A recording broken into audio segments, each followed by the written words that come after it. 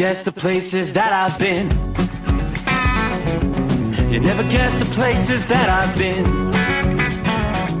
'Cause everything is like a dream, yeah, but only in that dream that I live in. I'm never gonna let the day begin. Never gonna let the day begin. 'Cause everything is like a dream, yeah, but only in that dream that I live in. Oh, don't wake me up before you go, and I'll just make this bed my home. Oh, darling, please just let me sleep. Give me my dreams.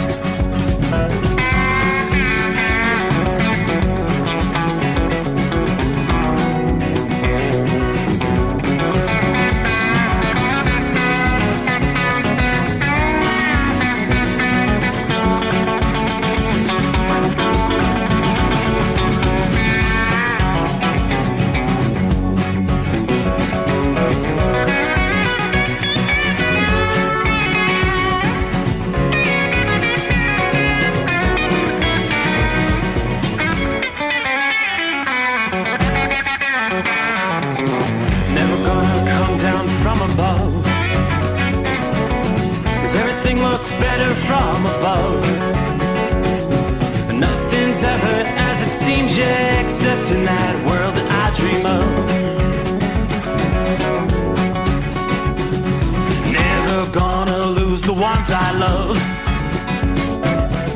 Never gonna lose the ones I love. 'Cause everything is like a dream, yeah, but only in that world that I dream of. Oh, don't wake me up before you go, 'cause I can't face this day alone. Oh, darling, please just let me sleep. Give me my dreams. Give me my dreams. Give me my dreams.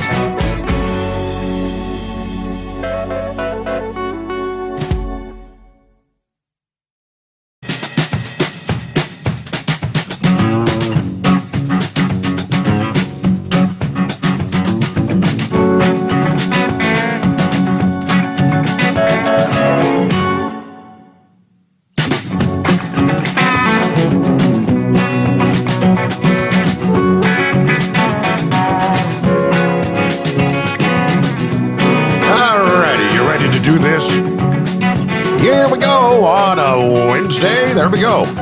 Turn the page on the calendar once again. The days are just clicking by. Well, 24th day of March. Well, that's what we are working our way into, time zone to time zone. A little past the 9 o'clock hour on the West Coast. 12:01 Eastern Time. And hope your week's going well. Smack dab in the middle of another work week here. I think we've got a lot of interesting things to cover tonight. A lot of interesting things.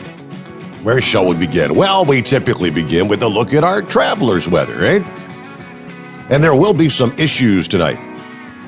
We've been talking for several days about kind of a 1-2 punch.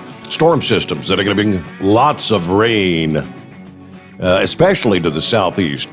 Tonight, the heaviest rains are really in the south, confined right along the Gulf Coast.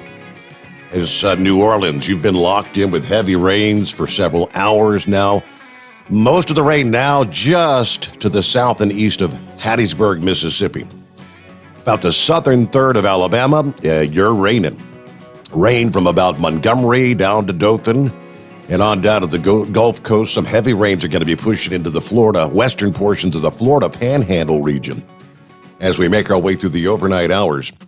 That is the tail end of our storm system that's centered way up to the north, up toward Iowa, toward the Iowa-Missouri line. That's where we see the center of circulation, which is also bringing a wide swath of light to moderate rain stretching from eastern South Dakota through the central portions of Minnesota, northern Wisconsin. Hey, at least it's rain, not snow.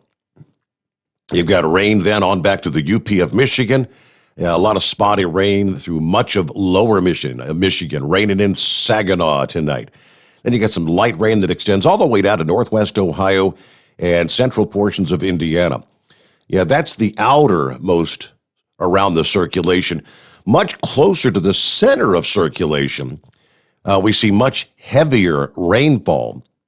Some embedded thunderstorms, none of which are prompting anything as far as severe thunderstorm warnings or watches, but heavy rains starting just say to the northeast of Omaha, all in through the central and northern portions of Iowa.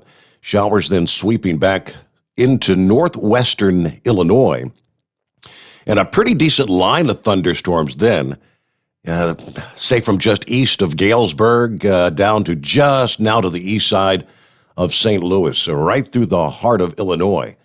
You're encountering some pretty good rainfall there.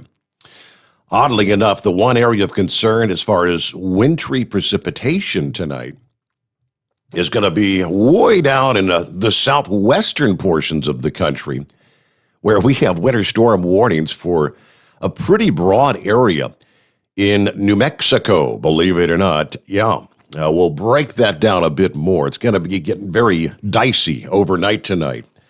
And the winds are really going to begin to ramp up. You're going to be traveling in that part of the country. You've got winds in the southwest, 50, 60 plus miles per hour is what they're anticipating through much of New Mexico.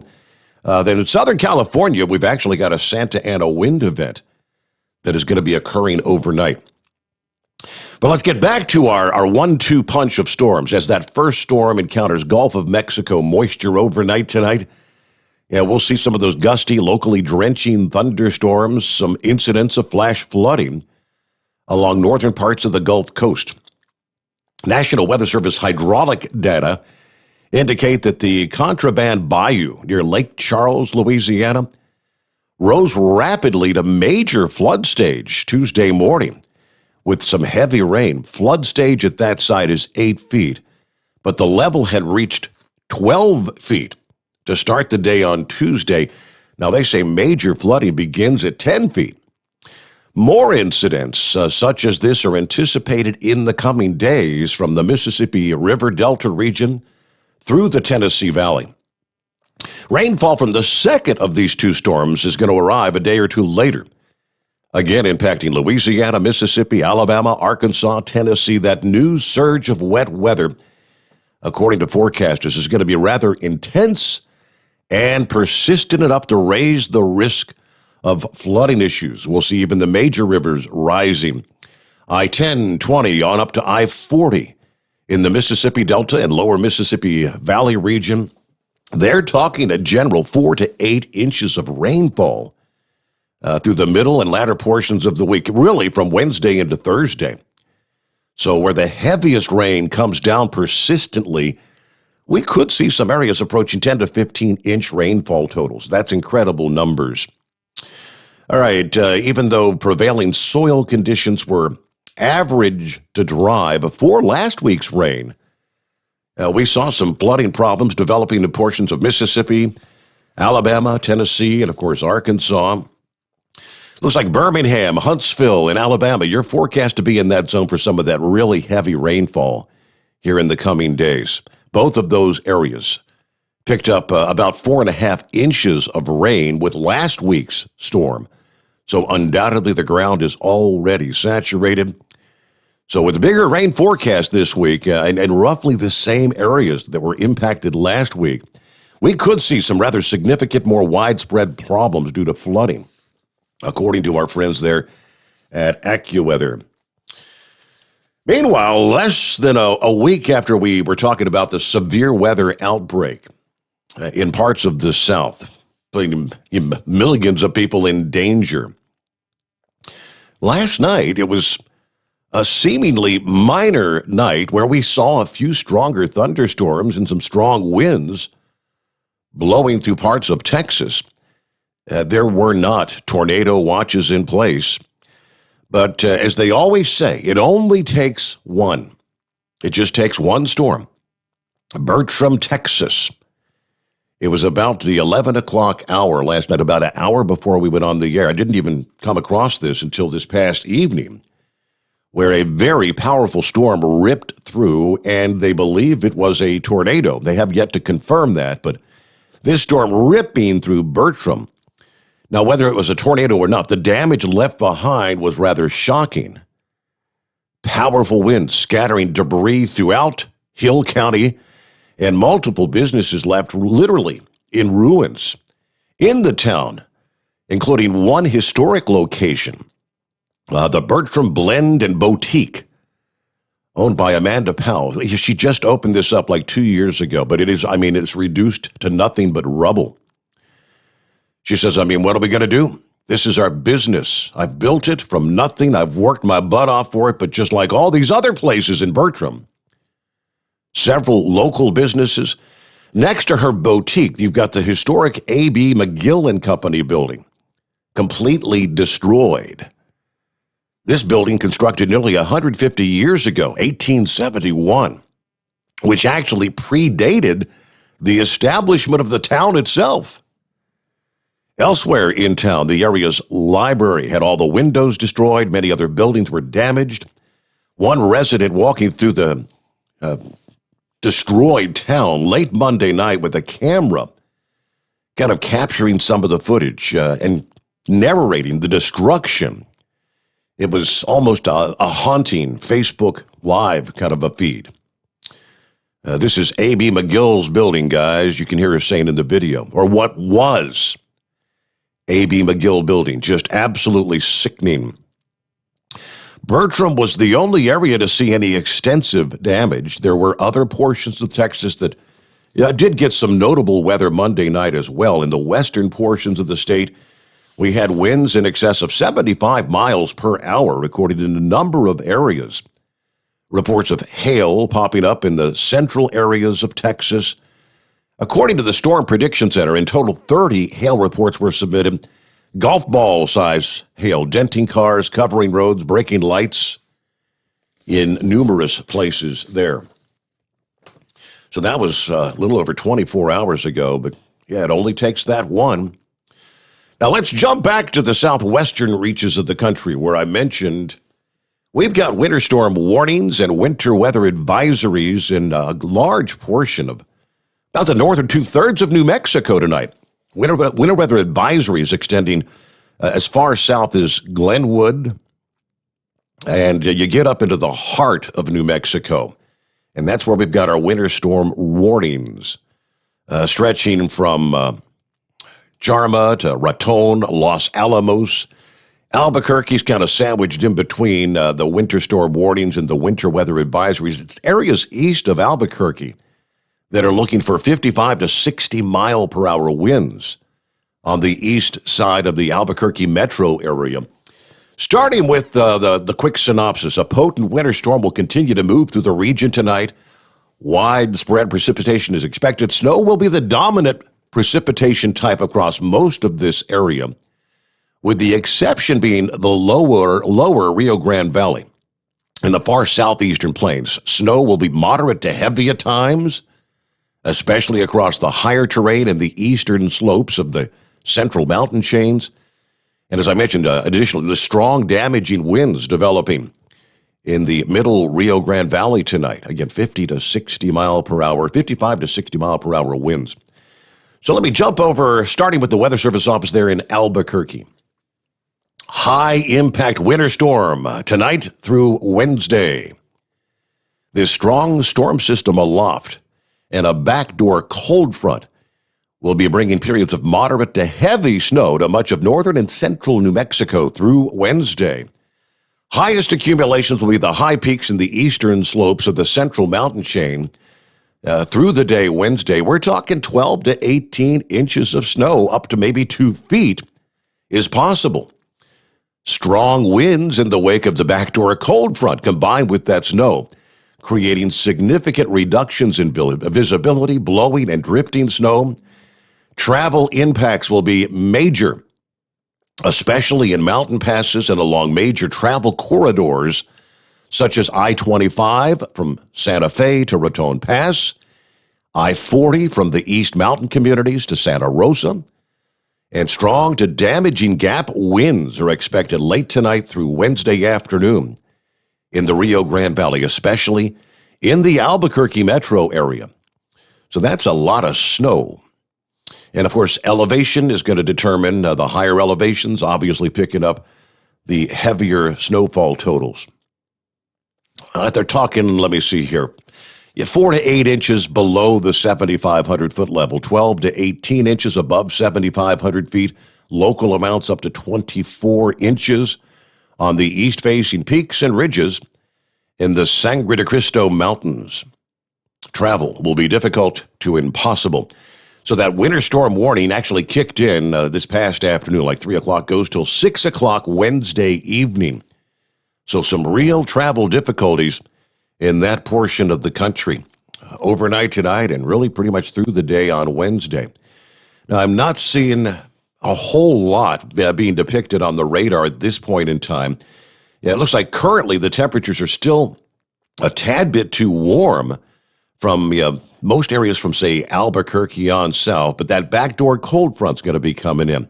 You got some of the mixed precip, little snow up towards Santa Fe, but things are going to begin to really fill in as far as precip through the overnight hours.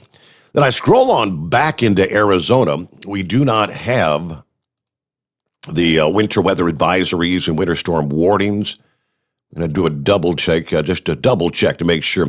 All right, just the north central regions of Arizona, there are some winter weather advisories, so you may have some slippery conditions there. But right now, yeah, we look at you got some snow flying in and around Flagstaff and on over to areas to the east of Flagstaff. You might find some spotty showers down toward Casa Grande and even some rain falling all the way down toward Tucson tonight. But it's pretty scattered in nature. But I think that's the backdoor cold front that's going to be sweeping across eastern Arizona into New Mexico overnight tonight and on into the day and through the day on Wednesday. All right, one last stop here in our traveler's weather. I mentioned Southern California forecasters are concerned about a brief but intense period of winds that could lead to multiple hazards across the drought-stricken landscape. A storm that's tracking along just east of the Sierra Nevada Monday night began to churn up some gusty Santa Ana winds. Thankfully, it doesn't look like this is going to be any sort of a prolonged, days-long sort of a wind event, but the hours between Tuesday evening and Wednesday morning, so pretty much as we speak through the overnight hours tonight, that's where you're going to see the strongest winds on the order of 40 to 60 miles per hour. That'll be common for the majority of the typical wind-prone areas. Some of the higher elevations will experience gusts up to 80 miles per hour. Even with this being a short-duration wind event, forecasters caution, do not let your guard down. These strong winds will make for difficult travel, first of all at times along portions of I-5 as well as I-10. A significant rollover risk for those of you in the high-profile vehicles. Although stray showers could be triggered in the high terrain as that storm passes by, most of the region's probably going to stay dry. That's going to increase the risk, though, of blowing dust and reduced visibility as the winds howl through the deserts. Since much of Southern California is still in the midst of at least moderate drought conditions, the combination of dry fuel and strong winds also has the fire danger concerns during this Santa Ana wind event. Again, pretty much through the overnight hours tonight. But some issues with the high-profile vehicles. Yeah, so it's going to kind of a rough and tumble night for traveling through much of the southwestern corner of the country. Aside from the winter storm warnings and winter weather advisories, you've got the wind advisories through, again, Southern California, Southern Nevada, and the higher terrain right on up through the Sierra Nevada. So that's what you can anticipate. There you go. Look at our traveler's weather underway on, we like to call it a hump day, Wednesday coming on here. So we've got a lot of interesting things to cover tonight. We've talked on a number of occasions. The trend of putting driver-facing cameras in trucks. That's been the ongoing trend for the last several years. Some of the first companies to implement those sort of policies saw a mass exodus of some of their veteran drivers. They felt like it's an invasion of privacy. Most drivers don't have an issue whatsoever with the dash cams facing forward to see what's going on. That's kind of like you've got your CYA. You've always got a witness for that automobile or other truck that may cut you off or do something stupid, and you may find yourself involved in an accident. That's why you always want to have a witness. But again, back to the trend of driver-facing cameras. So many of the drivers, we've talked to many that listen to this program, and some that say the day they try to tell me they're going to be watching me, every move I make in my truck is the day I'll hang up the keys. Let's take it a step further with Amazon. Now, this is obviously the little Amazon delivery trucks all over the country. There's thousands of them, thousands and thousands.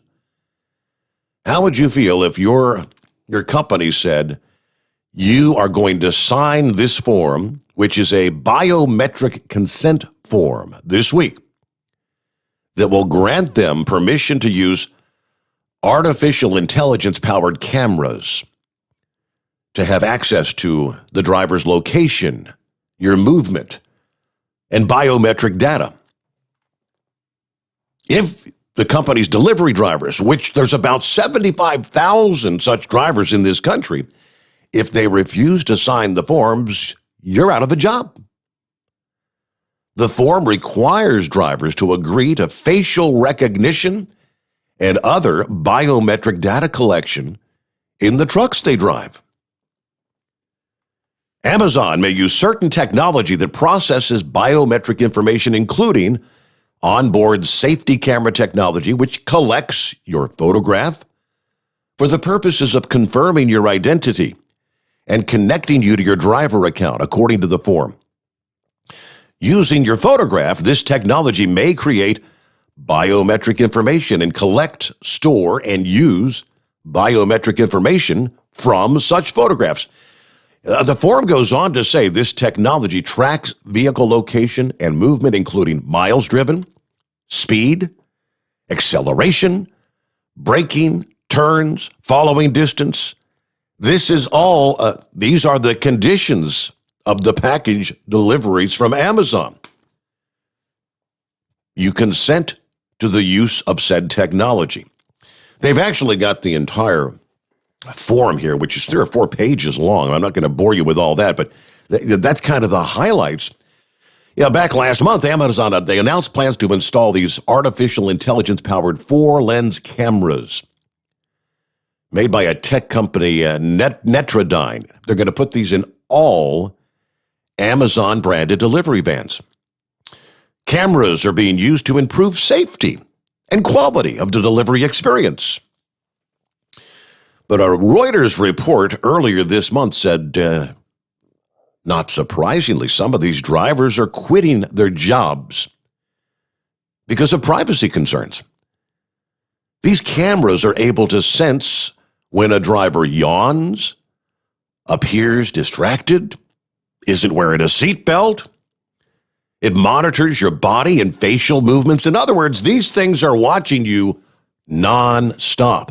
It's not one of those deals where if you have a hard braking incident, the camera locks in the 5 seconds before and the 15 seconds after the event, which many companies have engaged that. These things are watching you nonstop. Technically, they say these drivers aren't even employed by Amazon.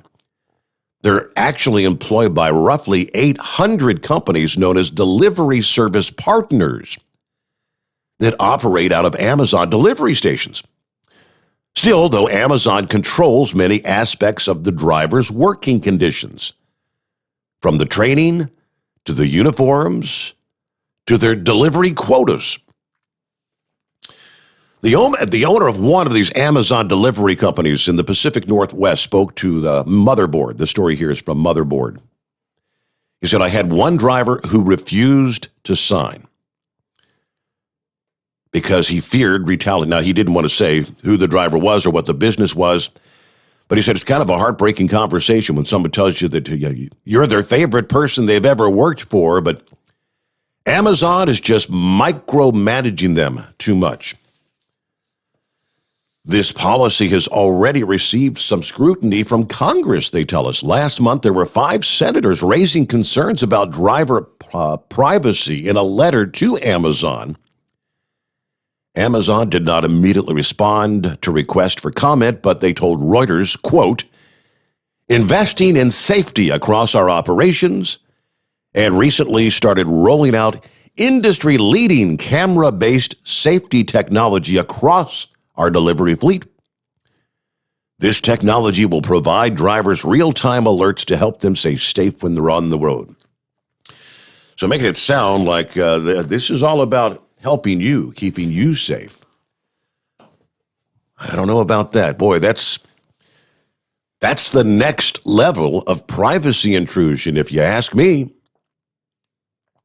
Look at it, 23 past the hour. All right, around the country, it's 844-844-3388. That is our number as we get things underway here on a Wednesday morning. You'd like to jump on board? Love to hear from you. Let me jump over here and a couple things to pass your way. First of all, the Android app is available. I did not hear any follow-up in regards to the iPhone app. I know that Josh had a meeting, conversation, whatever that was this past day with them.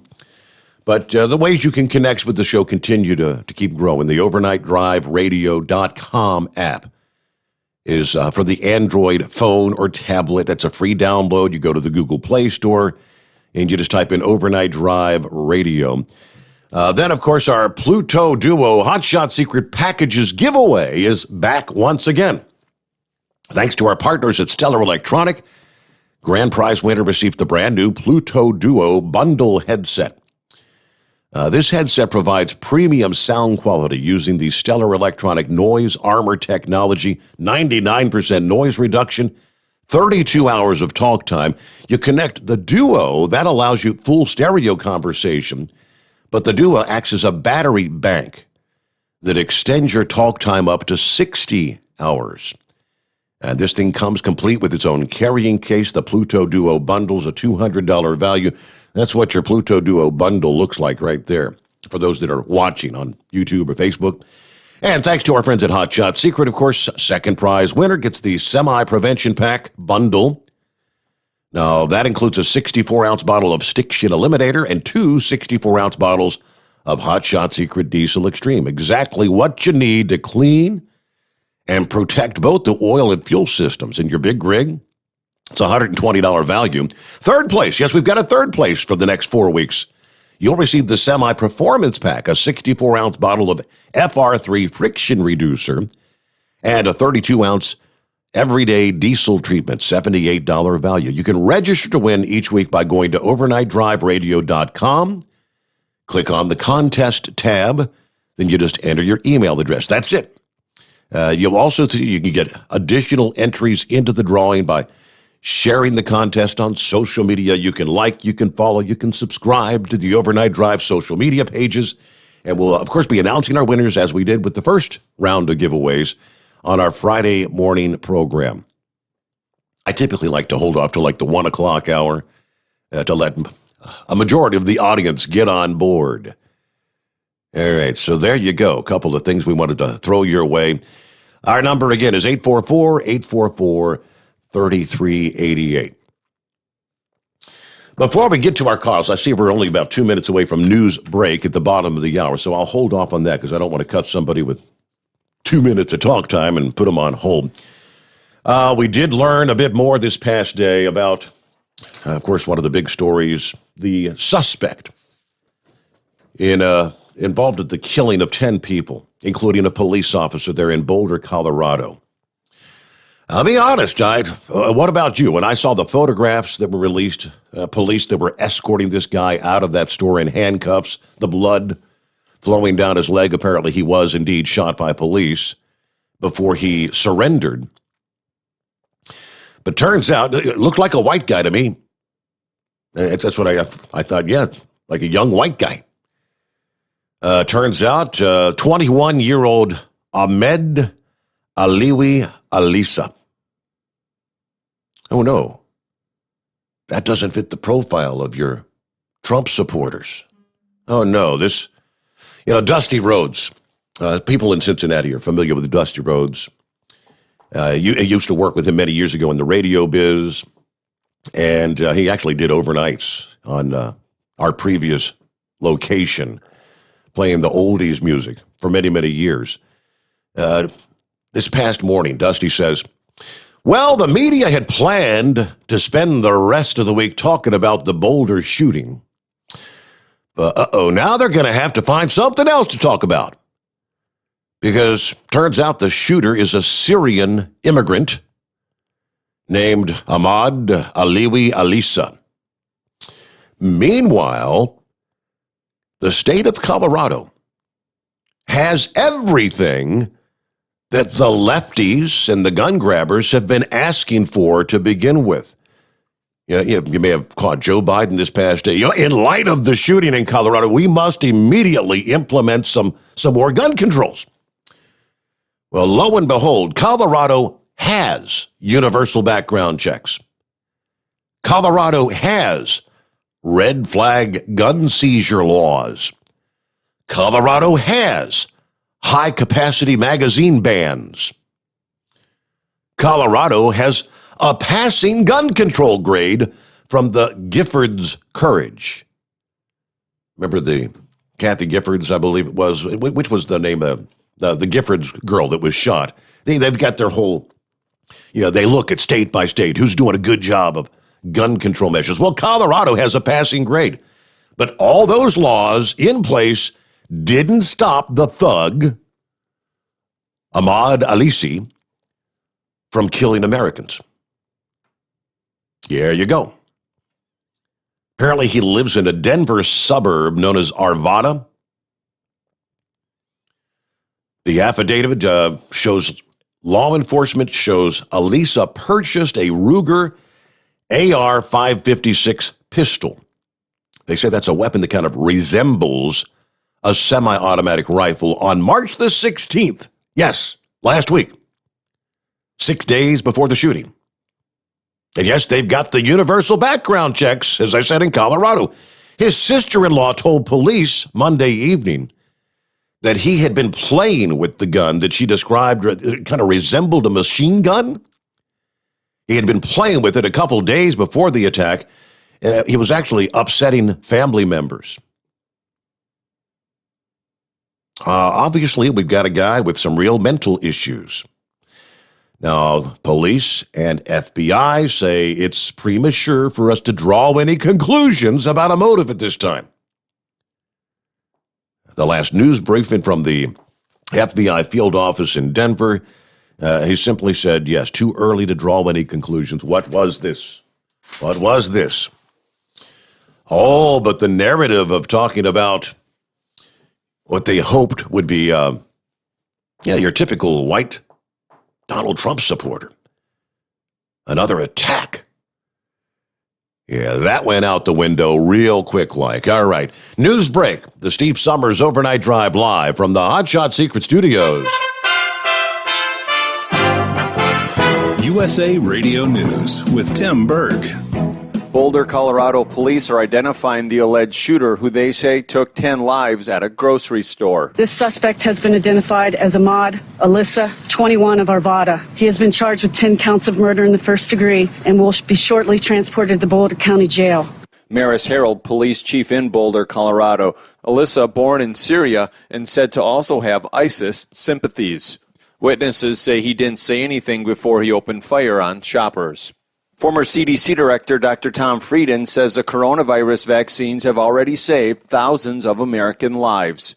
Dr. Frieden also saying without proof that the United States is likely to see another surge in COVID-19 cases, but it will be far less deadly than the earlier surges because people are getting vaccinated. And you're listening to USA Radio News.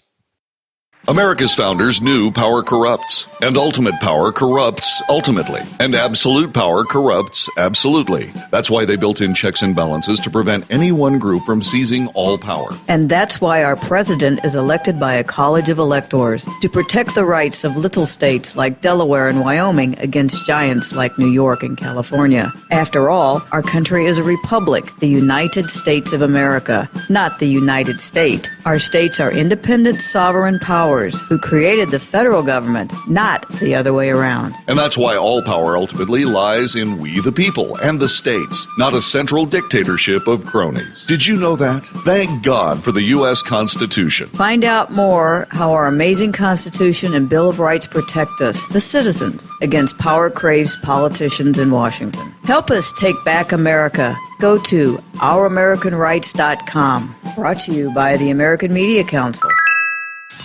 The Overnight Drive with Steve Sommers. Live from the Hot Shot Secret Studios. Call Steve now. 844-844-3388. That's 844-844-3388.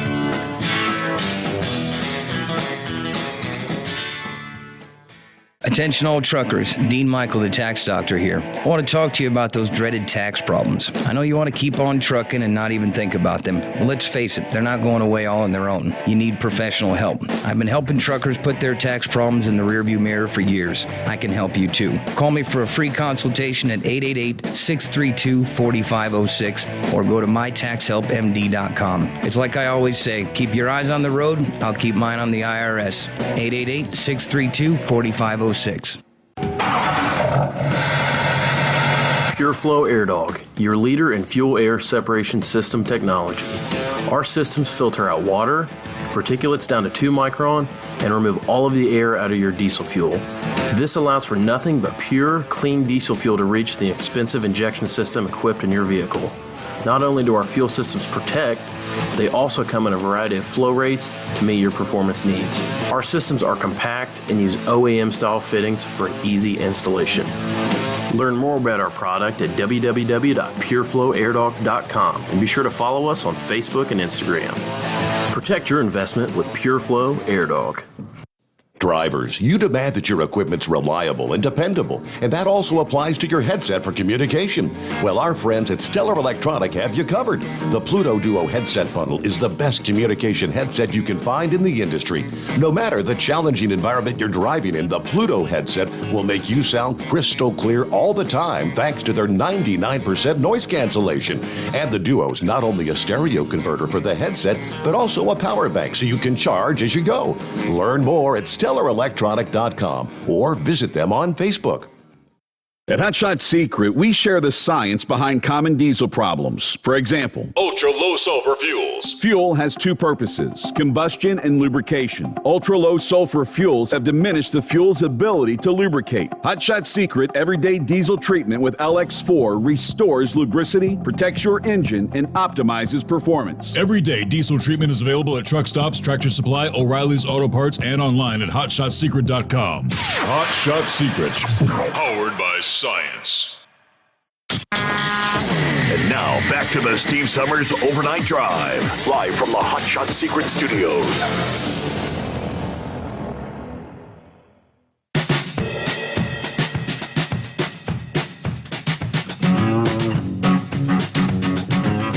All right, underway here on a Wednesday. Great to have you with us. Again, lines available at 844-3388. Let's get right to it. First out of the box. Looks like we've got Buster on the line. Buster, what's happening this morning? Hey, morning, Steve. Last week I was like to give you this information about Amazon, and then I'd like to talk about what you just spoke about, all the telemetrics technology. Yeah. Last week I was talking to some of my Teamsters that works inside the building who gave up driving and became, working the clerks, because a lot of drivers can't keep on delivering boxes one reason or other. He was telling me, I was telling him, I said, we're going to have to get back on a level playing field with Amazon, but Teamsters are going to have to get them unionized. And he was telling me, he said, each time that there's an employee at Amazon It's been there for years or whatever, and they start talking about getting union in there. Amazon finds out, and they will approach that individual and offer them $1,000, I believe, maybe, for each year they've worked there to ask them to leave. Wow. Yeah. Okay. I know that. Amazon I know also they don't want the union years ago, thing, I was obviously. Yeah, they don't want the union thing moving in there. That's because then, the idea of wages. I think union's going to fight for higher wages, right? Well, Steve, I think it's control. Ever since they started out years ago when they undercut everybody to get people to get hooked up on Amazon, they was selling everything dirt cheap. I mean, those some crazy times. But it seems like they just want control, and they controlled our election. I mean, them and these big tech, they're part of it. And what I think what's going on now with this technology is that they're setting themselves up for automation, to have an automation driver, and then I have a second driver who really probably is going to be the grunt and deliver the stuff. And they're going to have automation doing all their turns, and because they're going that way anyway, because they're doing copying routine of truck drivers. What I understand on the Road Dog and maybe on your show, that they're copying all the logistics of humanism driving the 18-wheeler. So, man, have a great show, Stephen. Thank you so much. Glad to have you with us, Buster. Yeah, let me jump a couple of things. I meant to share this out of the box. Had it right over here. First, got an email from Dogbone. All right, we've got a couple of incidents, two separate incidents of tanker truck crashes and explosions. First, we take you to, again, Dogbone. Good to catch up with you. I work for Liquid Transport Corporation. We received a blast email telling us I-65 southbound near Brookston, Indiana, near Lafayette, closed for an unknown time due to a tanker truck exploding. It was not one of ours in the Dana Company's umbrella. And, y'all going to be broadcasting over the AM radio. Ain't no telling where we'll be. But, yeah, Dogbone, thank you so much. Said, I'll be making my way out of Laredo tonight, headed back home. Maybe I'll run into the Monkey Gouger. I think the Monkey Gouger is down at the Marina Del Rey right now, Dogbone. But yeah, I pulled up the rest of the story from WISH out of Brookston, Indiana. One dead after the multi-vehicle crash on I-65 in White County. Troopers were called to the 187-mile marker. Now, we're going back to 11 o'clock this past morning. A tanker traveling north in the right lane pulling food-grade materials swerved into the left lane, swiped a GMC van, continued into the southbound lanes. It's not known what caused the tanker driver to leave his lane. The tanker truck, a semi carrying a double trailer, struck a semi carrying a double trailer, splitting one of those trailers in half before coming to a stop in a ditch on the west side of the interstate. Driver of the tanker died at the scene. The two other drivers involved in the crash were uninjured. Now, going back to a little after 6:30, they were saying southbound lanes closed. They did not have a timeline at that point when that would be reopened. So maybe someone that's maybe passing through or have been through up there is I-65 back up and running again about the 187-mile marker. The other, this was updated here just a couple of hours ago. Over in Maryland, no less, traffic is slowed on I-70 in Frederick County after a fuel truck overturned, catching fire, also leaving one person dead. A single lane is getting by in the westbound lanes. Traffic is being diverted on the eastbound side, according to WTOP. Frederick County Fire Department said at least one person was trapped in the crash that involved other vehicles, and they did later say the crash indeed was fatal. This occurred about 3 o'clock this past afternoon near the rest area by Mount Airy. But looking at some of the photos, yes, big fire plumes, the black smoke. Crews stopped the fire a little after 5:30. They were able to secure the fuel tank. Lanes began opening up after 8:45. Eastbound lanes remained closed for the crash cleanup, according to the Maryland State Police. So actually 2 scenarios, again, because that was updated about 9 o'clock this past evening, Eastern time, so several hours have passed. Maybe some of our listeners can give us updates on those at 844-844-3388. All right, next up, who we got here?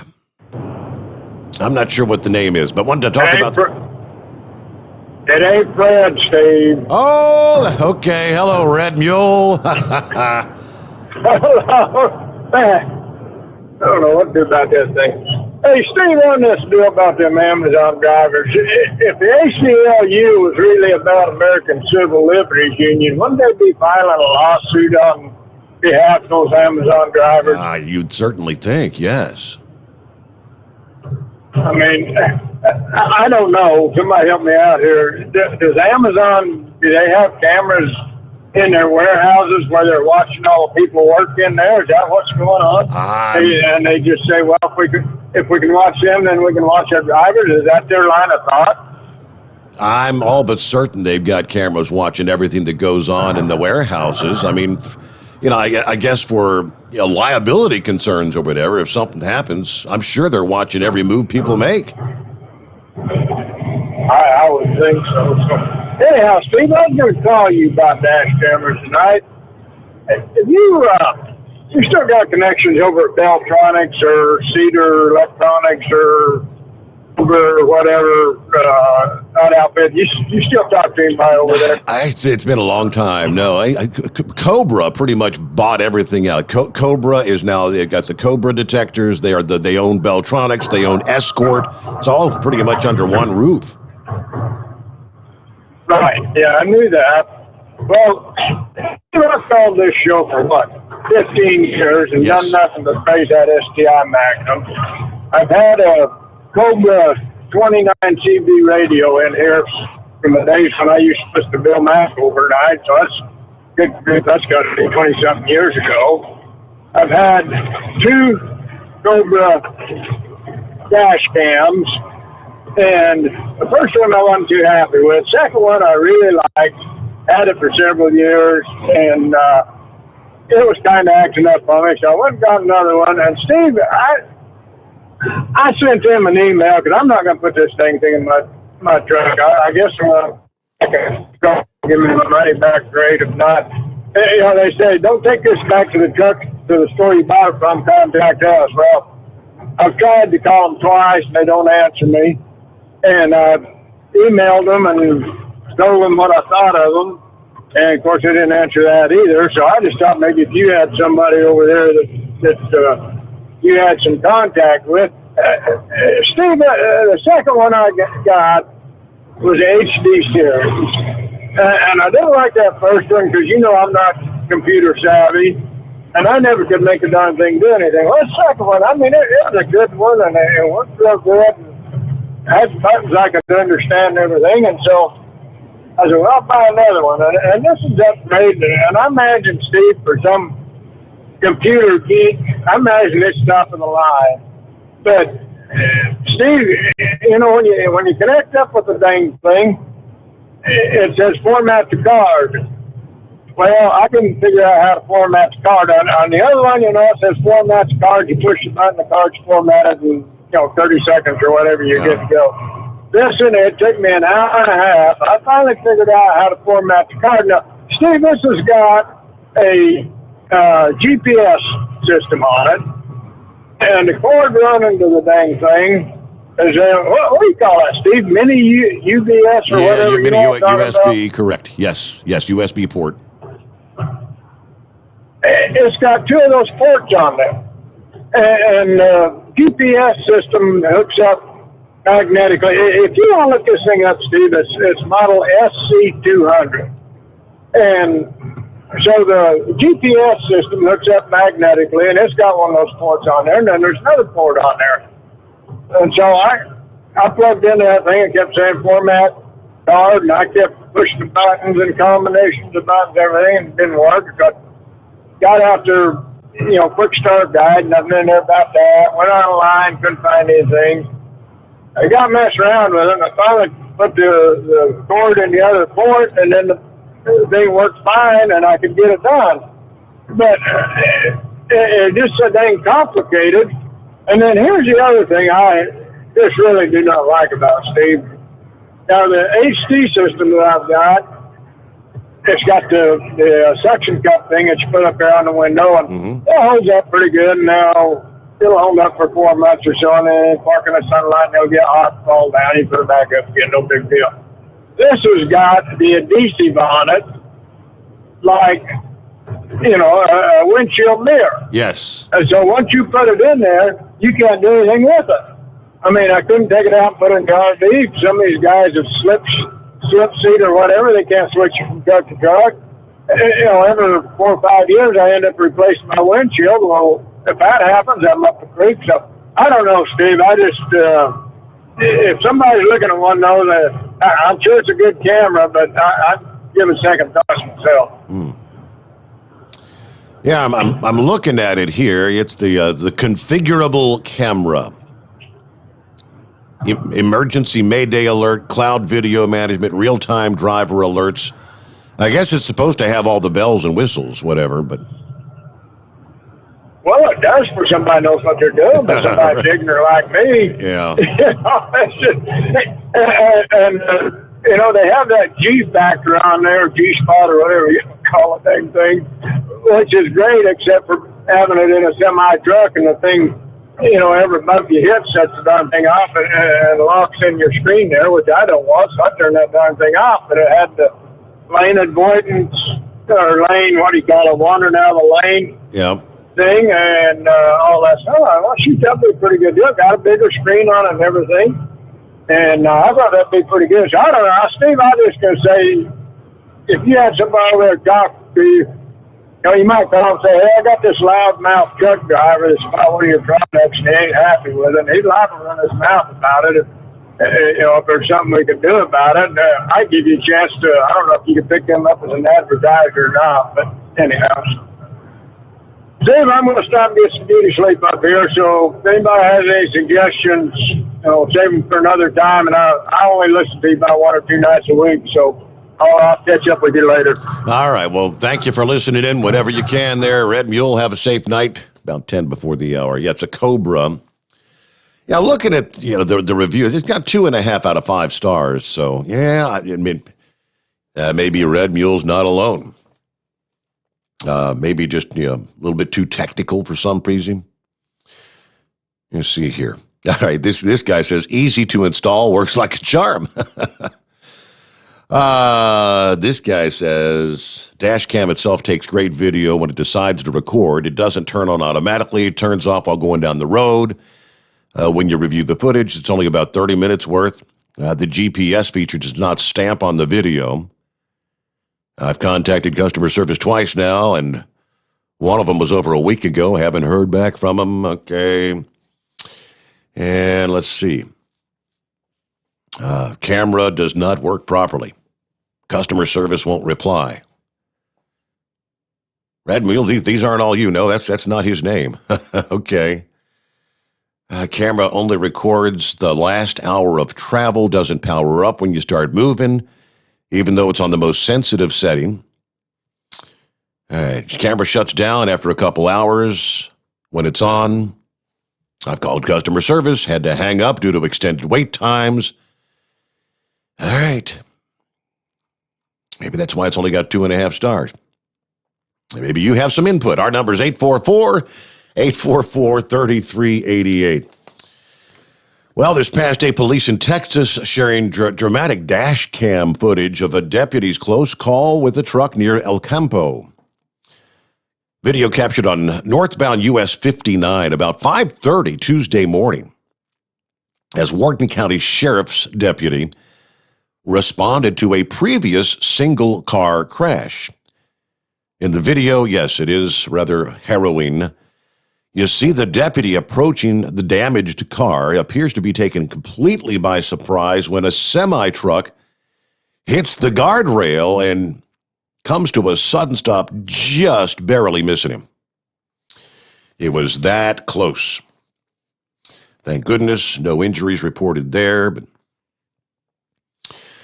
All right, then the Indiana Department of Transportation releasing a statement to explain the purpose of several new poles and cameras you may have seen installed on US 30 in Porter County. This past day, the DOT shared a Facebook post explaining how several newly installed weigh-in-motion sensors are being used to gather data on overweight truck traffic. The memo they put out: if you travel on US 30 in Porter County, you likely noticed the new poles and cameras installed about 2.5 miles east of State Route 49. We've heard some theories circulating about what they are, and some of these theories are rather nefarious, so we'd like to take a deeper dive. These items, in addition to sensors that were installed in the roadway, are part of the new weigh-in-motion system that the Indiana DOT is piloting for research purposes. The system identifies and weighs trucks as they pass by, eliminating the need for trucks to slow down or go through a weigh station. This research, in part, is part of the DOT's efforts to preserve road and bridge conditions and improve motorist safety. As vehicle weights increase, the impact on pavement and bridge conditions increases exponentially. One 80,000-pound truck can cause as much pavement damage as 9,600 cars. The information being collected is being reviewed to ensure accuracy of the sensors and provide recommendations for possible legislative changes regarding any enforcement policies. Yes, the cameras are license plate readers. No, they are not being used by law enforcement to ticket people. When combined with federal and state compliance information, this system could provide a real-time compliance assessment to help law enforcement target overweight trucks. However, as it currently stands, Indiana lawmakers would have to pass a new law to allow for this collected data to be used to issue citations. While this could happen in the future, the current data being collected cannot be used for enforcement purposes, and announcements would be made ahead of time if this were to change.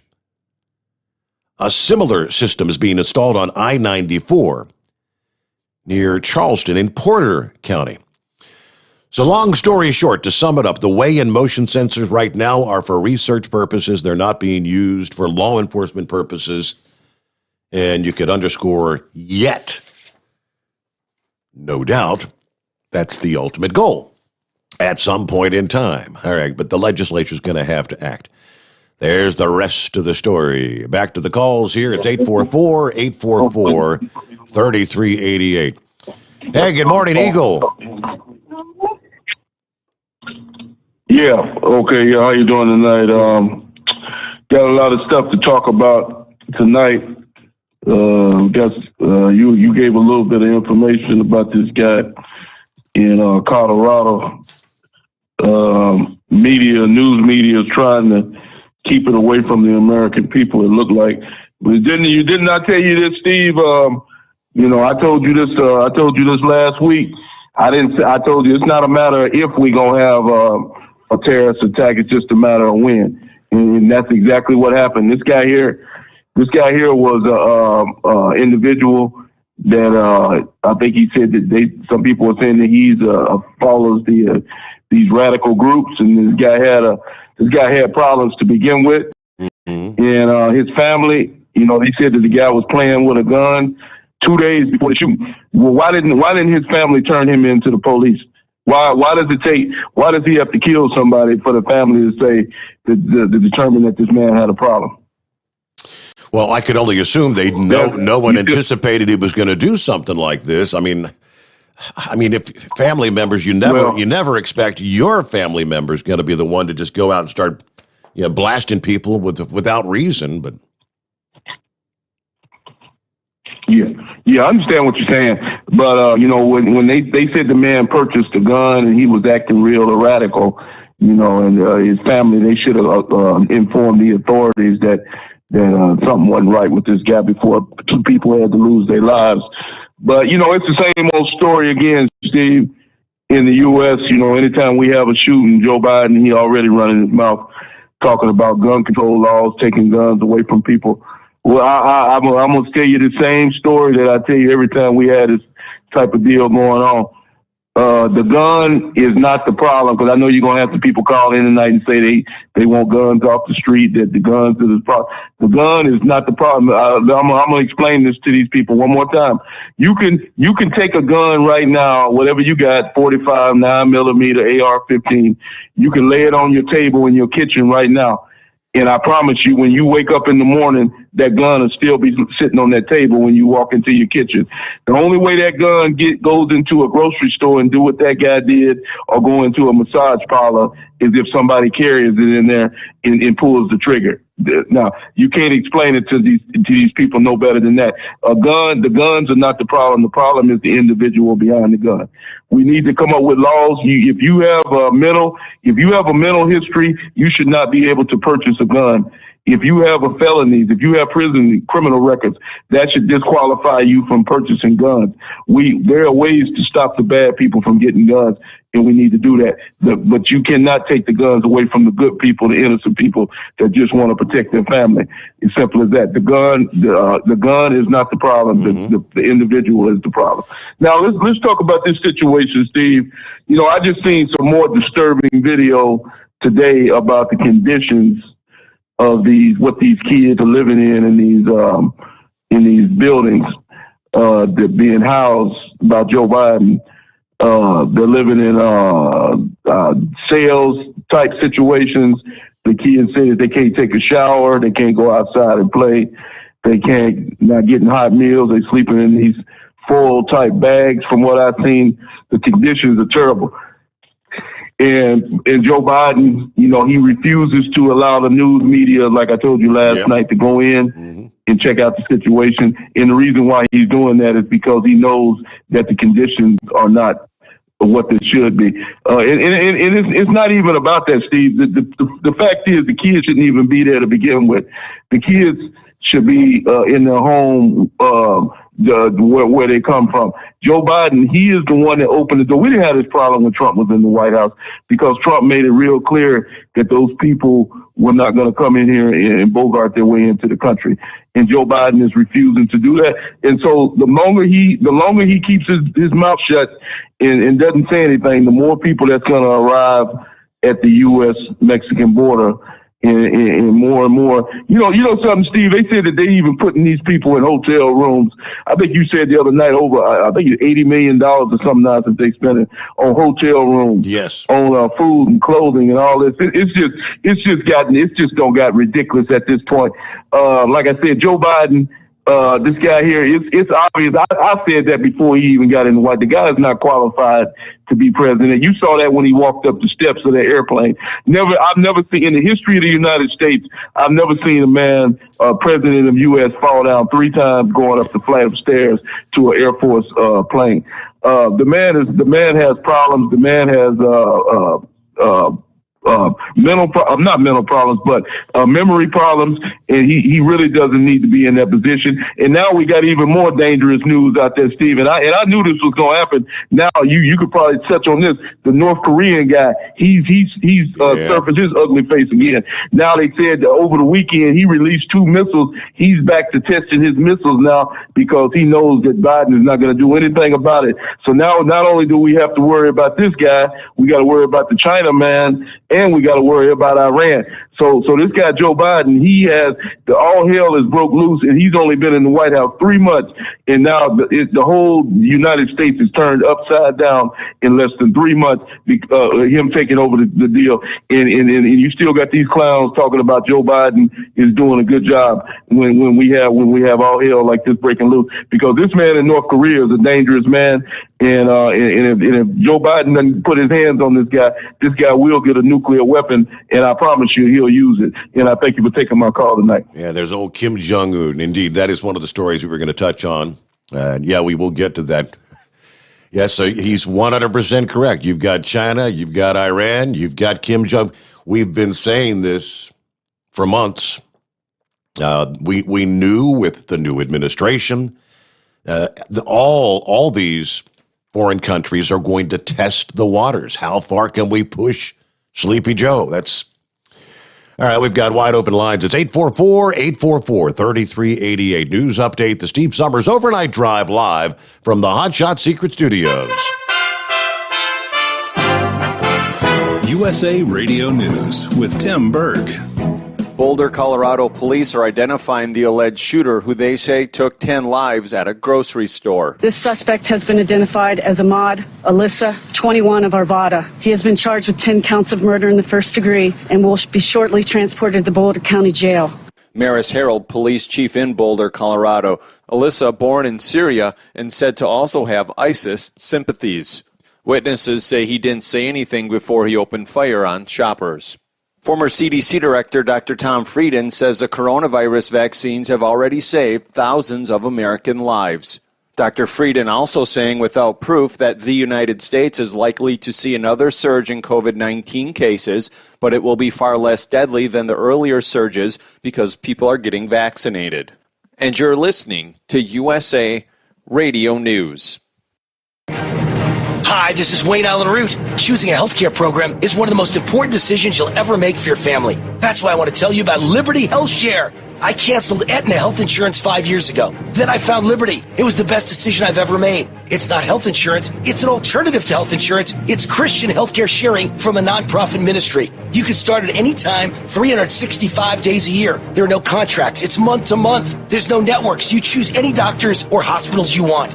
Here's the most important things you need to know. First, credibility. They provided health care for over 110,000 families last year. They paid out over $300 million in claims. Second, my personal experience. I'm a member. My children are members. Just in premiums alone, I've saved over $100,000 since I joined 5 years ago. Could you use an extra $100,000? To find out more about your healthcare options, call 855-58-LIBERTY, 855-58-LIBERTY, or go to libertyhealthshare.org/Wayne Root, libertyhealthshare.org/Wayne Root. All the jurors for Derek Chauvin's murder trial are seated. Chauvin is a former Minneapolis police officer charged with killing George Floyd. The 15th person was selected today. The trial set to begin on Monday. The Supreme Court may reimpose a death sentence for the Boston Marathon bomber. The Supreme Court announced Monday that it will consider reinstating the death sentence for Boston Marathon bomber Jakar Sarnev, setting up a conundrum for President Biden, who said he opposes capital punishment. The court plans to review a decision by a 3-judge panel of the U.S. Courts of Appeal for the First Circuit. The savage 2013 attack killed 3 Americans and wounded hundreds, with many permanently disfigured. From the West Coast, USA Radio News Bureau, I'm Lance Pry. Alabama Republican Congressman Mo Brooks will make a run for the U.S. Senate. He made the announcement at a gun club in Huntsville last night. Brooks has been elected to Congress 6 times, winning by a landslide each time. This is USA Radio News. Hi, this is Dr. Joel Wallach, and I want to tell you that arthritis is not a genetic thing. It's not a disease of aging. Neither is osteoporosis. Get a hold of my book. It's all in your head. It goes into the 25 different diseases you get when you have osteoporosis of the skull. These are all reversible. You take the Healthy Bone and Joint Pack, the MSM, vitamin D3, stay away from all the bad foods, including gluten, and guess what? You'll regrow all your bones, including your skull and your legs and your hips and everything else. Contact us at usaradiohealth.com. That's usaradiohealth.com. San Diego is stepping up to help with the surge of children seeking asylum at the border. A convention center that just finished housing homeless people said the pandemic will become a new temporary shelter for the next 3 months. Kids traveling without their parents are expected to stay there for an average of 30 days. In Texas, many illegal immigrant children are being held in temporary facilities. In Texas, border Congressman Democrat Henry Cuellar says HHS has to step up and help out regarding immigrants. If Health and Human Services doesn't take this unaccompanied kids, then Border Patrol is just forced to stay with the kids for a longer period of time. And that's why we are seeing those packed facilities. They're not moving them out fast enough under Health and Human Services. And on top of that, the reason these pictures are important to show how packed they are, somewhere close by that same weekend, there were about 150 people that were released without a notice to appear. To me, that's unprecedented. How do you release somebody to the country without a notice to appear? And finally, in the NCAA basketball tournament, the Sweet 16 field is set. The teams are off until Saturday when the first game will be Oregon State versus Loyola Chicago. For USA Radio News, I'm Tim Berg. At Hot Shot Secret, we share the science behind common diesel problems and their solutions. For example, ultra-low sulfur fuels. The primary function of diesel fuel is combustibility. One of the little-known aspects of fuel is its role as a lubricant to metal-on-metal moving parts. The introduction of ultra-low sulfur fuels diminishes the fuel's ability to lubricate because sulfur, which has been mostly removed, has lubricating properties. Hot Shot Secret Everyday Diesel Treatment with LX4 delivers unmatched lubricity. Third-party testing confirms that it takes 3 times the amount of leading fuel treatment to match the lubrication benefit of 1 dose of Hot Shot Secret. Everyday Diesel Treatment is a fully formulated 6-in-1 premium fuel treatment for every fill-up, every time. Everyday Diesel Treatment is available at truck stops, Tractor Supply, O'Reilly's Auto Parts, and online at HotShotSecret.com. Hot Shot Secret, powered by science. Keep the bugs off your glass and the smokies off your ass. This is the Overnight Drive with Steve Summers.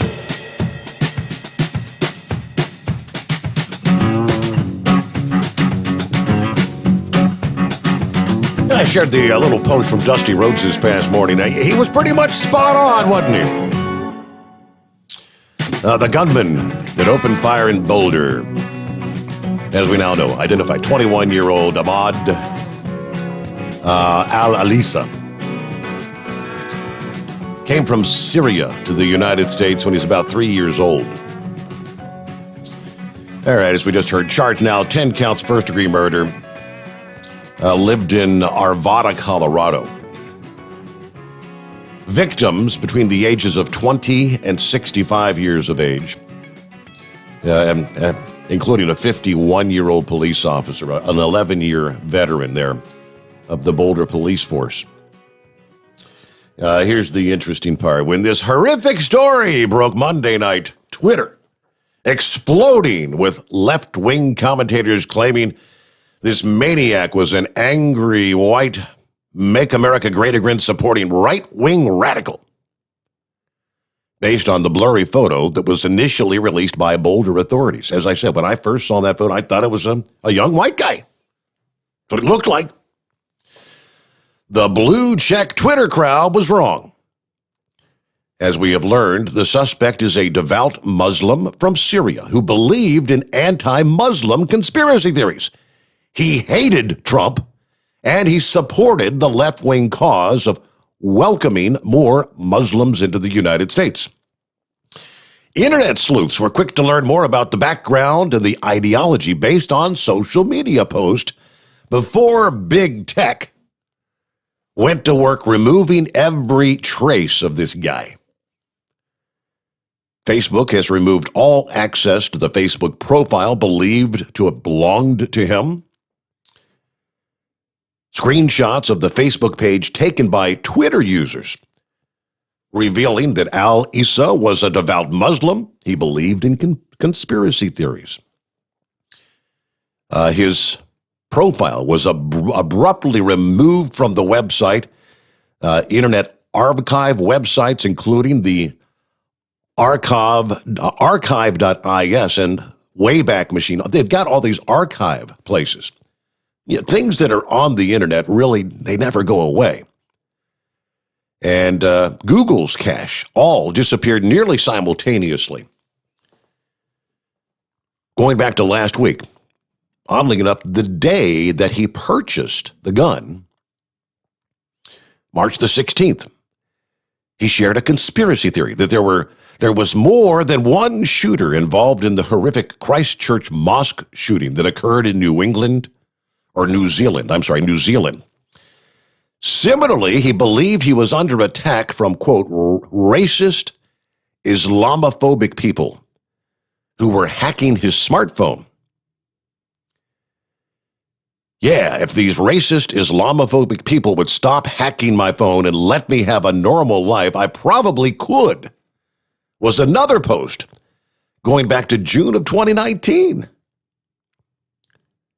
In this discovered social media post, The suspect quoted the Quran and complains about Trump removing a Muslim woman after interrupting a Trump rally. There's a number, again, of social media posts, screenshots that had been taken before all this had been removed. June 1, 2019, he shared a post from PBS with the caption, "Why refugees and immigrants are good for America." While authorities did not release information about his country of origin, but claimed he lived most of his life in the United States, apparently he was born, they have learned from his Facebook, he was born in Syria. Trump is such a blank, he wrote in September of 2018, sharing an article from the Washington Post.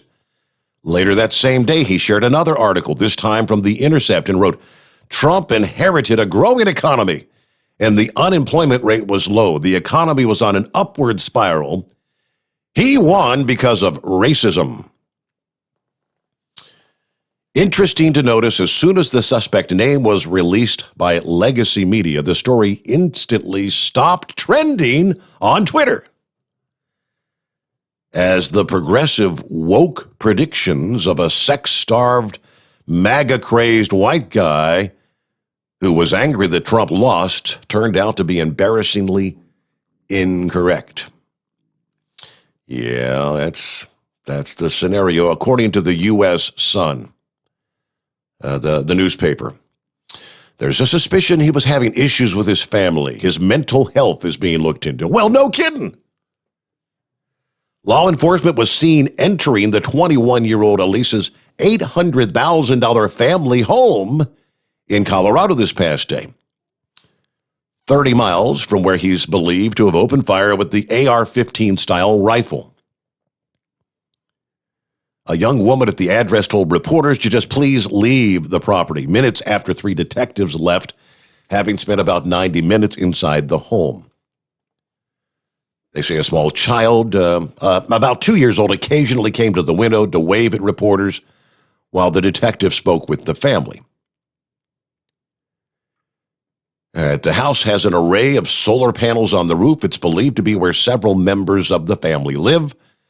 Several other officers wearing jackets with FBI and some with CBI written on the back were also going door to door, speaking to neighbors of the family this past evening. Let me see. One officer said, "Yes, we're carrying out inquiries related to the shooting. That's all I can tell you." One neighbor said, "I know the family. They're good people." Other neighbors refused to speak. They say the suspect was reportedly known by the FBI. Here comes the age-old question. If he was known by the FBI, doesn't say whether he was maybe on any sort of a watch list or anything at this point. How was he able to purchase said weapon last week? Again, with Colorado having all these strict gun regulations that they want to pass on a federal level. Anything else new in that particular story? Yeah, lots of photographs and whatnot they've got there. According to the New York Times, Ahmaud previously had 2 run-ins with police several years ago.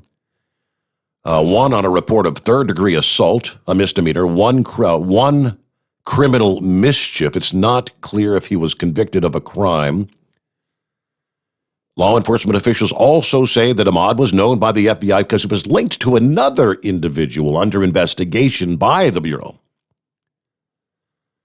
Elisa asked to speak to his mother as he surrendered in the grocery store after the shooting.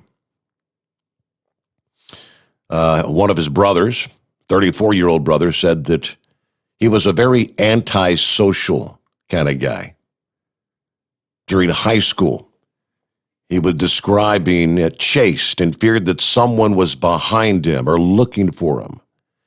When he was having lunch with my sister in a restaurant, people were in the parking lot. They're looking for me. And so the sister went out. There was no one. We didn't know what was going on in his head, she said. "I believe my brother is mentally ill," she says. All right, once again, lastly, bought the rifle 6 days before the shooting. So That's all being investigated right now. Let's get back to the calls here this morning. Lines available at 844-844-3388. And is this, it says Just Eat. Just Cheats. How you doing, sir? I'm doing all right. What's going on?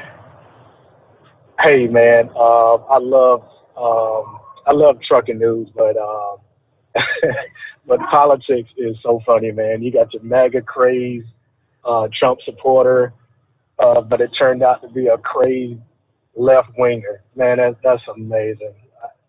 I would have high blood pressure if I tried to follow politics. But anyway, right? It is amazing.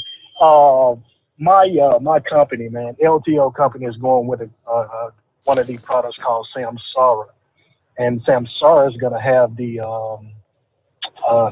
AI device in it, where so once it's mounted in your truck, it focuses in on the driver, puts the driver's face in a block, and just basically mimics you, and it's capturing everything, every essence about you.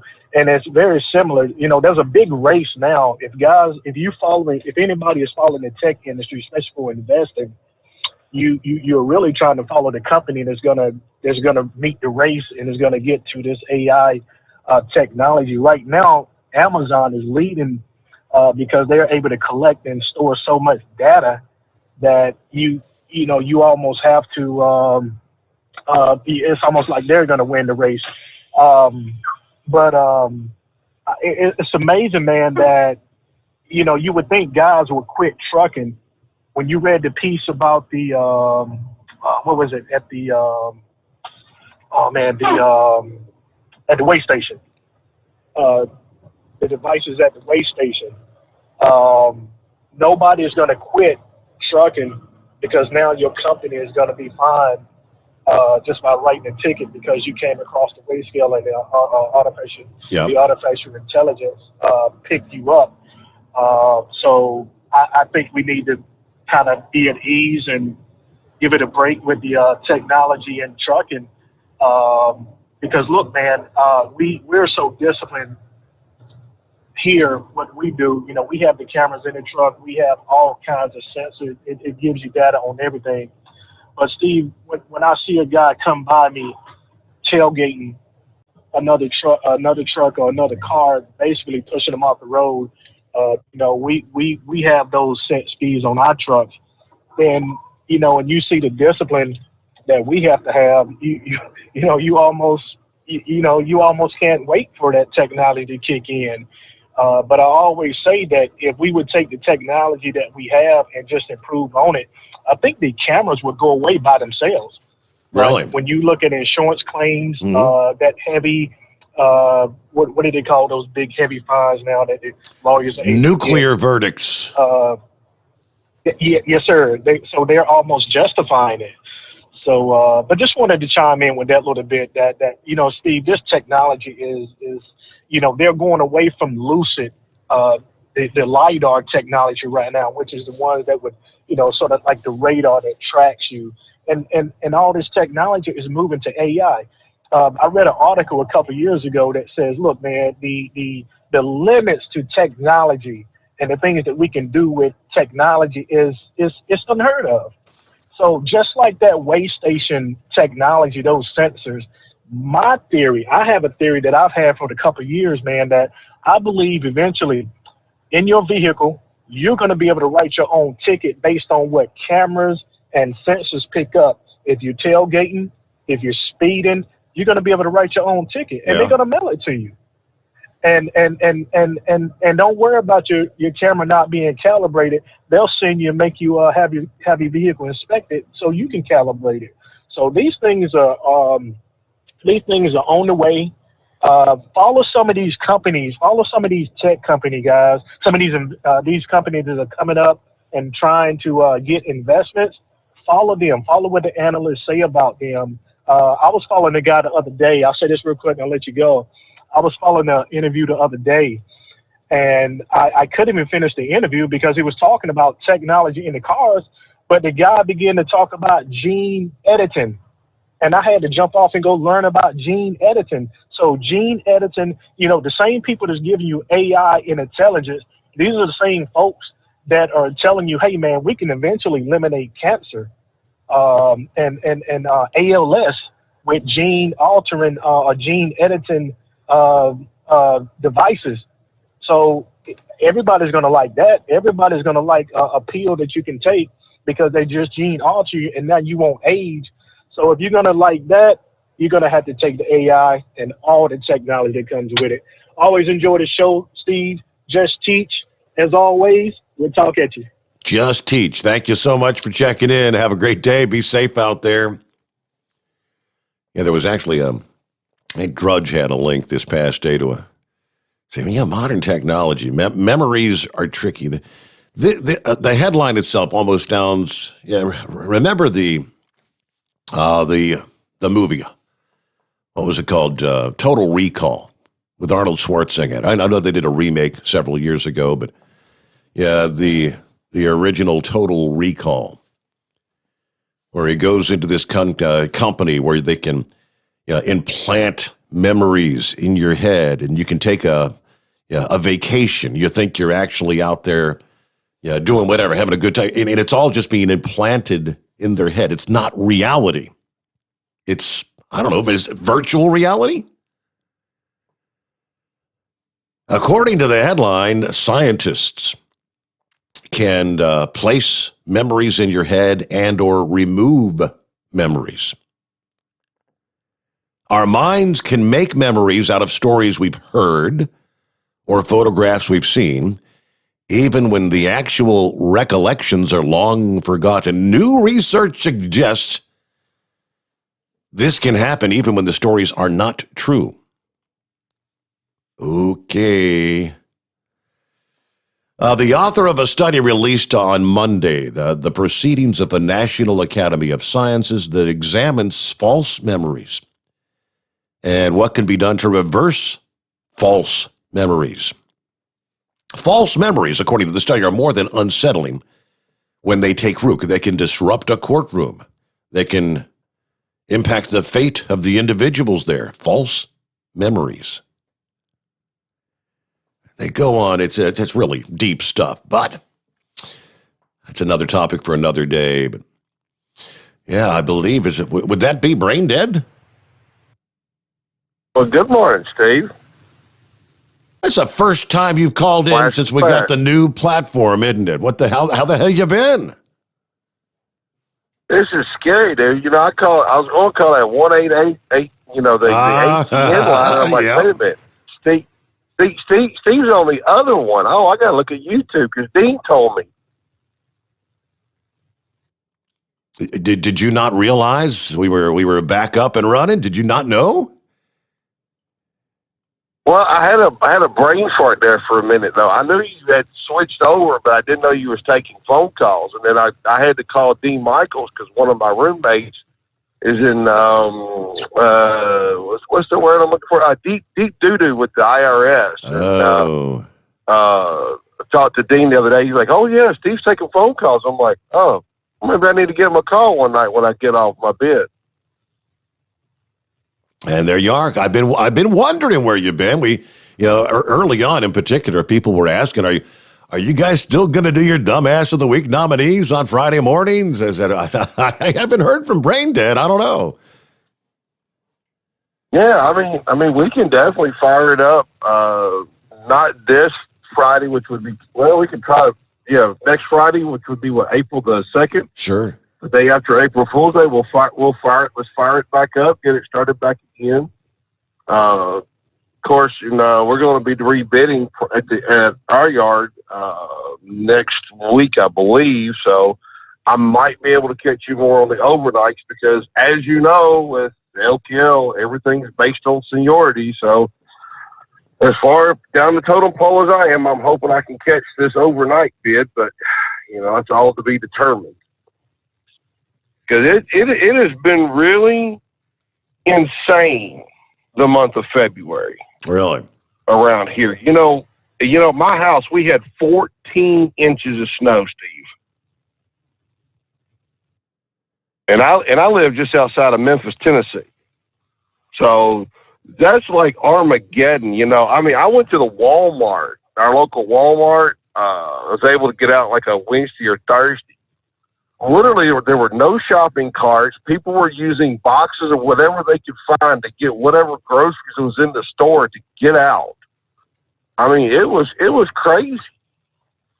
I mean, I was talking to some of the guys on the yard that had been there, you know, longer than I've been on this planet, and they said it was worse than the blizzard of '78.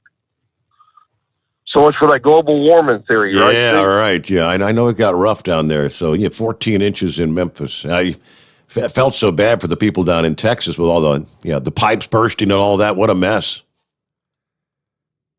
And, you know, it's crazy. I run P&D. I drive around the city of Memphis terrorizing these people every day.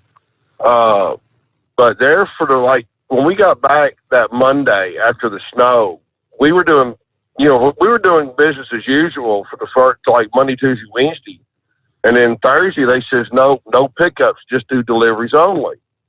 And it was kind of, you know, pissing off our customers because it's like, you know, I'm sorry, you know, we're delivering you 4 skids, but we can't pick up your 6 skids here. And they get kind of irate. And I tell people, I said, look, this is 20 grades above my pay scale. I don't make these kind of decisions.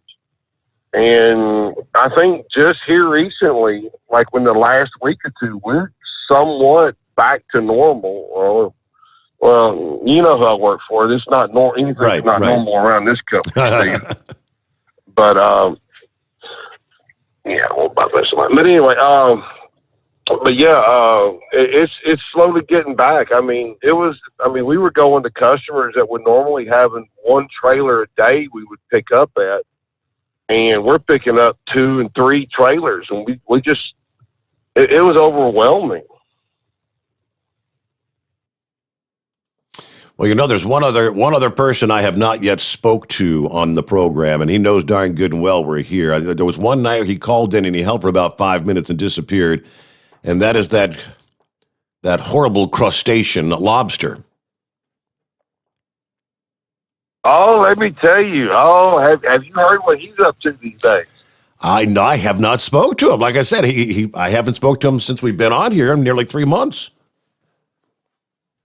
Well, see, you might want to like give him that hotline number to get up at the top of the board because you know he's got one of these sweet runs, shall we say, where he's hauling all these donuts and cakes and pastries around. Yeah. Oh yeah. See, you know, grease that palm a little bit. You know that Teamster way. You know, just gotta grease that palm up a little bit. You know. Well, I see some of his posts on Facebook here and there, and I've dropped him a line here and there. I said, well, why don't you call the prod? I guess he's working days. Is that the idea? Not working nights or whatever? Yeah, his schedule, from what he's told me, kind of fluctuates a little bit. He's more solar powered than anything. But you know him. You know how that cranky crustacean is. You know he kind of gets his panties in a wad because, you know, sometimes he's up at 2:00 in the morning running through, you know, New York City, and he has to unload 40 racks of donuts, and he can't eat them. You know what? Why the hell? Why in the world are you working for a bakery company if you can't eat the product? Well, that would be a good thing because the bakery company's probably making a better profit anyway. So how you been? Good to be back behind the microphone. Good to be back doing what we do, and gradually, little by little, getting some of our old timers back with us as people continue to find us. Yeah, we need Tater back in there as producer, man. That producer, that guy you got, man, he can't even answer anything about the NCAA tournament, you know, right? About how bad, you know, Illinois got beat. They need to program that thing with some more artificial intelligence, some more knowledge, don't they? Yeah, well, that's true. That wouldn't make it. It would cure a lot of the problems. But But I'm fixing to roll into the house here. You know, I got to get up at like dark 30 and go back to work. So, Steve, right, it's good talking to you. And yeah, next Friday we'll definitely start our DA Dumbass of the Week nominee. I'll look forward to that. My new email, by the way, it's pretty simple. Steve@hotshotsecret.com. Jot that down. All right. Well, okay. I'll have to watch the video on the YouTube later. Yeah, it's up on the screen there. Anytime, you pull that up and it's on the screen right there. You got the toll-free number, which we've got wide open lines at 844-844-3388. And email Steve@hotshotsecret.com. More to come. The Steve Sommers Overnight Drive live from the Hot Shot Secret Studios. USA Radio News with Dan Naraki. President Biden is calling on Congress to take action following the mass shooting Monday at a Boulder, Colorado grocery store that killed 10 people. Speaking from the White House, the president urged the Senate to pass a pair of House-passed bills to address the nation's background check system. The United States Senate, I hope some are listening, should immediately pass the 2 House-passed bills that close loopholes in the background check system. These are bills that receive votes of both Republicans and Democrats in the House. That effort likely to find some resistance. West Virginia Democrat Senator Joe Manchin has already said he does not support either background check bill. In his remarks, the president also called for a renewal of the ban on assault rifles and a ban on high-capacity magazines. This is USA Radio News. Dish TV is better than cable TV. Why? Because you can save 45% on packages compared to your high-priced cable bill.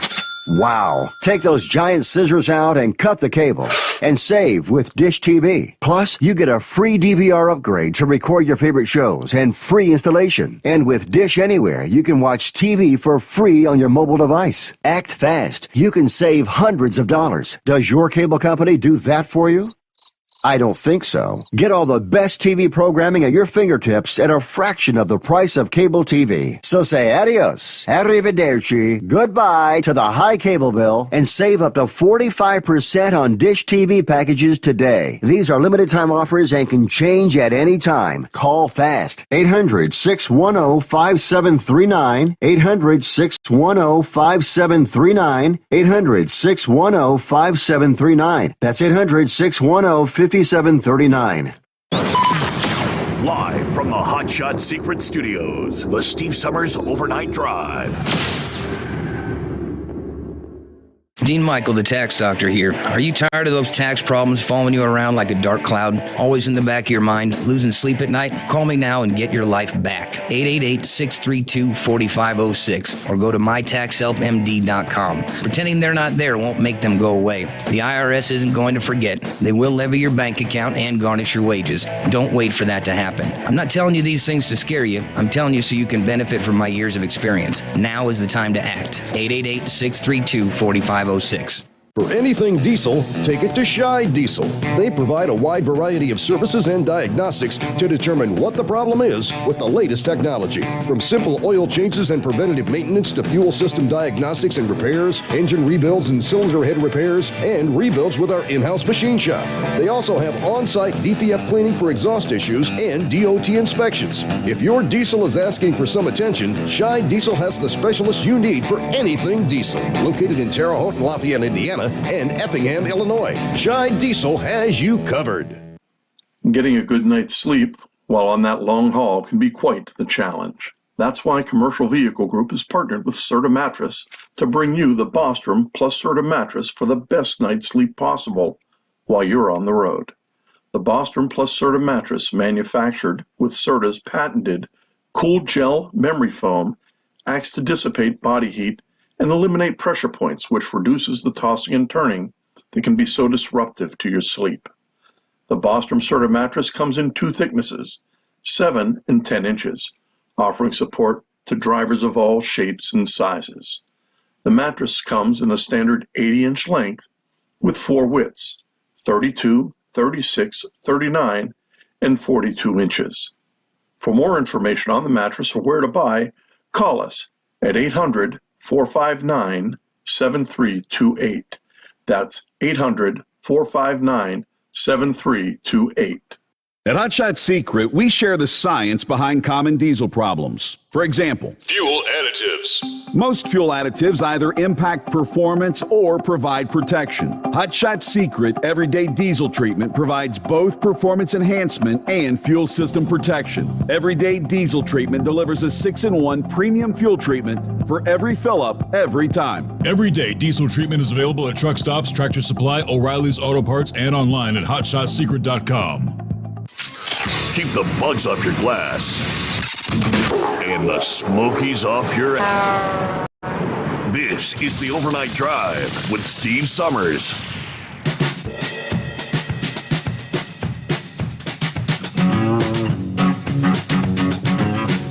All right, back up and running here on a Wednesday. Where's our Mike? Hope everything's all right. Haven't heard from Horse Feathers this morning. All right, lines available at 844-844-3388. I did get an email from our friend Monty. Monty, maybe you can call in and expound a little bit on that particular story. Our new DOT secretary, none other than Mayor Pete Buttigieg. According to the story from Forbes, what's his deal? In the 50s, the mentality around roads was that they existed for one purpose, and that was to move as many cars as you could, as fast as you possibly could. That was, according to Pete Buttigieg, one of his priorities is going to be to halt and reverse that mentality. Yeah. We're going where? We're going back? We're better off if our decisions revolve not around the car, but around the human being, he said. A keynote to the South by Southwest conference in Austin, Texas. He says, quote, "One thing that I don't think a lot of Americans are aware of is how far behind we are on bicycle and pedestrian safety. Other developed countries are safer to walk or bike on than American streets." He's going to change that. Buttigieg made many people-friendly changes when he was the mayor of South Bend, Indiana. The design choices we make about how fast cars move, whether there's bike lanes and sidewalks, sharing the space with travel lanes. All of this is an example of what it means to have a truly forward-looking approach on infrastructure. All right, he said, look, sometimes we do need to add or widen a road, but in a dramatic shift of emphasis from a U.S. Transport Secretary, he said, just as often, I think we need to subtract such infrastructure. You mean less lanes? Less travel space? However, he has a job on his hands weaning American cities away from cars. The Texas Department of Transportation is planning to add lanes to the I-35 interstate highway, a $7.5 billion project that expand the highway up to 20 lanes. No doubt, Buttigieg will, at some point in the near future, remind cities and highway planners that building more and wider roads does not reduce congestion, it increases it.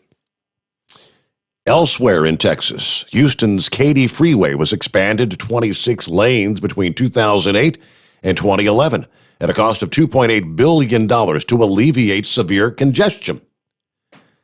Apparently, it did not alleviate congestion. Actually made it worse. Travel times increased by 30% during the morning commute and 55% during the evening commute between 2011 and 2014. Speaking at the conference in Texas, Buttigieg said, "The transportation has to be a part of the solution in climate change. We're the biggest sector when it comes to greenhouse gas emissions. That means improving transportation is the biggest thing we can do to get the economy on the right track." Of course, he wants to see a dramatic expansion of electric vehicles, a power grid powered by clean energy and a change in attitude. However, he added, electric cars aren't as clean as many people assume they are. If your car is electric and your electricity comes from coal, then it's not a clean car, even though it's not burning gas in the engine. Well, to that, he may be correct. Buttigieg is also in favor of investing in high-speed rail. Okay, pointing out that Japan and China are well in advance of America on these efficient transportation modes. Getting back to the highways, you said that road building has a lot to answer for in terms of creating racial divides. Predominantly black neighborhoods were bulldozed to create many parts of the interstate highway system. It wasn't accidental. It wasn't incidental that highways tore up minoritized groups and neighborhoods. Boy, he goes on. There are all kinds of things that are physically built in the transportation system that exclude, he said. A transit desert is really an opportunity desert because you can't get to a job. We can't allow people to be on the brink like that, and that's part of why we need to have equity on our minds as we're making what could be one of the biggest investments we've ever made as a country in the future of transportation. Well, what he's talking about there is, of course, the massive infrastructure bill, which we touched on last evening, that AOC and some of the others, Biden is leaning towards maybe as much as $3 trillion to be invested. Yeah, soon after, I guess it was yesterday, a measure has been introduced by none other than AOC, Alexandria Ocasio-Cortez, and Andy Levin in the House. On the Senate side, it is Elizabeth Warren and Ed Markey, of course we're talking all Democrats, that would put $500 billion toward electric public transportation infrastructure. It is dubbed the Better Utilizing Investments to Leverage Development and Generating Renewable Energy to Electrify the nation's infrastructure and jobs. But it's all about building green. $500 billion in grants over the next 10 years to electrify public transportation, including rail systems, buses, fleet vehicles. Local governments, port authorities, states, and tribes would all be eligible to apply for grant funding. Of those funds, at least $150 billion will be allocated for electric rails and vehicles and vehicle charging equipment. You know what this is? Hello, here comes the new Green Deal. That's exactly what this is. The Transportation Department would select recipients according to the extent to which the eligible project contributes to climate resilience and mitigation, reducing air pollution, air toxins, greenhouse gas emissions, and how much energy it saves compared to other applicants. At least 40% of the funding will prioritize frontline or vulnerable communities, or those that have seen disparate effects on public health as a result of pollution. Electrifying our cars, buses, and trains is the central pillar of, there it is, the Green New Deal, according to Mr. Levin and Andy Levin of Michigan. The answer to both the climate crisis and the crisis of wealth inequality is to empower working people with the sustainable investments to rebuild the communities devastated by decades of pollution and corporate trade policy. This bill will make the big federal investments we need to transform the transportation system in our country. It will confront the racial and economic inequality embedded in our fossil fuel economy. And it will achieve the ambitious targets of 100% clean energy in America, so says Elizabeth Warren. All righty, there It's the Green New Deal coming down the pike. But out on the campaign trail, they all pretty much told us what they were going to do. Although Joe Biden tried to make it sound like, no, he did. No. I'm not on the bandwagon with AOC's Green New Deal. Just little pieces of the Green New Deal.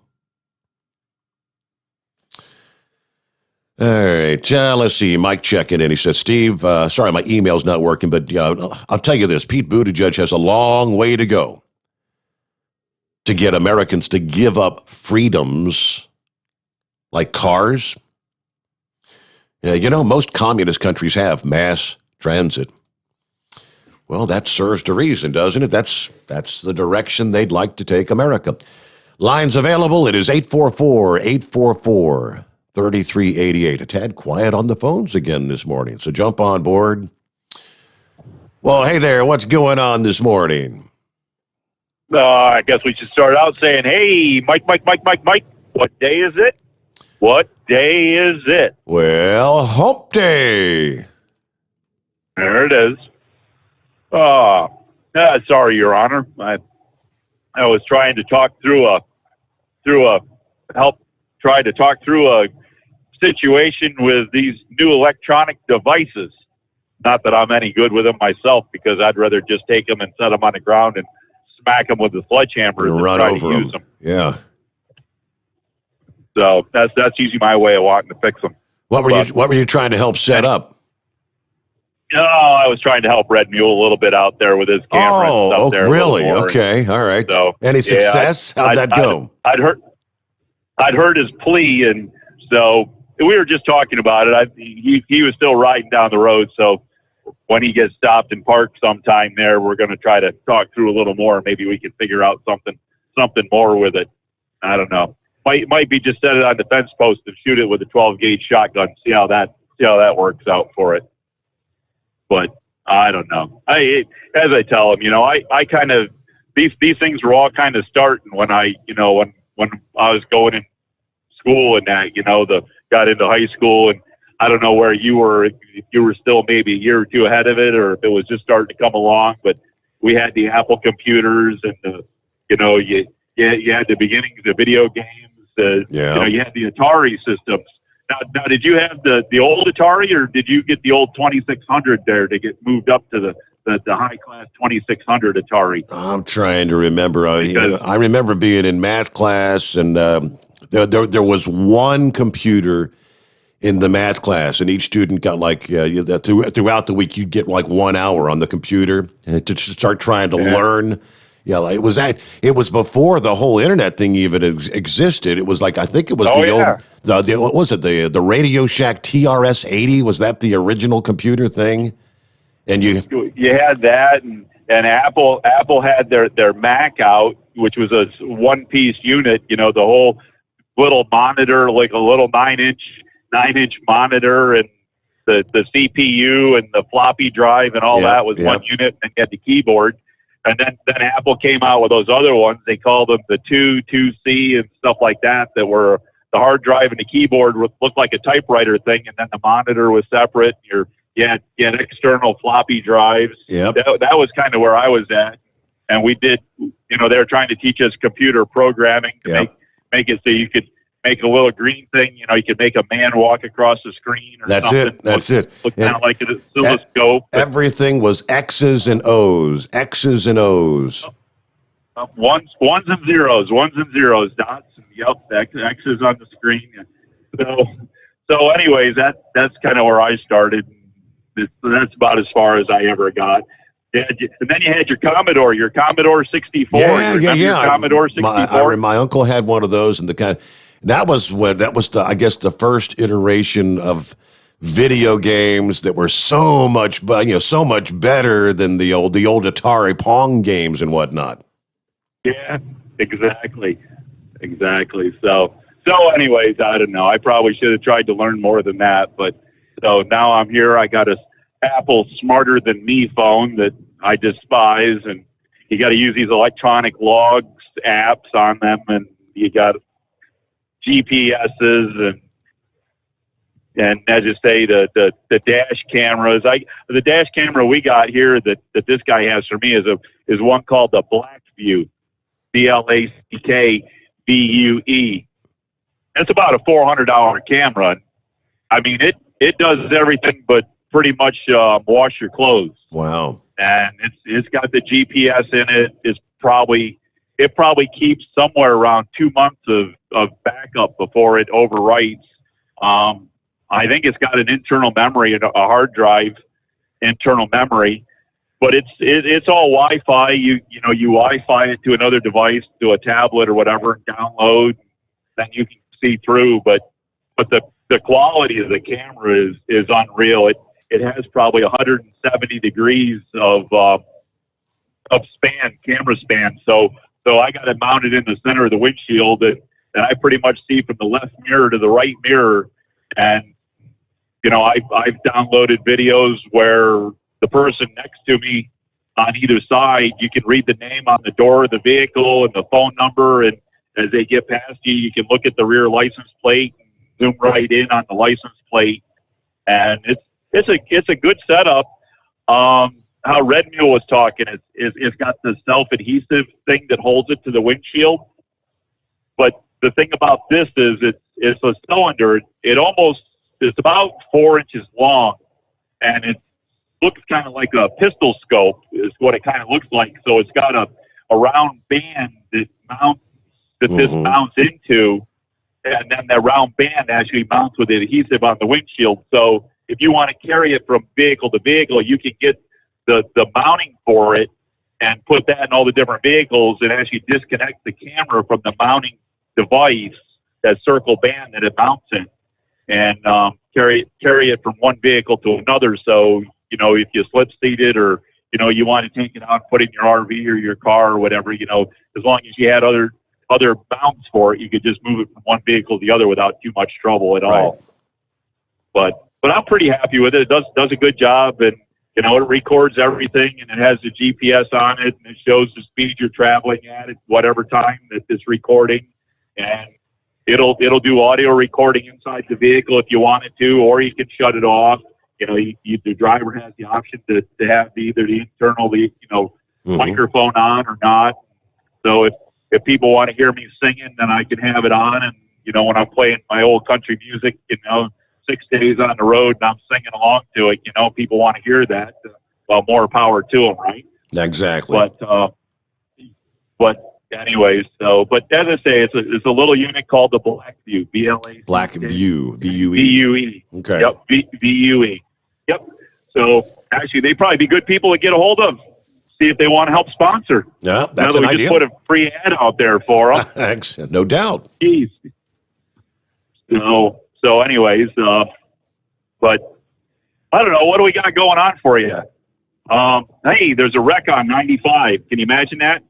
I-95, about halfway between Baltimore and Delaware, where you cross the Susquehanna River. They have a big trash trailer laying on its side. They got the whole road closed trying to pick it up. So they're making everybody get off exit 89 on the northbound 95, exit 89. Everybody gets off the highway, and they send you along on a detour and send you down to US 40 and go on up US 40. And probably the best thing to do is to ride all the way up US 40 to 279 and take 279 back up to 95. Or you can stay on US 40 and go into Delaware and go all the way to 896 and take 896 back up to 95, and you'd avoid the toll. Okay. Now, wait a minute. Can I say that? Can I tell people how to avoid the toll? Yeah, right. The rule? Watch out. So speaking of tolls and money in that, so this deal with this high-speed rail. Now, have they decided what they're going to use to propel the train down the rail? Is it going to be like a solar panels on top of the train, or are they going to use wind? The wind's going to blow it? All I know is they want everything to be electric. Okay. Well, the one thing I can say about high-speed rail and how trains operate in this country is Amtrak. Now, if you look up Amtrak and you look at their profit margin, oh, wait a minute. You can't look up a profit margin for Amtrak. They've done nothing but hemorrhage money forever. Has Amtrak ever turned a profit? I don't think they have. All right, we're a couple minutes before news update, top of the hour. I think that's Monty on the line. If you can hang through the news update, we'll get to you, Monty. I'm interested. Maybe he could expound a bit on the Pete Buttigieg thing and this mentality of lessening the amount of roadways out there. Let's go. I guess we want to be more like India, right? Let's everybody get a little electric scooter. Go back to the days of mopeds so we can all get around like they do in India. Or better yet, let's get the old pedal bike. Use your own physical energy and inertia to get you from point A to point B. Last item on the agenda for this hour. I'm not a bit surprised, but yeah, how or why is it so many of our, quote, elected representatives, they're not our leaders, they're our representatives. They like to call themselves our leaders in D.C. How are they so out of touch with the reality of their constituents, the people that elect them to put them up and represent the people in D.C.? There's a conservative group called the Honest Elections Project that yesterday released the results of the poll that it says shows the election reform bill that the Democrats recently passed in the House is out of sync with American voters, according to The Hill. In a memo to be sent to congressional and state legislators this past day, the group shared the results of a survey 1,200 registered voters conducted between March 4th and 10th. Yeah, margin of error fairly low in this one, plus or minus 2.8 percentage points. That's, in other words, supposed to be a pretty accurate poll, which says 77% of voters, more than 3/4 of voters, say we should have to show a photo ID when we vote. Yes, that's more than 3 out of 4 voters in America agree with that. 66% say voters who cast a mail-in or absentee ballot should also have to present a photo identification. 80% of people, that's right, 8 in 10, agree with the statement, quote, election fraud disenfranchises voters and casts doubt on the legitimacy of the democratic process. Also, 80% agree with the statement, strong safeguards and ballot protections inspire confidence by making it harder to hide fraud and easier to dispel false allegations of fraud. 62% said the door-to-door collection of absentee ballots by political candidates, campaigns, or organizers, that's called ballot harvesting, by the way. 62% say that should be illegal. I agree with all those statements. They're talking about H.R. 1, the first piece of legislation put out by the new Congress under this new administration. H.R. 1 is out of sync with the American voters. Few people embrace the particular provisions in this bill or its guiding principle that election integrity and voter confidence measures make voting hard, and that Congress needs to impose new laws that eliminate them. It's just the opposite. The American people do not want to go the direction of H.R. 1. Put me up in that category. All right, it is 844-844-3388. The Steve Sommers Overnight Drive live from the Hotshot Secret Studios. USA Radio News with Dan Naraki. The CDC says that about 13% of Americans have been fully vaccinated against the coronavirus, with nearly 1 in 4 people having received at least one dose.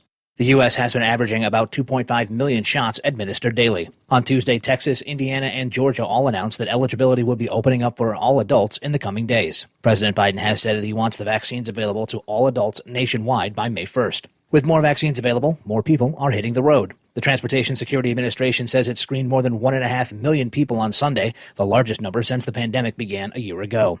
The rebound in travel coming as airlines and a number of tourism-based industries are asking the White House to roll back travel restrictions. And the trial of a former Minneapolis police officer charged with the death of George Floyd is set to begin next Monday. A jury was seated Tuesday for the trial of Derek Chauvin, who's facing murder and manslaughter charges in Floyd's death. Opening statements are set for March 29th. This is USA Radio News. Awesome and amazing day, friends. Hey, we are headed towards St. Patrick's Day, Luck of the Irish.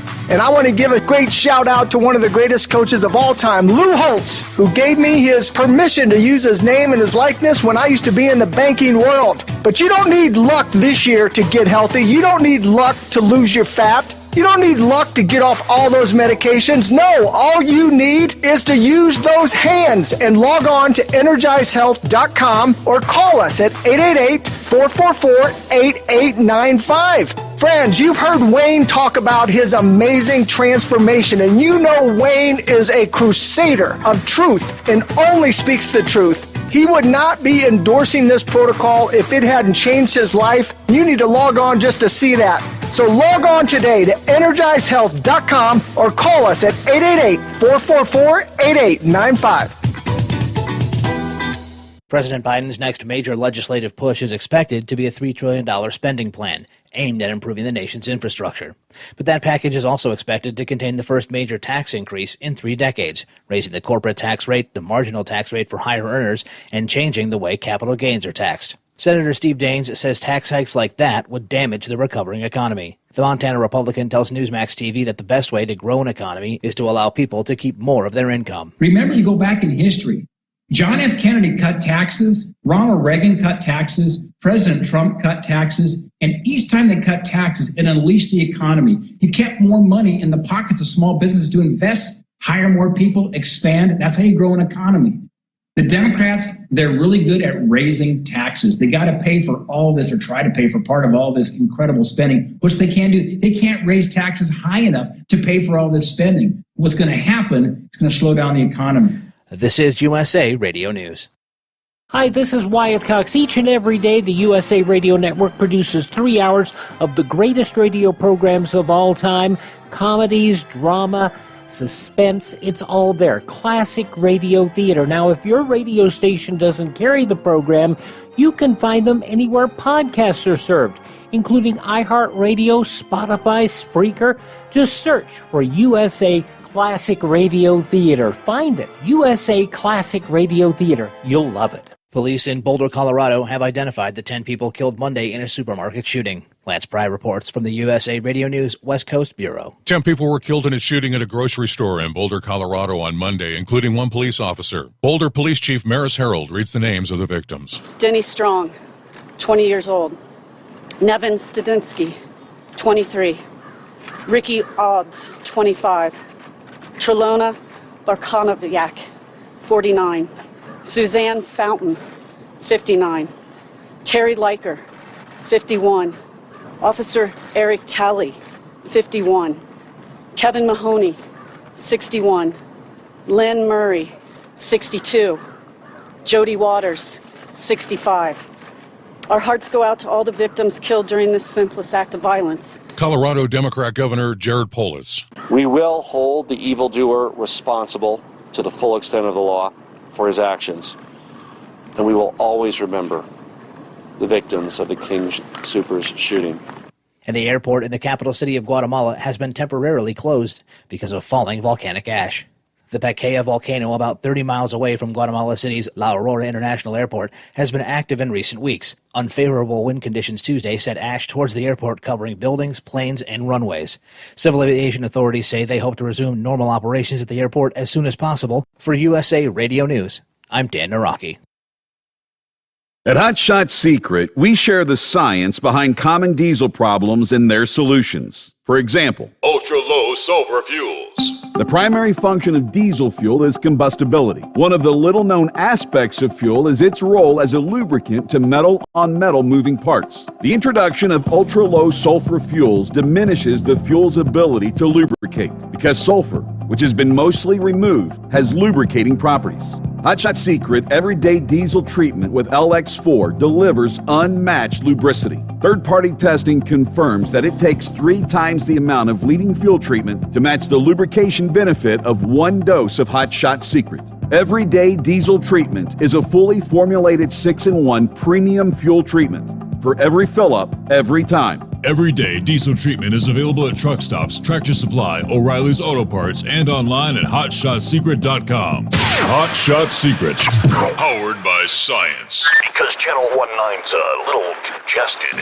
Call Steve now at 844-844-3388. The Overnight Drive.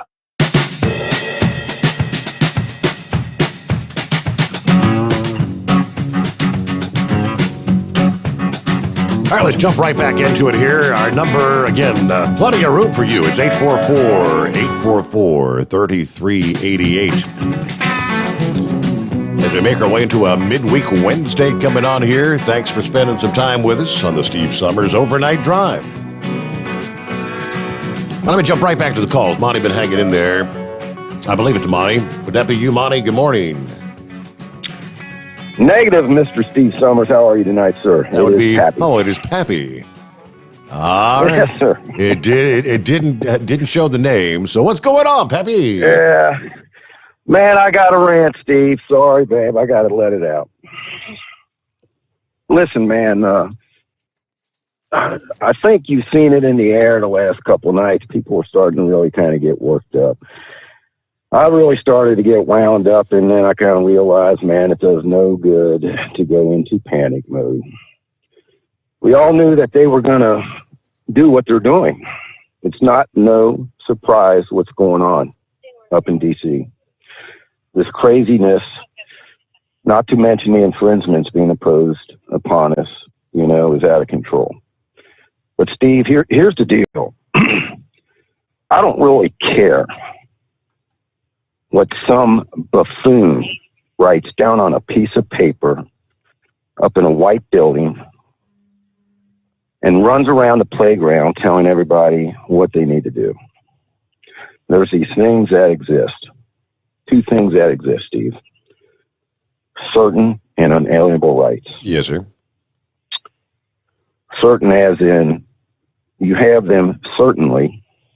Unalienable as you means it's impossible to be alienated from them. Our forefathers believed our constitutional rights came from God, not the government or not the king. That's just the way it is. They wrote them down on a piece of paper to remind us that, Steve. These liberals and these leftists believe our rights come from the government, that they want to micromanage our lives. Don't let these buffoons steal your peace. That's something no one should be able to take from you, unless you choose to let it happen. Don't let these buffoons take your peace of mind. I guess you're talking about what we heard at the top right there at the news at the top of the hour. Joe Biden immediately calling for gun legislation in light of the shooting in Colorado. Is that what you're talking about? The 2 pieces he's talking there? Yeah, pretty much so, and everything else that's going on, I mean, just everything as a whole, plus that, they can write down whatever they want on a piece of paper as far as the Second Amendment goes, that's their objective, to get you to overreact and fall into their bear trap, I insist on only one thing, Steve, and that's being free. And I will accept nothing else. And if it comes time that you have to stand up for what you believe in, it's going to come a time. And if you have morals and beliefs, we're going to have to stand up to these people, Unfortunately, I'm in a situation where if a higher up tells me to go put handcuffs on somebody because they open their business up or they're not wearing a mask, if it's against my beliefs or what I feel that government's overreach, not going to do it. If it costs me my job, so be it. There comes a time when you got to stand up. And I'm going to end with this. Be a free man, accept nothing else. And I got to go, Steve. You have a good night. Thank you so much. Yep, good to hear from you. Be safe out there. That's right. Accept nothing else. All right, with that, we've got wide open lines here on a Wednesday morning. It's 844-844-3388. We left off there at the top of the hour talking about H.R. 1, out of sync with the American people.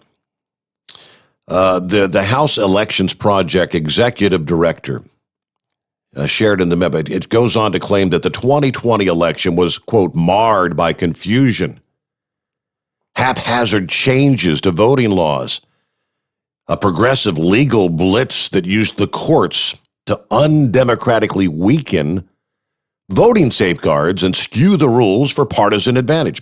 Millions of voters harbor doubts about the legitimacy of future elections. And if we leave that to linger, that distrust may harden into apathy and disengagement and drive public discord to alarming new heights in this country.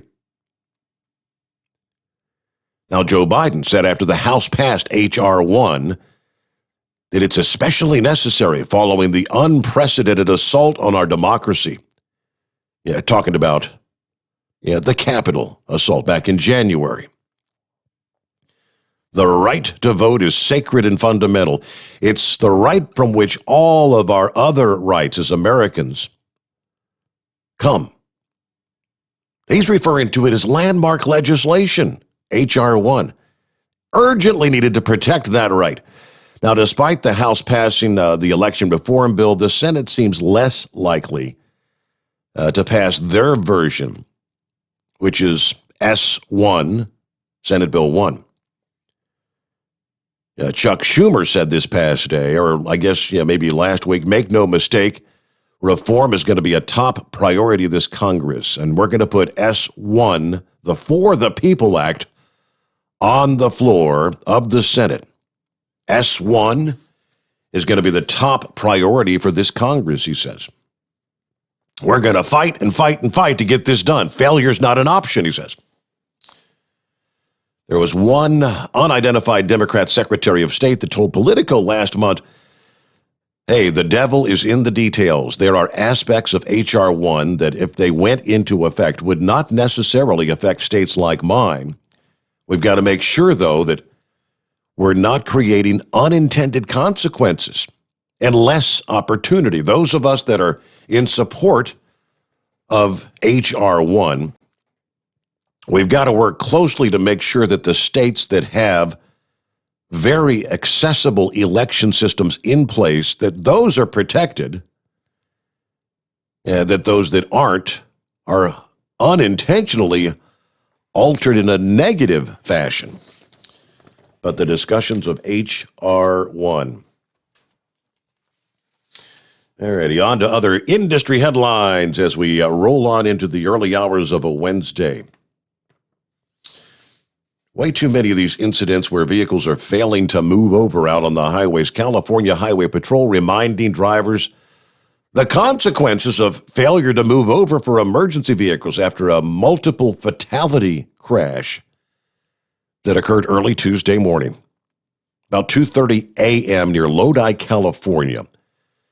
Two Highway Patrol troopers assisting a disabled semi-truck on southbound I-5 when, for unknown reasons, the driver of a Subaru SUV veered off the right side of the road, slamming into the rear of the Highway Patrol cruiser, sending the cruiser into the embankment. The SUV then collided with a tree, became fully engulfed in flames. All three people in that SUV died at the scene. The two troopers on scene did sustain major injuries, and they're being treated at a hospital, investigating whether drugs or alcohol may have been a factor. Troopers are asking drivers to obey the... How many... Are there any states left that don't have those move-over laws? It's pretty much around. California obviously has the move-over law. If you're approaching a stationary emergency vehicle displaying emergency lights, it can be a tow truck. It can be an automobile with their flashers on. If you cannot change lanes, you are required to slow to a reasonable, prudent speed that's safe for existing weather, road conditions. Yeah, but 3 fatalities in that particular incident. Then, of course, that's going to leave a mark. A semi-truck's trailer completely torn apart Tuesday morning after encounter with the low-clearance overpass. Whoops. Let's see, about 3 o'clock this past morning near Racine, Wisconsin, according to Fox News 6. Tractor-trailer was hauling pallets of apple juice when it attempted to squeeze beneath the low-clearance railroad overpass. As the tractor-trailer made its way through the overpass, the side and the top of the trailer peeled away completely from the frame. A trail of debris in the wake and even causing the trailer to buckle and collapse. What a mess. So the big rig broken down right there in the middle of the roadway. No injuries sustained, but the trucker later told investigators he didn't see the signs posted about the low clearance. That driver has since been issued numerous traffic citations, their exact nature not released, but the overpass has been inactive for multiple years.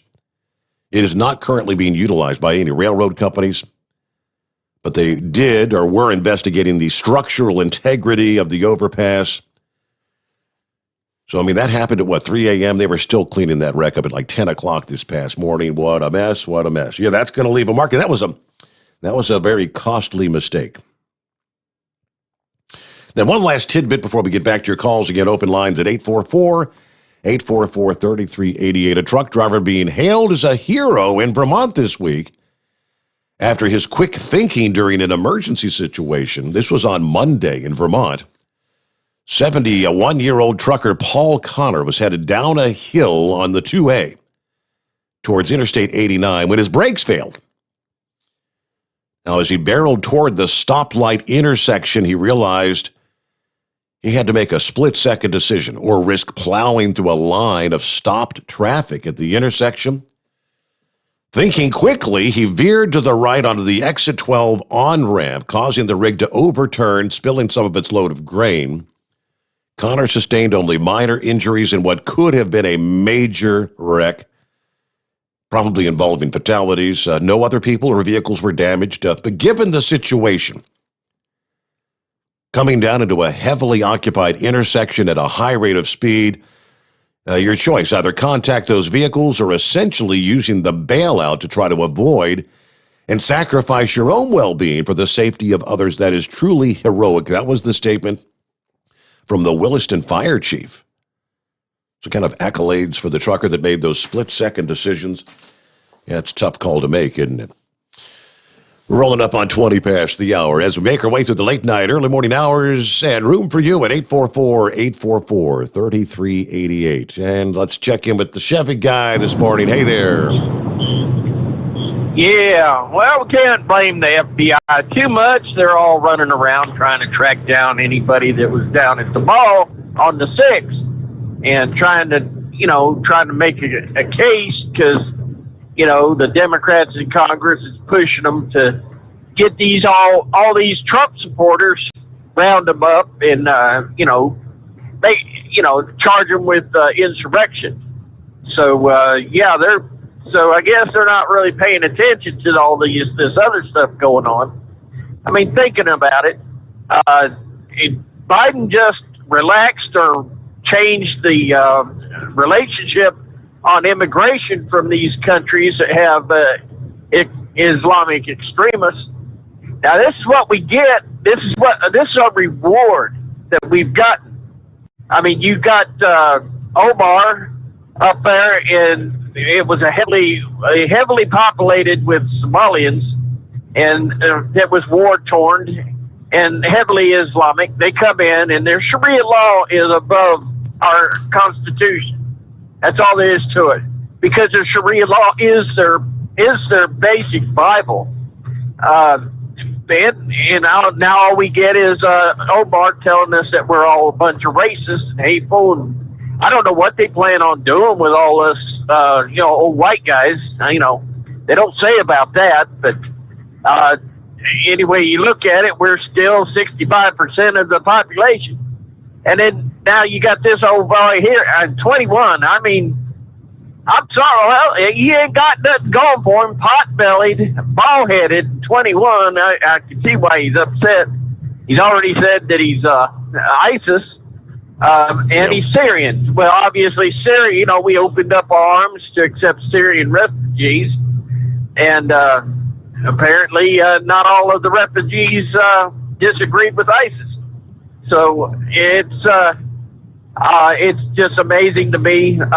Background checks right there. It shows, what kind of background checks. Well, now it's time to say, all right, who background checked him, and it's time to bring that person in. And all right, you're going to have to face charges for allowing this to get by you.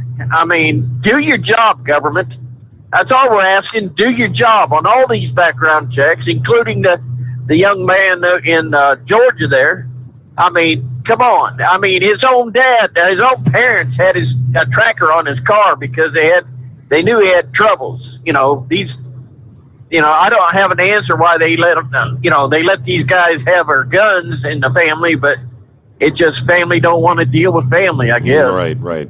But this is what we get for being such a generous country. Not many people mention the fact that we allow legally 1 billion immigrants, legal immigrants, into our country every year. America allows more than anyone. So, I'm tired of being told I'm a racist nation. I'm sorry, it's just what it is. And I'm tired of hearing the Democrats trying to tie in this young man in Atlanta to what Trump's saying. And guess what? Democrats, we know there's a difference between a Chinese and the rest of the Asians. And the fact of the matter is, in Vietnam, they're begging for America to do business there. We've actually had a Navy ship show up into their port. They're begging, and they're more afraid of China than America right now. China is threatening their Asian neighbors to the point where they're just begging America to defend them. So let's get that straight. Not everybody in America thinks that just because of the China virus or got out.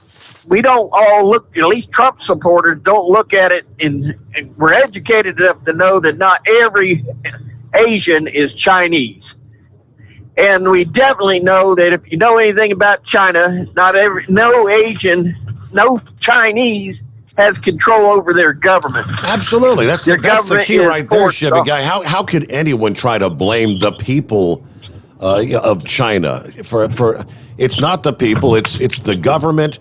It was actually the military. The Chinese military was sent in there to that lab in Wuhan as soon as it was discovered that there was an issue. They knew that virus had escaped. They sent the military in there to try to cover up. I'm just pissed off at the Chinese government and the Chinese military for trying to cover it up, because now look at the price the entire world has paid. The people who are living in America, Chinese that have come to this country in legal fashion, trying to make a living, live a good life, they have nothing to do with what their government did. Absolutely. It's amazing. They're just using all this stuff, and they're just tying all this to Trump. And it's like we are knuckle dragging ignorant folk. But when it comes down to it, the people that accuse and attack, go down the list. I like it. Just go down the list. There has not been a Trump supporter do any of this shooting under his service to the country. Not a single Trump supporter has ever done any of all these shootings. They've all been Democrats. But hardly anything being said about it after that fact comes out. But they're dying to see one of these guys be wearing a MAGA hat. They're trying to push their narrative, and obviously we're going to see them take our guns away from us. It's going to happen, and I'll tell you what, the American people voted for it. There's nothing we can do for the next 2 years. There's nothing wrong. We can't. There's nothing wrong with us speaking out our mind, and that's what they're attacking on us now. Is the American people? If for pretty soon, if you say China virus, they're going to send an FBI agent to my house or to the internet, find out where I'm at, track me down, come. Why? We want to know why you're making these racist rants.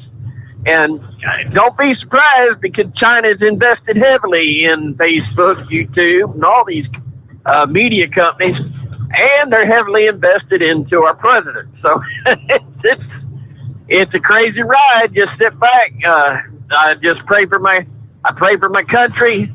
I pray that the American people, the true patriots that know what's going on, they don't get over the edge and go off. Martin Luther King did it right. I mean, he changed the world, and you stay on the just side in a non-violent way, and you stand up for what you believe. And I like what the man one said. They're not gonna force me. I got news for you. I think we'll all give up our guns when they refuse to let you buy your food for your family. It's one thing to say that, but I wonder how many. And I'm talking about myself when it comes to buying groceries for my sweetheart. Yeah. America, we don't know what starvation's like. I mean, when you think about starvation, the Germans marched the Russian troops into their own country, into a prison camp. No room, nothing. It was open field and barbed wire, and they had no food. And they had no food so long that eventually they would devour a dog that would come into the camp. And before long, they were actually devouring the sick of their own Russian soldiers. So we don't know what starvation does in this country. And I do believe it's going to be a tool used in this situation. They're going to control the food, and they'll get the guns. So we got to keep at it. We got to keep verbally trying to win people's minds to freedom. But I'm terrified over our election, because the court has its power. The president still has its power. The Congress has its power. But we've already seen that the American people, our vote, has been and put in doubt. In other words, the owners of this country, the ones that run the country, the owners of this country, have been put out of the equation. And I just pray that we can get it back. I pray that we can, get some names behind these votes, find out who has a right to vote, and track them down and be able to, you're a citizen or you're not, and put some teeth behind it too for breaking our immigration laws or breaking our voting laws. Other than that, we just sit back. We know what's going on. We're not going to get, and hey, listen, just like it's COVID and all this stuff, we're not in fear. I don't operate in fear, but I know my battle. I know what the strategy is. I know what to do. I know I'm not going to fall for it. And I'm just going to try to do my best to fight legally and peacefully to keep my freedom. Other than that, I'm going to sit back, copy the mail, and just enjoy the ride. Enjoy the callers. Thank you so much for checking in, Chevy glad Guy. to hear. Yep, good to hear from you. Thank you for being with us. All right, so again, plenty of room for you, La. Kind of a quiet night on the phones once again. Gilligan going to check in. He wants to talk about the gun ban. This freshman representative, Lauren Boebert, I shared. She actually put out a commercial a few weeks ago. Walking through the streets of Washington, D.C., with her gun on her hip, stating, "You're not taking my right to protect myself away. Here I am, a 105-pound female, walking around in one of the most dangerous cities in the United States, Washington, D.C., and she's right about that. How do you expect me to protect myself? With my hands? Yeah, no, that ain't going to happen, she says. She's very outspoken this past day. The anti-gun Democrats are playing politics with our lives once again, she says. Well, more on what Lauren had to say coming up here following a news break. And again, lines available at 844-844-3388. The Steve Sommers Overnight Drive live from the Hot Shot Secret Studios. USA Radio News with Dan Naraki.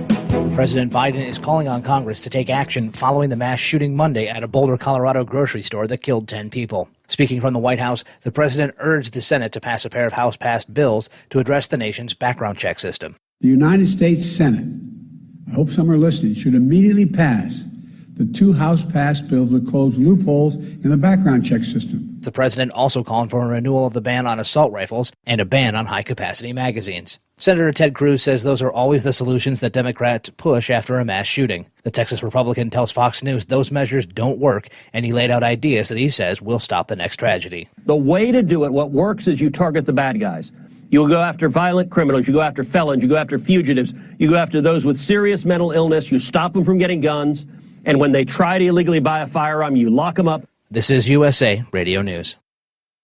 Now is a great time to replace your worn-out windows during the Renewal by Andersen 25-year savings event. Upgrade your home today. Buy 4 windows and get the 5th one free. Plus, get 12 months with no interest, no money down, and no payments. Call now. Get 4 windows and get the 5th one free. Installation and warranty included. Renewal by Andersen takes every CDC-recommended safety precaution to protect your family. For 25 years, people have trusted us for their window replacement needs, and you can too. Call now to learn about our buy 4, get the 5th one free window replacement offer. 800-603-8489. 800-603-8489. 800-603-8489. That's 800-603-8489. Interest accrues from date of purchase. Listening to the Overnight Drive with Steve Sommers. At Hot Shot Secret, we share the science behind common diesel problems. For example, fuel additives. The purpose behind most fuel additives is to impact performance of your diesel or provide protection to your fuel system. Hot Shot Secret Everyday Diesel Treatment provides both performance enhancement and protection with 6 key components. This fully formulated premium fuel treatment includes the performance-enhancing cetane boost, injector cleaner, and LX4 lubrication, as well as protection against water with a demulsifier and rust inhibitor, plus a stabilizer that minimizes fuel filter clogs. Everyday Diesel Treatment delivers a 6-in-1 premium fuel treatment for every fill-up, every time. Everyday Diesel Treatment is available at truck stops, Tractor Supply, O'Reilly's Auto Parts, and online at HotShotSecret.com. Hot Shot Secret, powered by science. PureFlow Air Dog, your leader in fuel air separation system technology. Our systems filter out water, particulates down to 2 micron, and remove all of the air out of your diesel fuel. This allows for nothing but pure, clean diesel fuel to reach the expensive injection system equipped in your vehicle. Not only do our fuel systems protect, they also come in a variety of flow rates to meet your performance needs. Our systems are compact and use OEM-style fittings for easy installation. Learn more about our product at www.pureflowairdog.com and be sure to follow us on Facebook and Instagram. Protect your investment with PureFlow Air Dog. Drivers, you demand that your equipment's reliable and dependable, and that also applies to your headset for communication. Well, our friends at Stellar Electronic have you covered. The Pluto Duo headset bundle is the best communication headset you can find in the industry. No matter the challenging environment you're driving in, the Pluto headset will make you sound crystal clear all the time thanks to their 99% noise cancellation. And the Duo's not only a stereo converter for the headset, but also a power bank so you can charge as you go. Learn more at StellarElectronic.com or visit them on Facebook. Do you have a Dodge pickup and hate your automatic transmission? Of course you do. LaVon Miller at Firepunk Diesel here, and we specialize in heavy-duty and performance transmissions for your 3-quarter or 1-ton Cummins-powered truck. So if you're interested in turning your stock slush box into a towing monster, call us today at 614-733-3744 or visit us online at shop.firepunk.com. Dean Michael, the tax doctor here. I have one question for you. Do you want to stop worrying about the IRS? If the answer is yes, then look no further. I've been around for years. I've helped countless people across the country, and my success rate speaks for itself. So now you know where to find good, honest help with your tax problems. What are you waiting for? If you owe more than $10,000 to the IRS or haven't filed in years, call me now at 888-557-4020 or go to mytaxhelpmd.com for a free consultation and get your life back. Whether you're a diesel pickup performance enthusiast or just looking for a small upgrade, when selecting common rail fuel system components, look no further than Exergy Performance. At Exergy, you'll find injectors, pumps, and more, engineered like no others on the market using state-of-the-art equipment run by people that have been in the business for decades. So if you're in the market for common rail components at any power level, contact Exergy Performance or one of the many dealers listed on our website at exergyperformance.com.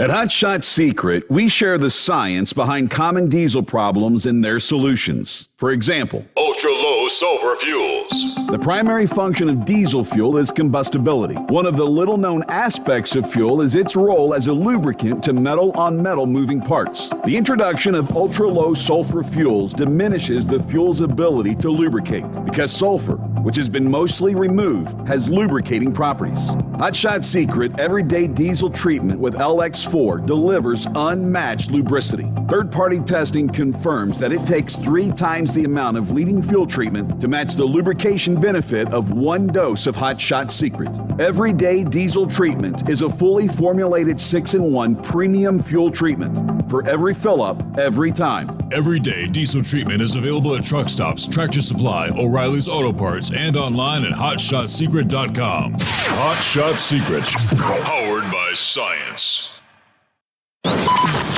Live from the Hot Shot Secret Studios, the Steve Sommers Overnight Drive. Yes, that would be us, as we're back again on a Wednesday morning. Good to have you with us. I was scouring through some of the comments from our viewers, listeners out there in the social media world, Facebook, YouTube, overnightdriveradio.com. Let's see. Ken checking in. Good morning, Overnight Drive. Kentucky Ken out there listening in. Buckeye Boy checking in from, I guess it's Eureka, California. Going to do a pickup tomorrow. Do a delivery in Tucson. I'll probably have to take my 34-hour reset there. Have a great night. All right, good to have you with us. Rich checking in, 58 degrees in northeast Indiana. A little light rain falling there. Who else on the list here? Hello, Steve from Central Mississippi. I'm actually on vacation, but still listening in. Wow. Scooter? That's a dedicated listener, huh? Bobblenut said, I heard the grocery store, the shooting there in Colorado, was a posted gun-free zone, banning all firearms by customers. I believe that is correct, Bobblenuts. Lauren Bobert, the new representative, she mentioned that. And we're going to share some of her comments coming up here momentarily. One Crazy Ray says, following Eagle's call a little bit earlier, he said, I think I could hang out with Eagle. He speaks my kind of language. There you go. Santa Claus checking in. Morning, Steve from Boron, California. Good to have you with us. Ron said, I heard that police officer that was killed had a wife and 7 children. Yes, to be left behind, right? Yeah, I got a couple more here. Let's scroll on down. Let's see. Steve, did hear about the shooting last week at Roundy's in Wisconsin? I think it was a food distribution center. I did not catch that one. So, all right, thanks to all the others checking in. Lauren Bobert, this past day, says the Democrats are going to spin Monday's shooting at the grocery store in Colorado and talk more gun laws. Yep, you're hearing the statements from President Biden immediately. Let's do this. Let's do this. But existing gun laws, she said, did not stop these murders. It does not stop these murders. Gun laws just don't work. It's unfortunate, she says. We need good people to neutralize threats and defending themselves, and the people around them to protect them. Here in Colorado, we have some of the strictest gun laws. And they, of course, include universal background checks. They include high-capacity magazine bans. Then we have these extreme risk protection orders, as they call them, red flag laws that are supposed to prevent guys like Ahmed Alissa from doing what he did. We have all those laws in Colorado. We even have mutual adjudication that prohibits firearm ownership, and none of this stopped the tragedy that happened on Monday. By the way, Lauren Boebert is from Colorado, no less. Democrats working to restrict law-abiding gun owners is the wrong answer to the scourge of mental illness and mass murder, particularly when sane, pro-gun Americans can help save lives. Very unfortunate. The first knee-jerk reaction is to limit our ability to defend ourselves. These are bad people that do bad things, and we need a way to protect ourselves. We don't know when they're going to act on the things that are rolling through their minds and consuming their thoughts. So we need to have a way always to protect ourselves. That's why I carry, she said. She has controversially even sought to carry her gun in the halls of Congress. She noted the fact, you never know when evil might strike. I've been asked many times, why do you carry in a grocery store? Well, unfortunately, you don't know if there's going to be something like this that happens in a grocery store. But at the end of the day, when violence occurs, my first reaction will never be to try to disarm and restrict the American people. She went on to cite the data. 96% of mass public shootings occur in gun-free zones. And this King Super in Boulder, Colorado was very much a soft target where open carry was banned, and it's very discouraged in Boulder, of all places in Colorado, to carry a firearm. Rather, these anti-Second Amendment Democrats should actually be supporting Americans on their right to self-defense. What they don't want, really, is to empower people to stop things like this, to give us the tools to stop things like this, and that is guns. That would absolutely neutralize a threat like this. We would have seen less casualties. But we've got to stop creating these target-rich environments for these evil people to attack. And the jump into conclusions on social media that mass murder is mostly a white race crime, that's absolutely appalling, she says. Just because Ahmad Alissa believed in Islam doesn't mean that I'm going to sit here and say all Muslims are somehow responsible for this. I'm tired of these identity politics games. Tired of politicians think that they know how to run our lives better than we do. All these laws that they're passing, it would not have stopped the tragedy that happened yesterday. I'm tired of these elected officials playing politics, political games, political theater with the American people's lives. She is spot on. But yeah, look at the facts. Colorado, with some of the strictest gun laws in the country. They've got everything in place in that state that Joe Biden and the Democrats are trying to shove down the rest of our throats. Did it stop it? Absolutely not. All right, get back to your calls here. Plenty of room for you at 844-844-3388. And thanks for hanging in there. Gilligan, good morning. Yeah, good morning, Steve. Hey, I want to check before I get into the topic. Did you get the email I sent you there Friday on that Noah's Ark, that motel and / restaurant up there on top of that mountain? Conventional rates when it burned down. Yes, I did. I got that. Indeed, yes, I did receive that. Yeah, rather a neat-looking place in the state, wasn't it? Yes, yes. Well, here we go again. It's like any time there's a mass shooting, the Democrats are screaming, we need new gun laws. And I think Eagles pointed this out himself about how there's a problem. Criminals don't follow the laws. Bingo. They're going to figure out a way to kill people. One of the first mass murders, if I'm not mistaken, I can't get the exact details right, in the colonies, this was before the United States became a country, there was a Native American went into a school and started hacking up the kids. Yeah, they didn't even have a gun. See, these killers will find a way to kill people. They don't need a gun. You know, and they're talking about assault weapons ban. In Switzerland, every household is required to have an automatic weapon. You know what? They don't have mass shootings in Switzerland, and they have automatic weapons. Now, how does that convey that banning them will keep them from it? You can't legally own an automatic weapon in the United States with extensive background checks and licensing and everything, and they're highly expensive. They're like, to buy a fully automatic weapon in the United States, they're like $40,000. Wow. I've seen a couple for sale. You know, but if they think the gun bans will work, look at Chicago, look at D.C. with the gun bans they had there. The gun, it causes more crime. And like the representative was talking about pointing out, with the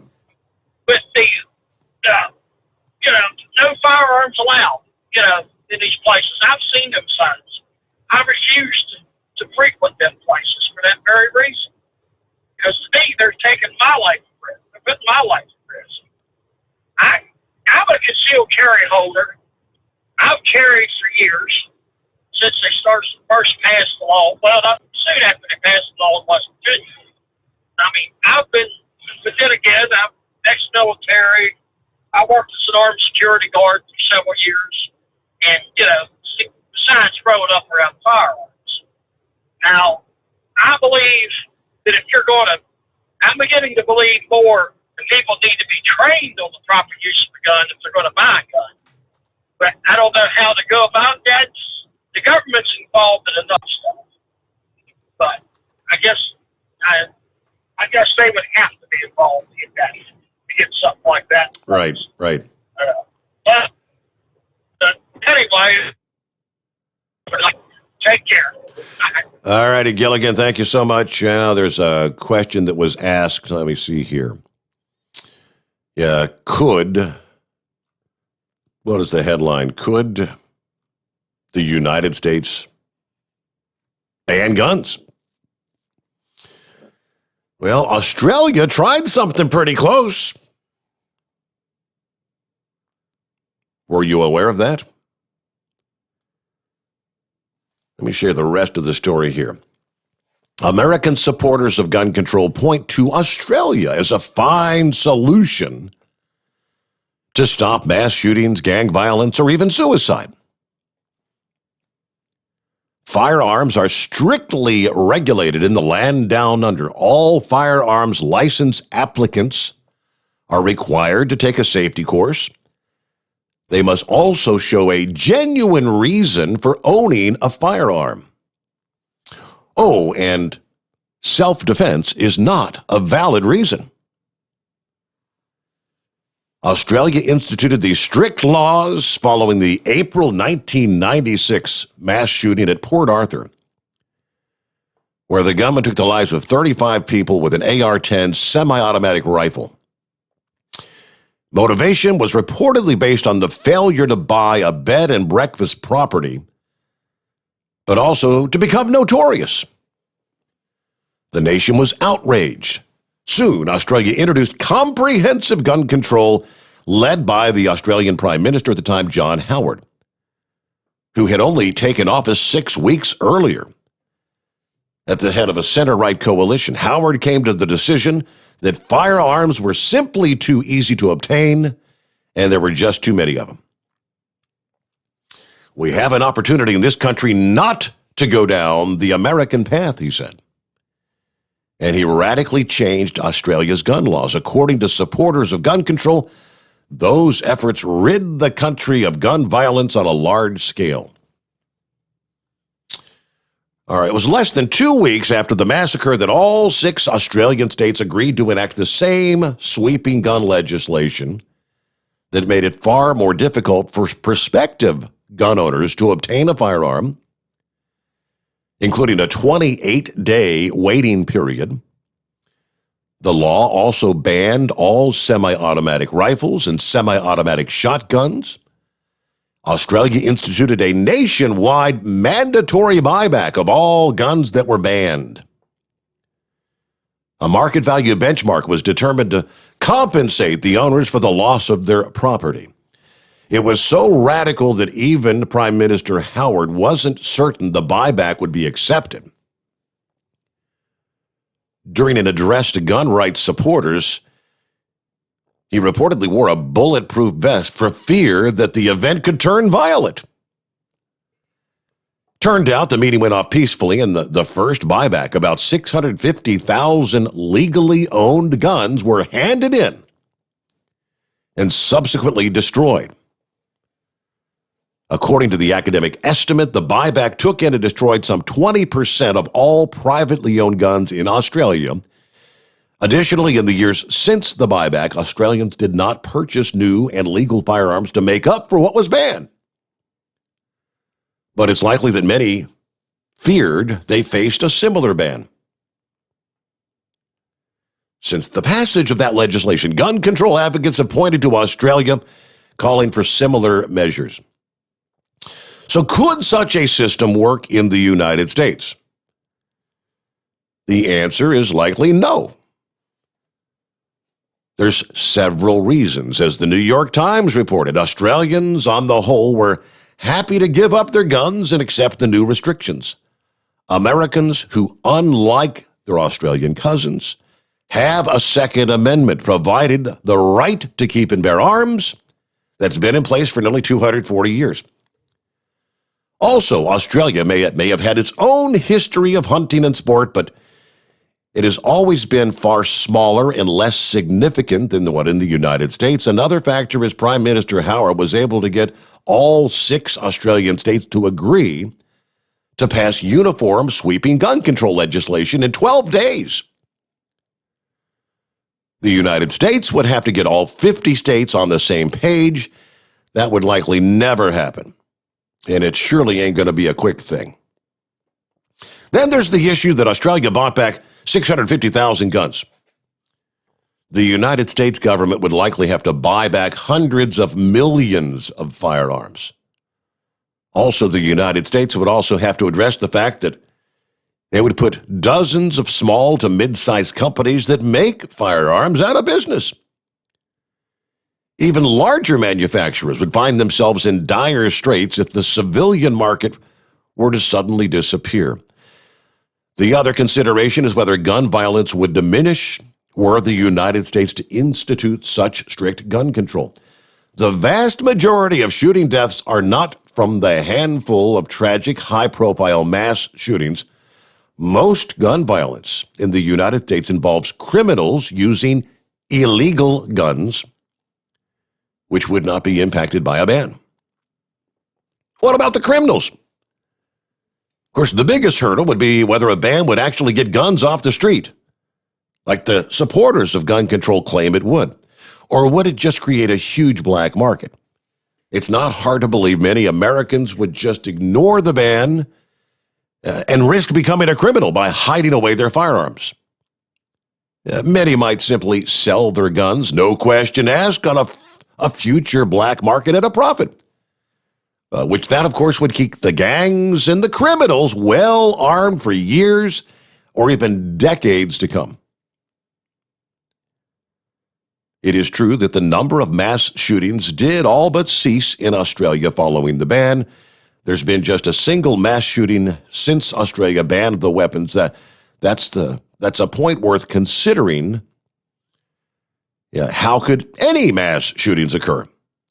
650,000 guns handed in, but in subsequent amnesties, more firearms have been handed in, which highlights the fact that many people there did ignore the ban. The United States has hundreds of millions of semi-automatic rifles and shotguns. So these things like mass shootings and gang violence will remain a thing as long as anyone refuses to hand in his or her firearms. Doesn't mean you should ignore the problems, but a gun confiscation and a gun buyback that worked in Australia is not going to work here. But of course, that has not stopped American politicians from trying to push that agenda. You be the judge, right? I don't think there's any chance. How many Second Amendment supporters are going to just say, all gun buyback here. Here you go. Here's my protection. I surrender all. Couple minutes before we hit news update here. Lines available at 844-844-3388. Matter of fact, we got wide open lines. Tell you what, we can get some first-time callers. I've got some $60 Hot Shot Secret coupon codes. We'll get you $60 worth of whatever you want at hotshotsecret.com. Shipping included there. Get us some first-time callers here on a Wednesday morning. I guess this guy would have to be considered maybe one of those who probably shouldn't be in possession of a firearm. Could have turned out much uglier, but talking about an armed man that's been now charged with ambushing 11 National Guard troops who were transporting COVID-19 vaccines in Texas, holding them at gunpoint after a highway chase, according to military.com. According to the news outlet military.com, Larry Harris, 66 years old, Monday morning, apparently followed 3 vans of troops transporting vaccines as they were leaving a travel stop in Texas. He followed for 10 miles, likely tried to run the Guard members off the road. Police Chief Eric Williams said Harris then turned his vehicle into oncoming traffic and stopped the National Guard vans. Then pointed a Colt 1911 .45 caliber pistol at the troops. He falsely identified himself as a detective and accused the soldiers of kidnapping a woman and a child. Thing in, these National Guard troops were unarmed. Homeland Security investigators are expected to bring federal charges. Officers took Harris into custody without incident, apparently. Harris had additional magazines on him and in his vehicle. Appeared to be mentally disturbed. But this was a very dangerous situation. This guy standing in the midst of the unarmed guardsmen with a loaded weapon. Harris was charged with aggravated assault with a deadly weapon, unlawful restraint of the 11 soldiers, and other charges. He's in the Lubbock County Detention Center. Of course, right now we've got 31,000 Guard troops deployed across the country for COVID relief, distributing food, facilitating coronavirus testing, administering vaccines, the things that these Guard troops are doing around the country. All right, we'll get a news update here. Wide open lines at 844-844-3388. The Steve Sommers Overnight Drive live from the Hot Shot Secret Studios. USA Radio News with Dan Naraki. President Biden is calling on Congress to take action following the mass shooting Monday at a Boulder, Colorado grocery store that killed 10 people. Speaking from the White House, the president urged the Senate to pass a pair of House-passed bills to address the nation's background check system. The United States Senate, I hope some are listening, should immediately pass the 2 House-passed bills that close loopholes in the background check system. The president also called for a renewal of the ban on assault rifles and a ban on high-capacity magazines. Senator Ted Cruz says those are always the solutions that Democrats push after a mass shooting. The Texas Republican tells Fox News those measures don't work, and he laid out ideas that he says will stop the next tragedy. The way to do it, what works is you target the bad guys. You'll go after violent criminals. You go after felons. You go after fugitives. You go after those with serious mental illness. You stop them from getting guns. And when they try to illegally buy a firearm, you lock them up. This is USA Radio News. Awesome and amazing day, friends. John and Chelsea Jubilee here. By now, surely you've heard us on Wayne, and you're wondering, what is this amazing protocol that reverses my medical ailments, helps me gain lean muscle, helps me drop my body fat, and gain hydration? Well, let me tell you what it is. It's a scientific sequencing of 6 things that you're going to do for 88 days and 2 weeks. And in this scientific sequence, your cells are going to open up and become porous like a sponge instead of like a glass hard marble. Inside is going to come your intercellular hydration, and the eviction notice is coming to all the toxins and inflammation of your body. That's why you reverse. It's so simple. You have Chelsea and I every week as live coaches on a live Zoom call. All you have to do is call us today at 888-444-8895 or log on to energizehealth.com. President Biden's next major legislative push is expected to be a $3 trillion spending plan aimed at improving the nation's infrastructure. But that package is also expected to contain the first major tax increase in 3 decades, raising the corporate tax rate, the marginal tax rate for higher earners, and changing the way capital gains are taxed. Senator Steve Daines says tax hikes like that would damage the recovering economy. The Montana Republican tells Newsmax TV that the best way to grow an economy is to allow people to keep more of their income. Remember, you go back in history.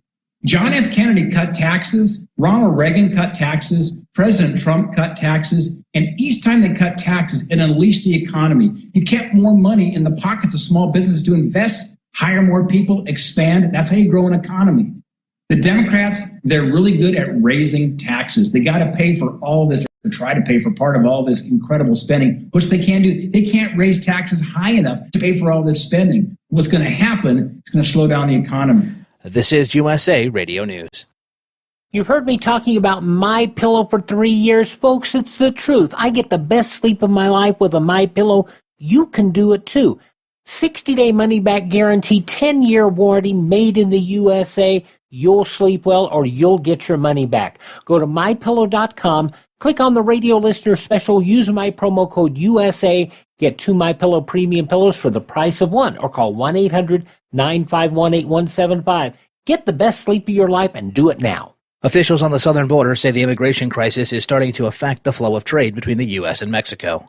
Tim Berg reports from the USA Radio News Phoenix Bureau. The Border Patrol is running into more large groups of illegal immigrants in South Texas. Agents saying they're encountering groups of 100 or more. The illegal immigrants from the countries of El Salvador, Honduras, Guatemala, Nicaragua, Mexico, and Belize. Texas Border County Judge Richard Cortez tells MSNBC the feds are to blame regarding the border crisis, and this is now affecting folks regarding trading along the U.S.-Mexico border. The federal government, because we have close borders right now. I mean, the border communities, we depend on cross-border trade with Mexican people coming across over and shopping in our businesses. Those people cannot come over here. In fact, no one can cross the border right now except for those immigrants that are seeking asylum. And that, of course, gives them a right because that's what the law says. So until our federal government addresses the immigration issue, we're going to continue to have this problem or even more so in the future. From the USA Radio News Phoenix Bureau, I'm Tim Berg. And as more Americans are getting vaccinated against COVID-19, more are hitting the road. The Transportation Security Administration says it screened more than 1.5 million people on Sunday, the largest number since the pandemic began a year ago.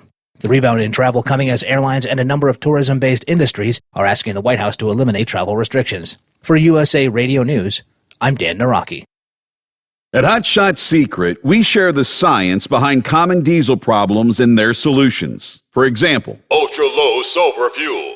The primary function of diesel fuel is combustibility. One of the little-known aspects of fuel is its role as a lubricant to metal-on-metal moving parts. The introduction of ultra-low sulfur fuels diminishes the fuel's ability to lubricate because sulfur, which has been mostly removed, has lubricating properties. Hot Shot Secret Everyday Diesel Treatment with LX4 delivers unmatched lubricity. Third-party testing confirms that it takes 3 times the amount of leading fuel treatment to match the lubrication benefit of 1 dose of Hot Shot Secret. Everyday Diesel Treatment is a fully formulated 6-in-1 premium fuel treatment. for every fill-up, every time. Everyday diesel treatment is available at truck stops, Tractor Supply, O'Reilly's Auto Parts, and online at HotShotSecret.com. Hot Shot Secret. Powered by science. Live from the Hot Shot Secret Studios, the Steve Sommers Overnight Drive.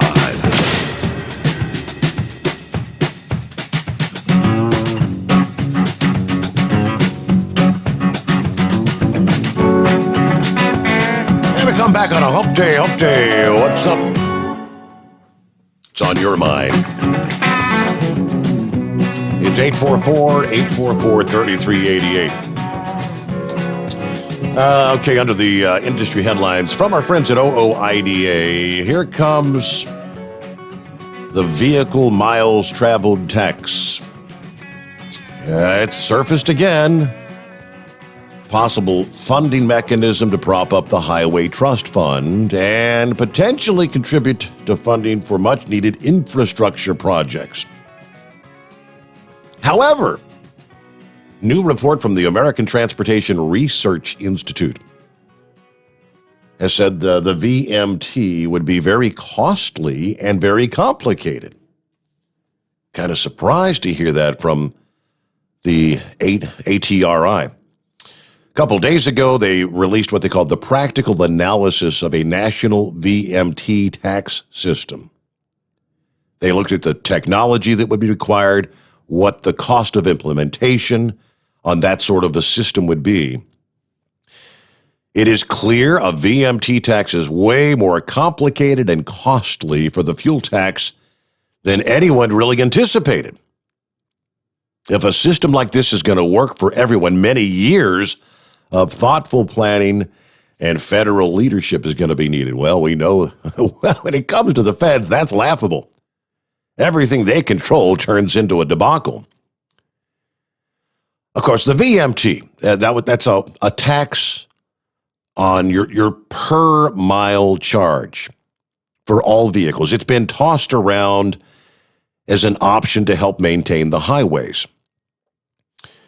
The Highway Trust Fund, where right now that's the primary source of income revenue generation for the roadways, with nearly $40 billion from a per gallon federal tax on fuel for our cars and trucks. As inflation steadily increases, the trust fund's forecast to run out in 2022. That's next year. Facing shortfalls as federal fuel tax rates haven't increased since 1993. So a VMT tax is being explored as an option to generate revenue. At a briefing last month, Pete Buttigieg noted that the federal tax on fuels hasn't been increased since 93. Gas tax is not going to be a long-term solution anyway. I don't think that's where energy is going to be in this administration. Of course, he's looking to take everything down the path of electricity anyway, as we already know. So what would the cost be? The cost is where the problem comes in. The federal government spends about $70 million to collect the federal fuel tax, garnering $35 billion. A new VMT program would probably cost about $13 billion or more to manage. There's a whole bunch of reasons. Mostly it's because the federal fuel tax today isn't really paid by you and me. It's paid by about 270 fuel terminal operators. Whereas the VMT tax program would move that fuel tax collection from less than 300 federal tax buyers or payers to where they'd have to set up 272 million vehicle accounts.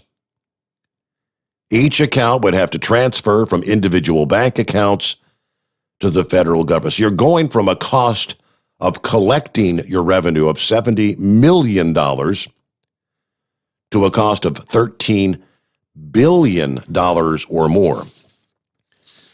Well, if my math is correct, sounds like a VMT tax would actually have billions of dollars less funding available to put into your roads, your infrastructure, your highway system. That's, again, from the American Transportation Research Institute. Very surprising. All right, looking at 11 past the hour. What's going on? It's 844-844-3388. Is this Bobby? It's Tommy. Tommy, what's happening, Tommy? A new caller riding down the road.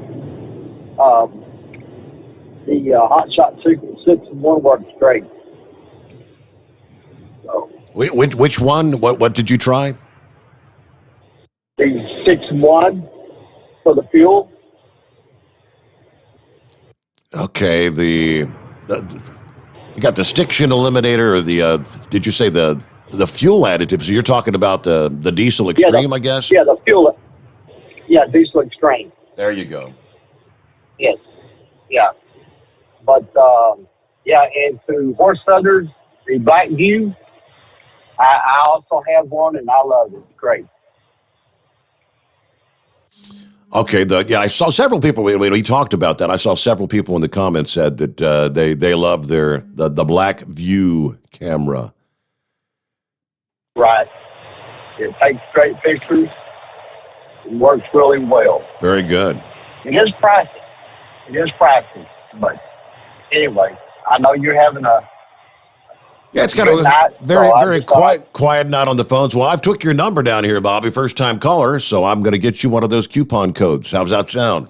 I appreciate it. Yes, sir. I appreciate it very much. You try some of the other products. You do the whole thing. Get the stiction eliminator. Get you some diesel extreme, maybe some FR3. Now obviously the stiction eliminator already comes infused with some of the FR3 in it, the friction reducer.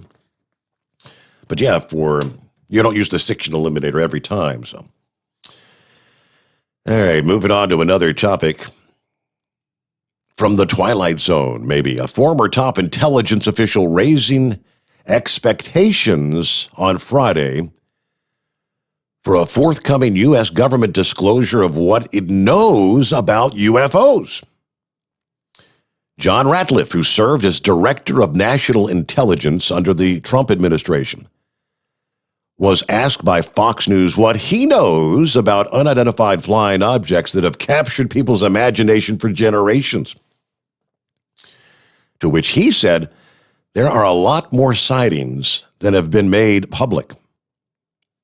Some of those have been declassified, and when we talk about sightings, we're talking about objects that have been seen by Navy or Air Force pilots, or have been picked up by satellite imagery that frankly engage in actions that are difficult to explain, movements that are hard to replicate, that we don't have the technology for, or sometimes traveling at speeds that exceed the sound barrier without creating a sonic boom.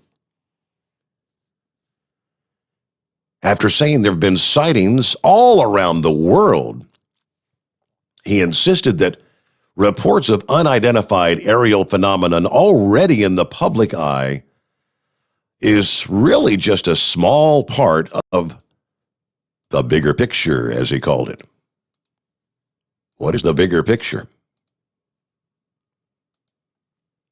The disclosure is expected to happen sometime between now and June 1st, they tell us. That's thanks to the $2.3 trillion coronavirus relief and government funding bill that Trump signed back in December that contained the Senate Intelligence Committee's Intelligence Authorization Act for fiscal year 2021. That legislation had what they called a committee comment section. That directive stipulates the report must identify, among other things, any threats posed by unidentified aerial phenomenon and whether it might be attributed to foreign adversaries. The report shall be submitted in unclassified form, but it may include a classified annex. That's the way the committee wrote this up. Office of the Director of National Intelligence confirming to Snopes Yes, the COVID-19 relief legislation set in motion a 180-day countdown for the defense secretary and the director of national intelligence to present to the Congressional Intelligence and Armed Services Committee what we know, or what, shall I say, the U.S. government knows about UFOs. Ratcliffe, who was director of national intelligence, oversaw the U.S. intelligence community. He said officials always they try to find plausible explanations. But sometimes there just isn't one. Weather can cause disturbances, visual disturbances. Sometimes we wonder whether or not our adversaries maybe have technologies that are a little further down the road than we thought or maybe even realized. But there are instances where we don't have any good explanations for some of the things that we have actually seen. So, of course, we now have a new administration. Avril Haines is now the director of national intelligence under Biden. And they've got their task force saying videos from the Navy. Recall this, last year they released videos through a Freedom of Information Act showing UFOs moving at incredible speeds, performing what would be, based on our technology, impossible aerial maneuvers. One of these videos was shot all the way back in like 2004. The other two were shot in January of 2015. They all had code names. In the 2015 videos, though, the Navy pilots can be heard expressing disbelief. All three of these videos were captured by Navy FA-18 Super Hornets. They were indeed made published because of efforts by the New York Times, and it's pretty crazy stuff. You talk about aircraft going at incredible rates of speed, or it wouldn't be aircraft, it'd be whatever it is, unidentified aerial phenomena. But doing things like making just a hard right-hand turn or a hard left-hand turn, just things that cannot be done with our current technology. Pretty fascinating stuff. I'll be kind of looking forward. Do you think they're really going to have anything mind-boggling, earth-shattering, disturbing to the people of what they've seen out there? There's a lot of people that believe. You look at the Area 51 thing and the whole, the old theory that they brought the aliens up to Wright-Patterson Air Force Base and all that. There's a lot of people that believe that to this day. Will we ever get the rest of the story? Heading up on 19 past the hour. All right, with that, it's 844-844-3388. I think we've got, would that be Katie on the line from Alabama? Katie, I don't know how, I think your producer got it wrong, or your artificial intelligence secretary. Yeah? I just hadn't called you, Steve. This is the first time I called in, but, I saw a thing today where Putin, China, and Rocket Man are getting together. I don't know if they're making an alliance because they know we got a dumbass running our country. I guess we'll be the welfare country eventually with Biden being in charge. It makes you kind of wonder. It's scary. Yes. It's scary, isn't it? But I didn't understand the friction reducer and that. What did you say that other stuff was? And stiction. Right, the stiction reducer, stiction eliminator. Two of them? Stiction eliminator, that goes on the oil side. Okay, the stiction eliminator, that's going to clean out everything in the oil side, all that gummy, burnt up, coked up oil, as they call it. And the friction reducer. And you put that in every oil change, right? No, the stiction eliminator, that's like, maybe, you do a double treat for the first time, and then maybe twice a year, once or twice a year. The FR3 you can put in, that's the friction reducer then. You could use that at every oil change. Then on the fuel side. Steve, do you think that... Oh, go ahead. On the fuel side, are you talking about an automobile or a diesel, like a big truck, or what are you... Yeah, a car. Car, So you'd get the what they call the gasoline extreme, and that's going to do on the fuel side. That's going to clean everything out, the injectors and everything. Get everything on the fuel side all cleaned up and running like a top. Well, right on. Well, do you think the Republicans are going to stand a chance with this knucklehead doing what he did in the short time that he's done? With all these Mexicans coming across the border, they're going to probably get their voting rights before the presidential election. Yeah. They're building up their posse. It ain't going to happen before 2022. I hope enough people wake up to take control of the House or the Senate or both. Get it back from Democrat control. If at least you Is there anybody that's called in that voted for Biden that thinks he's doing a good job? Well, I can't say that I've actually heard from any that. Definitely none that have called into the show. Hell no. There's on occasion here and there, like on some of the Facebook posts, there's a few that seem to be trying to defend him. I mean, like he's the best thing since sliced bread. He's getting us all vaccinated there. Well, that's good. Well, I just wanted to touch bases with you, Steve. Well, I got you. I used to listen to your dad a lot on 700. That's great. Well, thank you for checking. You're in Alabama, is that correct? Yes, sir. Roll Tide country. Oh, boy. All right. I know you don't like hearing that. All right, yeah, down here in Alabama, but they're predicting like 4 or 5 inches of rain here Thursday. That is correct. I mean, that's insane. Yep. Guess I need to get my boat out, get it ready. Drive to work. Get out the hip waders. You might be needing those. Good Lord, crazy, isn't it? Well, I appreciate it, Steve. And I appreciate your show. Yeah, what did you say your name was again? I guess we don't really. I got your phone number here. I got you down here for. I get you one of those. Big T from Alabama. Big T. Big T from Alabama. Big T. All right, there you go. That's a little different than Katie, but well, Big T. Well, don't be a stranger. All right. Thank you. Secretary. I didn't understand her. Thank you for checking in this morning. Yeah, watch watch your text messages. That's we're gonna send you a text message. All right, for your code. Oh, right on. That you can enter in there at hotshotsecret.com. Get you some Stiction Eliminator. Get you some Gasoline Extreme, and they'll get that to you free shipping. There you go. So again, 24 past the hour. It's 844-844-3388. Well, surprise, surprise. The stimulus checks are going out. Haven't had anybody call yet saying that looks like they're seeing people coming out of Walmart and Target and the big box stores with their 60-inch televisions, with their $1,400 stimulus checks. I do see that a lot of people apparently are heading out to Las Vegas to enjoy their stimulus check. No joke. The story out of Vegas, apparently the huge crowds that swarmed the Strip, it was their first weekend after reopening. And there was one message. Thanks, Joe.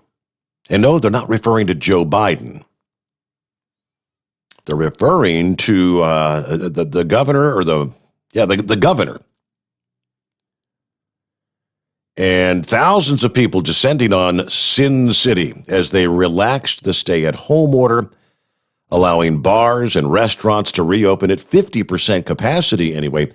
Many of the revelers tell the Daily Mail they'd taken the opportunity to blow their $1,400 stimulus checks on a weekend of partying.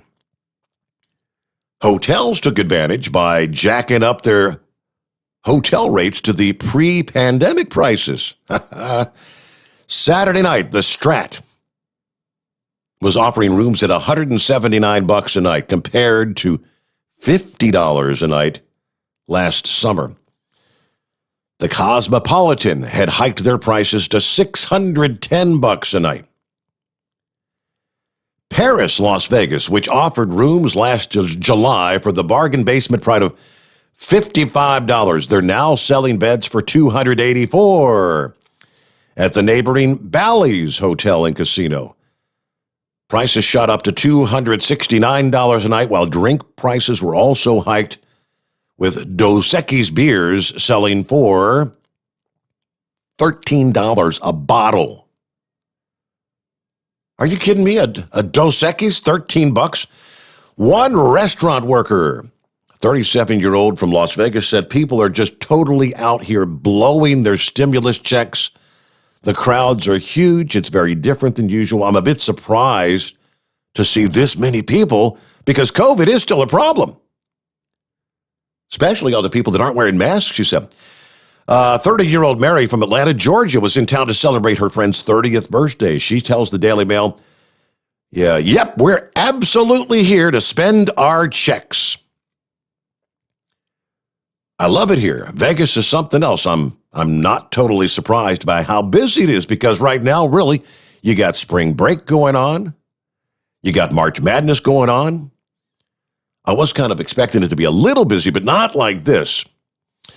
One visitor from San Diego in town with her friends.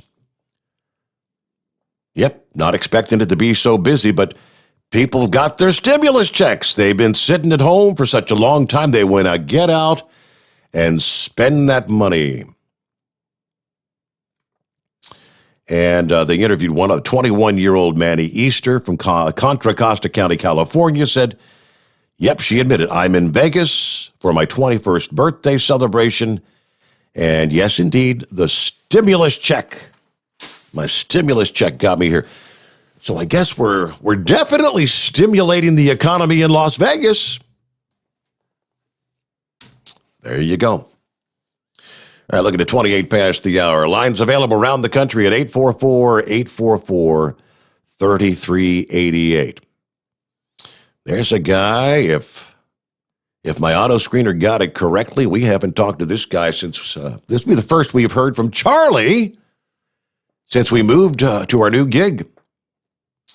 Charlie from Pennsylvania. I'm looking at the screen. He said, I just found you. I just found out you're back on the air, buddy. All right. Charlie, yes, if you're going to hang on there through the news break here at the bottom of the hour, we'll get to you coming up next.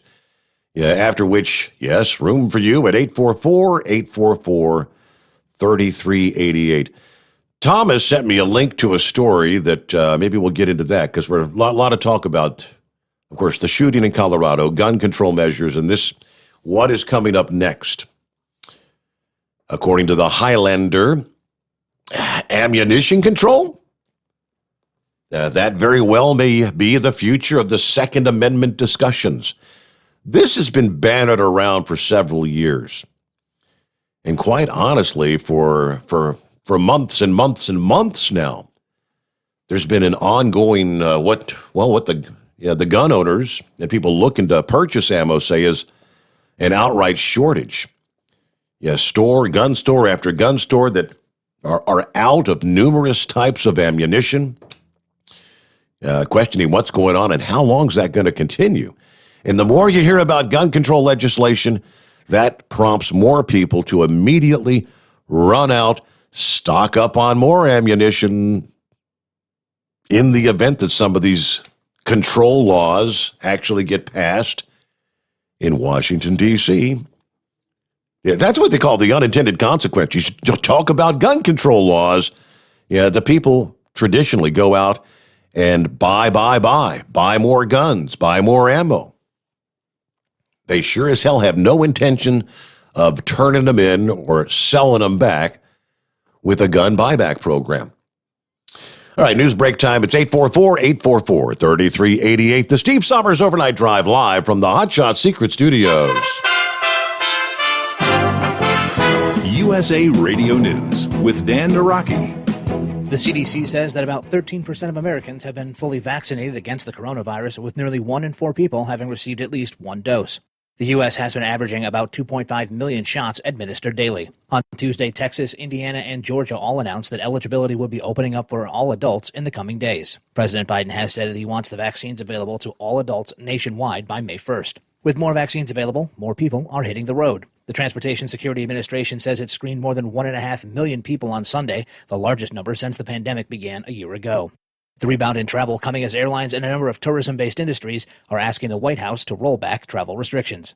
And the trial of a former Minneapolis police officer charged with the death of George Floyd is set to begin next Monday. A jury was seated Tuesday for the trial of Derek Chauvin, who's facing murder and manslaughter charges in Floyd's death. Opening statements are set for March 29th. This is USA Radio News. What kind of career are you looking for? Do you dream of using your creative talents in the movie business? How about the advertising world? Or would you rather work in fashion? At Academy of Art University, we can help you get the art and design skills and experiences that employers want. Hundreds of top companies in the Bay Area and around the world have hired graduates from the Academy. You'll be trained by professional faculty members that have worked in the industry, so your education is practical and focused on what real-world companies want. You can get your degree at our San Francisco campus or anywhere online. Do what you want to do with your life. Call right now to get more information. 800-811-7913. 800-811-7913. 800-811-7913. That's 800-811-7913. The Overnight Drive with Steve Sommers. Live from the Hot Shot Secret Studios. Call Steve now. 844-844-3388. That's 844-844-3388.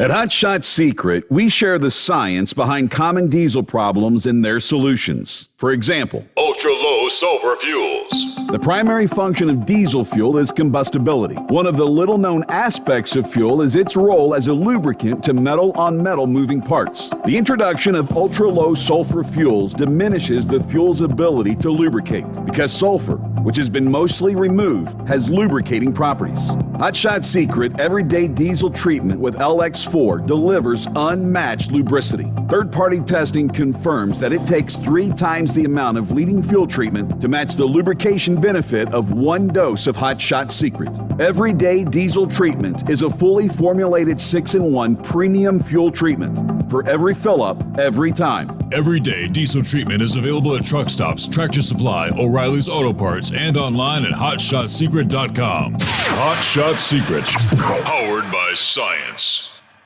Dean Michael, the tax doctor here. Are you one of those truck drivers that came home after a long haul and found the only thing waiting for you was a stack of IRS letters? Your significant other was gone, but your newfound IRS problem is still there. I've heard this story many times over the years. While I can't help you with your broken heart, I can fix your tax problems. If you owe more than $10,000 to the IRS or haven't filed for many years, call me for a free consultation at 888-557-4020 or go to mytaxhelpmd.com. Like I always say, you keep your eyes on the road, I'll keep mine on the IRS. Whether you're a diesel pickup performance enthusiast or just looking for a small upgrade, when selecting common rail fuel system components, look no further than Exergy Performance. At Exergy, you'll find injectors, pumps, and more, engineered like no others on the market using state-of-the-art equipment run by people that have been in the business for decades.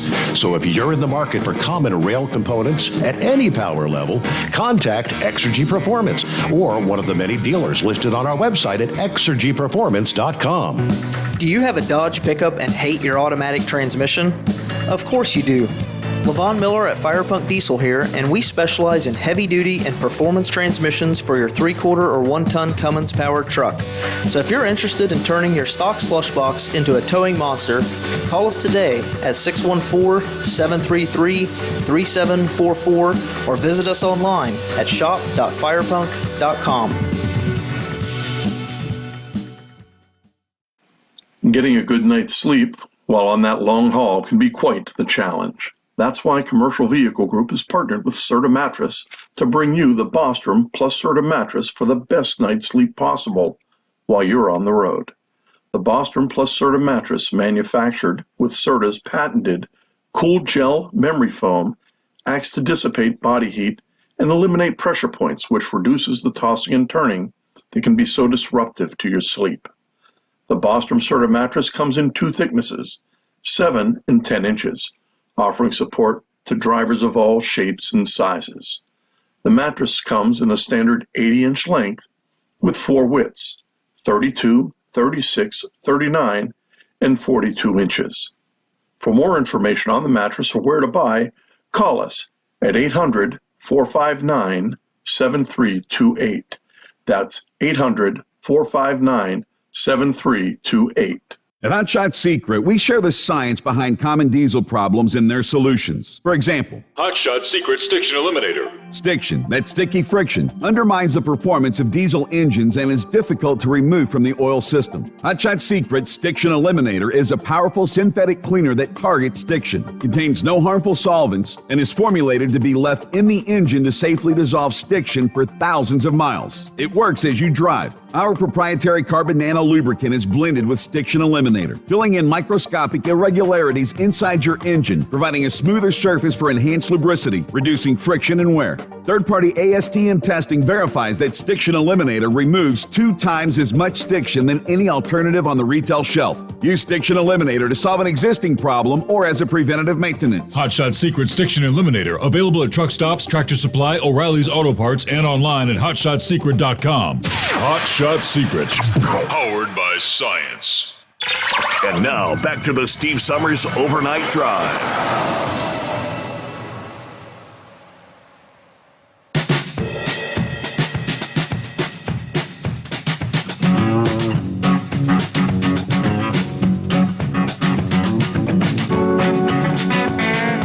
All right, back at it here. Haven't heard from Philip this morning. I thought he'd be checking in. Maybe did he say he was taking a couple of days off? I can't remember. I think he may have said that last evening.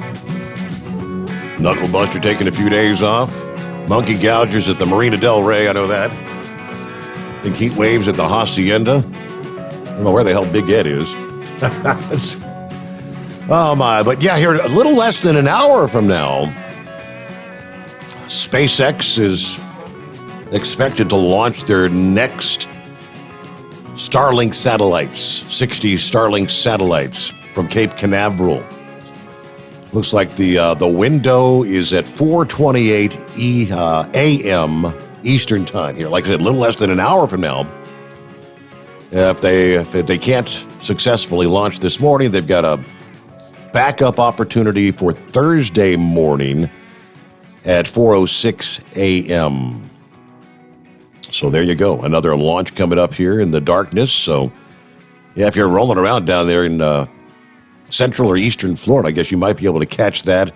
Again, I'm not sure what the trajectory is with this particular launch. They had the launch a couple weeks ago that kind of went up the East Coast. And people from North Carolina up to much of Pennsylvania, all got to witness the rocket going up. So we'll keep an eye on that. Countdown clock, I believe, is continuing to tick. Meanwhile, let's get back to your calls at 844-844-3388. And there is our old friend, Charlie. I was actually thinking about you last evening, Charlie. We were talking to, I think it was Ron, with the Make-A-Wish Foundation there with the Mother's Day convoy. And I thought, I haven't heard from Charlie in Pennsylvania. Wonder what he's up to. How the hell are you? Good, buddy. I'm sitting here on the loading pad in Charm City. Horse Feathers called me today. That's how I found out about you. How about that? Well, it took him long enough to get a hold of you. Well, I hadn't talked to him probably since back around the holidays, and I was going, you know how you go. I was going to call him, and I'd look for you a couple times on 700. You remember I always listened to you on the AM. Oh, yeah. There, but didn't hear and nothing. And he called today, and he said, "Have you ever found Steve?" I said, "No," and he filled me all in. And luckily, I got an Android, so I loaded up the app there this evening and. Been listening to you coming down the road. I went to work about between 1 and 1:30. How about that? I was down to listen to Nancy Grace and Dr. Laura. You know, I was getting desperate. Sorry about that. Yeah, well, thanks to our friends at Hotshot Secret. We're back here. They put together our secret bunker, and I'm still working out of Cincinnati, and Yeah, here we are. So, of course, just with the Facebook, the YouTube, the app we got for the Android now, and we're going to be looking to kind of grow things, more opportunities and places to listen. That's the plan. Good. Boy, I tell you, I really missed you. I got to talk to my other two drivers. One fellow runs the West Coast all the time, and another one beats around here and local and up into New England. They both listen to you some. And I know the one guy who works the local stuff here, he'd asked me if you ever got back on the air. So I got to check in with them two guys and see if they found you or not. And if they didn't, I'll inform them. Yeah, absolutely. Yeah, let them know. Pass the word, Charlie. That's the way we're trying to get the word out there. For the most part, I mean, it was just social media, and I know you probably don't do the Facebook thing, and that's if you weren't a friend of mine or Facebook or whatever, if you haven't come across us on Facebook, they don't know we're here. Yeah, no, I don't do that. I don't know if them other guys do or not, but I don't. My wife does. Of course, she wouldn't have been looking for you. Right. Thank you. Yeah, I don't know too much about Make-A-Wish. I was telling Horse Feathers today, I didn't too much talk up home there yet about it. And my company, we've been involved for years, and we've had a truck that's been in the top 10 money raisers for a long time. But I was telling him we really got slammed with COVID here about a week before Christmas. 4 out of the 5 of us at Pooey's tankers all tested positive. Really? Were you one of the 4? Yes.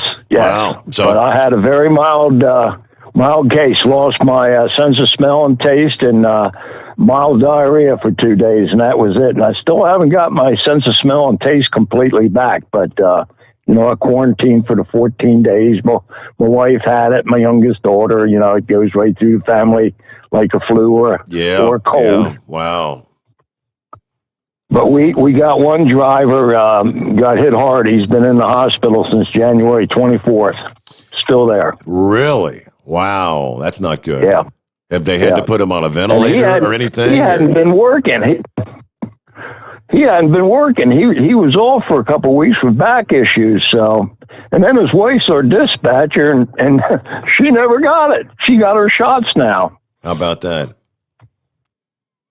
I just didn't talk anything. I didn't think about Aston Horse Feathers right over in his backyard last week. I forget if it was Wednesday or Thursday night there at the truck scales there on 83 in Maryland, right after you come out of Pennsylvania southbound there. A car run through the gate there. It was closed and run through the gate, and I come by her about 10 after 2 in the morning, and that thing was just obliterated. Pieces of the car all over that parking lot, and I was... I couldn't find nothing on the internet, but did you talk about that, or do you know about it? It's not ringing a bell with me. I don't think we had anything on that. Maybe Horse Feathers didn't even know about it, but, I was just sort of wondering, how they made out at all, injury-wise or whatever. It's a steel gate there, like made out of pipe painted yellow that they swing shut. Two of them, they put a lock on. And he went through that and then went on in there and there's police and fire and everything there. But, man, the front of that car looked like he'd run into the blade of a bulldozer. Wow. Not good. So, no. Now, I'm in the same shape that Spaceman was a couple of years ago. Remember when his headset was never working right? Yeah, it's Bluetooth. He got to texting you about then. Mm-hmm. Well, I had to get a new phone. I went up to Indian Town Gap, it'd been a year ago in December, and helped put the wreaths out up there on the cemetery, and it was a rainy day, and my phone got wet, so I had to replace that. And my old headset, I could never get it to sync up with my new phone, so I've been going a year or more without a headset. So coming down the road tonight, I had to hold the phone up to my ear. These phones inside the truck, the speakers just aren't good enough. I'm going to have to break down, buy a new headset now so I can really listen to you. Wow. Hey, well, you know what? If you'll go to overnightdriveradio.com and click on contests, we're giving away, every Friday, we're giving away one of these Stellar Electronic, it's called the Pluto Duo headset. That if you talk to Horse Feathers, that's what he's got. He actually won one here about a month ago. I'll have to do that. He was telling me we're giving stuff out that you can register for it, but he didn't mention exactly what it was. I'll take a look at that. That's like the top prize. Yeah, get on there and register today or tomorrow, because we pull out the winning name like Thursday evening and announce the winner on Friday morning. All you got to do is click on contest. You have an email address, I hope. If not, use your wife's email address or something. Yes. Okay.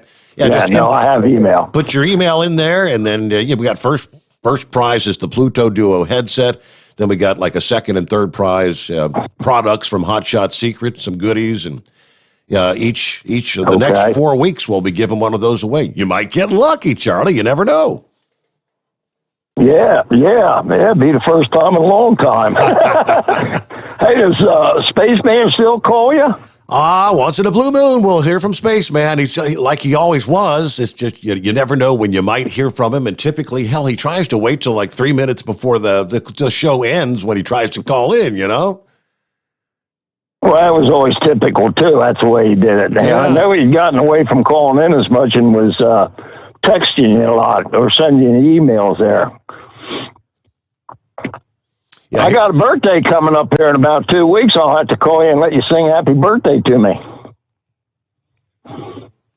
You know what? We might be able to handle that. I don't know if I could sing it to you. I tell you happy birthday, though.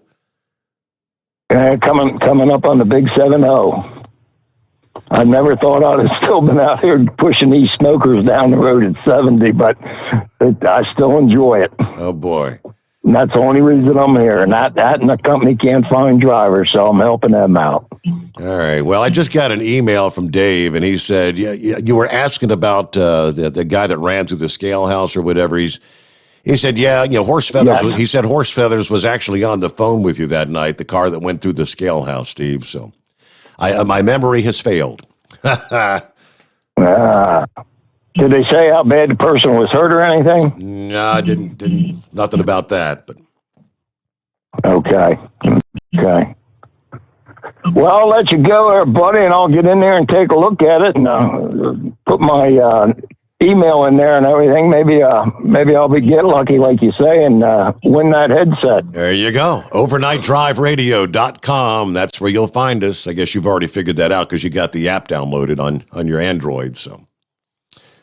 Yeah, I was lucky I got the Android because Horsefeather said he has iPhone or something, so he couldn't get the app. But I think he's a little more computer literate than what I am. Right. Yeah. Well, we talked about that earlier. Yes, indeed. Well, yeah, the iPhone app should be coming online in short order. Just keep patiently waiting. That's all we can do, right?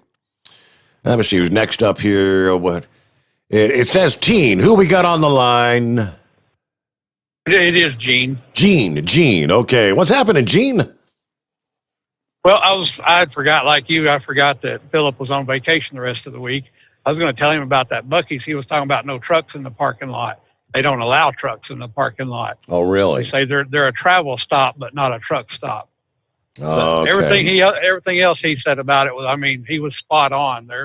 They've got really good food in there, and you can buy anything from hunting and fishing supplies to chocolate-covered peanuts to barbecue sandwich. They've got everything. Somebody sent me some photos from inside, I guess, it's Daytona Beach where they opened up the note. It kind of looked like a crossover between what is it, a Cracker Barrel versus maybe what's the big hunting and fishing store kind of place. Kind of like a lot of the Cracker Barrel kind of setup, the Cracker Barrel store kind of look. Right, and they've got T-shirts and home decoration, just all kinds of stuff in there. Yeah. But that's one of the big drawbacks. They don't allow trucks in the parking lot. Back during the last, I believe it was a hurricane in South Texas, they were allowing first responders and the military to park on their parking lot, and they could come in. They were feeding them, giving them drinks and everything for free, since they were first responders down towards the catastrophe and stuff. I guess that would kind of explain why there weren't trucks in the parking lot, huh? Yeah, that was why I was calling in to let him know. That's why he didn't see no trucks. Gotcha. Well, hey, Gene, you say you're a first-time caller again, so what part of the country are you checking in from? Right now, I'm in St. Louis. St. Louis. Headed to Chicago. Oh, boy, thrill. Is that a regular thing? Isn't that one of your favorite destinations? It's not so bad. We go to one of the suburbs of Chicago, and very rarely do we have to go into downtown Chicago. And then we go back to Oklahoma City and then to Fresno, California. So. All right, keeping you rolling. Well, I got your number. I got your phone number down here. I'm thanking the first-time callers this morning. Get you some $60 codes for Hot Shot Secret. Have you tried the products yet? Are you a user or? I have not. That's one of the other reasons I called in. I want to try that. There you go. This is the way to get you to try it. Are you talking about an automobile or a diesel? I guess it doesn't matter because you're going to go to the site, but yeah, if you got the gasoline engine, you're going to get the gasoline extreme. I'd advise some stiction eliminator, maybe a bottle of FR3. If you got the diesel, that's still the stiction eliminator, but you've got the diesel extreme for that. And they also sell like an everyday diesel treatment to treat your diesel fuel. Yeah, $60 worth of whatever you want. They'll ship that to you absolutely free. All right, I appreciate it. Thank you so much for calling in, Gene. Be safe out there. Have a good night. Thank you. There you go. First-time callers. I knew they were out there. Just convincing them to pick up the phone and dial the number. Yeah, but I can pull up the screen here and say, hey, you got 100 on Facebook, got 100 on YouTube, got a couple hundred on the stream, and this. You know they're out there. It's about 8 before the hour. Somebody sent me this. Who was that? Police pulling over a driver in Kansas going 149 mile an hour. I guess she was in a hurry. Overland Park, Kansas police clocked the woman's vehicle Sunday at 149 on I-435. Near US 69 highway. She was more than double the legal limit. So they pull her over, gave her a citation. The officer asks, do you know how fast you were going? To which she said, well, when I looked down at the speedometer, I was doing 128. Yeah, they got the radar gun photo there, 149. Overland Park police tweeting out a message describing what happened there.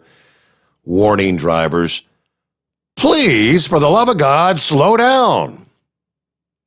149. She was moving on. All right, about 7 before the hour. It is 844-844-3388, and I think we've got Pup on the line. Hello, Pup. Hey, good morning, Steve. How you doing, buddy? Not too bad. Hanging with them, trying to stay busy here, if you know what I mean.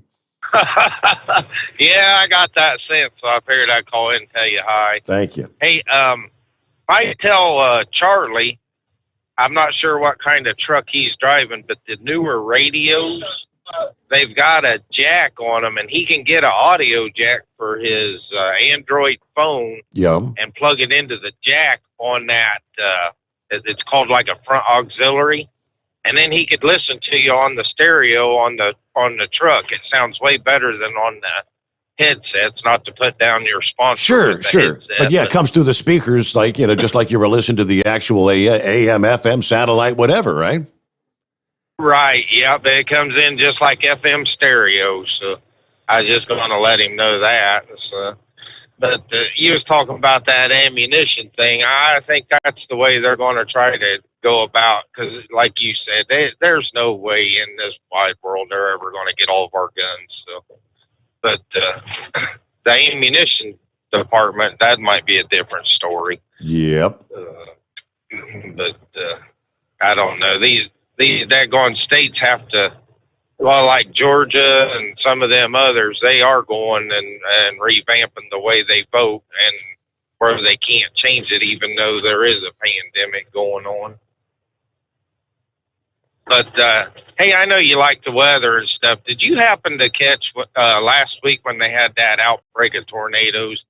Did you happen to catch where that guy was flying a drone and taking a picture of the tornado at the same time there on the Weather Channel? I did not see that. No, I did not. Yeah, I don't know. Like, you can do it on your computer there or somehow check that out. But it is pretty cool how that drone was flying, and it showed different stages of that tornado, and I knew you was a big tornado or weather buff. So Oh, yeah, absolutely. I thought, well, I'll mention that to you, and then maybe you check that out. So, but no, I heard Charlie talking there. I'd hate for him to get caught with that phone up even where near his ear. So hopefully he's got an audio jack. Them things, even if you buy a real good one, they're only like $12 for that audio jack. So. Okay. Yeah, I know the newer trucks have all that stuff added into them. A lot of them are even having built in where you can just listen to the various like podcasts and whatnot. So. Right. Yep. Oh, hey, I heard something the other day. Do you ever stay in contact with Rob Carpenter? I have not stayed in contact with Rob. I think about calling him every now and again, but I tried to call him one night. He never picked up. Dirty bum. He's probably in the booth. He was probably recording in the booth. I'm not sure how that news department works, but in the evenings, sometimes I like listening to that Joe Pags, and he's on that 1390 out of Toledo. Uh-huh. And I'll be darned, Rob Carpenter's giving the news for them. Yeah, those poor news guys, they're having to multitask. I don't know how many different markets that they're having to record news for on any given night. Oh, no kidding. I was wondering about that. I thought, well, maybe he found him a better gig up there. Or No, he's in the same. They have to record news for Columbus. They have to record news, I think, for Toledo. And they used to have to do like somewhere in West Virginia. You never know where you might hear them pop up out there. Well, learn something new every day. Yeah. I was going to let you know I heard him up there. So. But no, hopefully some more guys call in and help keep you awake. There you go. So you help keep us awake. I like horse feathers and the sponsoring deal. Got to sponsor you, so you sponsor us and all that. He gets me all confused when he gets into that racket. Very good. All right, we'll see you later, buddy. All right. Thank you for checking in there, pup, as we make our way toward news update time here. After which we've got a full hour yet to come, a full hour to get through. Now, I shared a little video this past morning on my Facebook page. It was from the Live Leak website. It's kind of like a YouTube, but if you're not familiar, then redefining the media, they say, but people share videos and whatnot.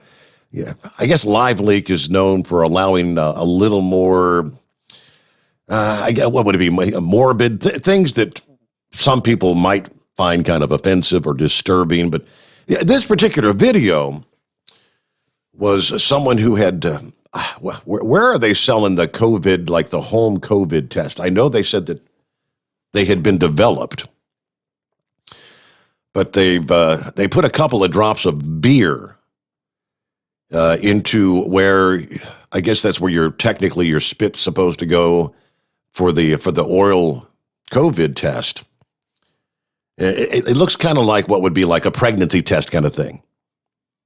But they put a couple of drops of beer where the saliva would go, and it comes back showing a positive COVID test. The caption says, when beer makes a COVID test show positive, one has to wonder. So I shared the video and I said, somebody help me out with this. You think, is this actually for real? Or just some kind of, didn't get any response though, so nobody knows. All right, with that, it's 844-844-3388. A news update, and we'll return with more on our final hour, rolling into a Wednesday. The Steve Sommers Overnight Drive live from the Hotshot Secret Studios. USA Radio News with Dan Naraki. The CDC says that about 13% of Americans have been fully vaccinated against the coronavirus, with nearly 1 in 4 people having received at least one dose.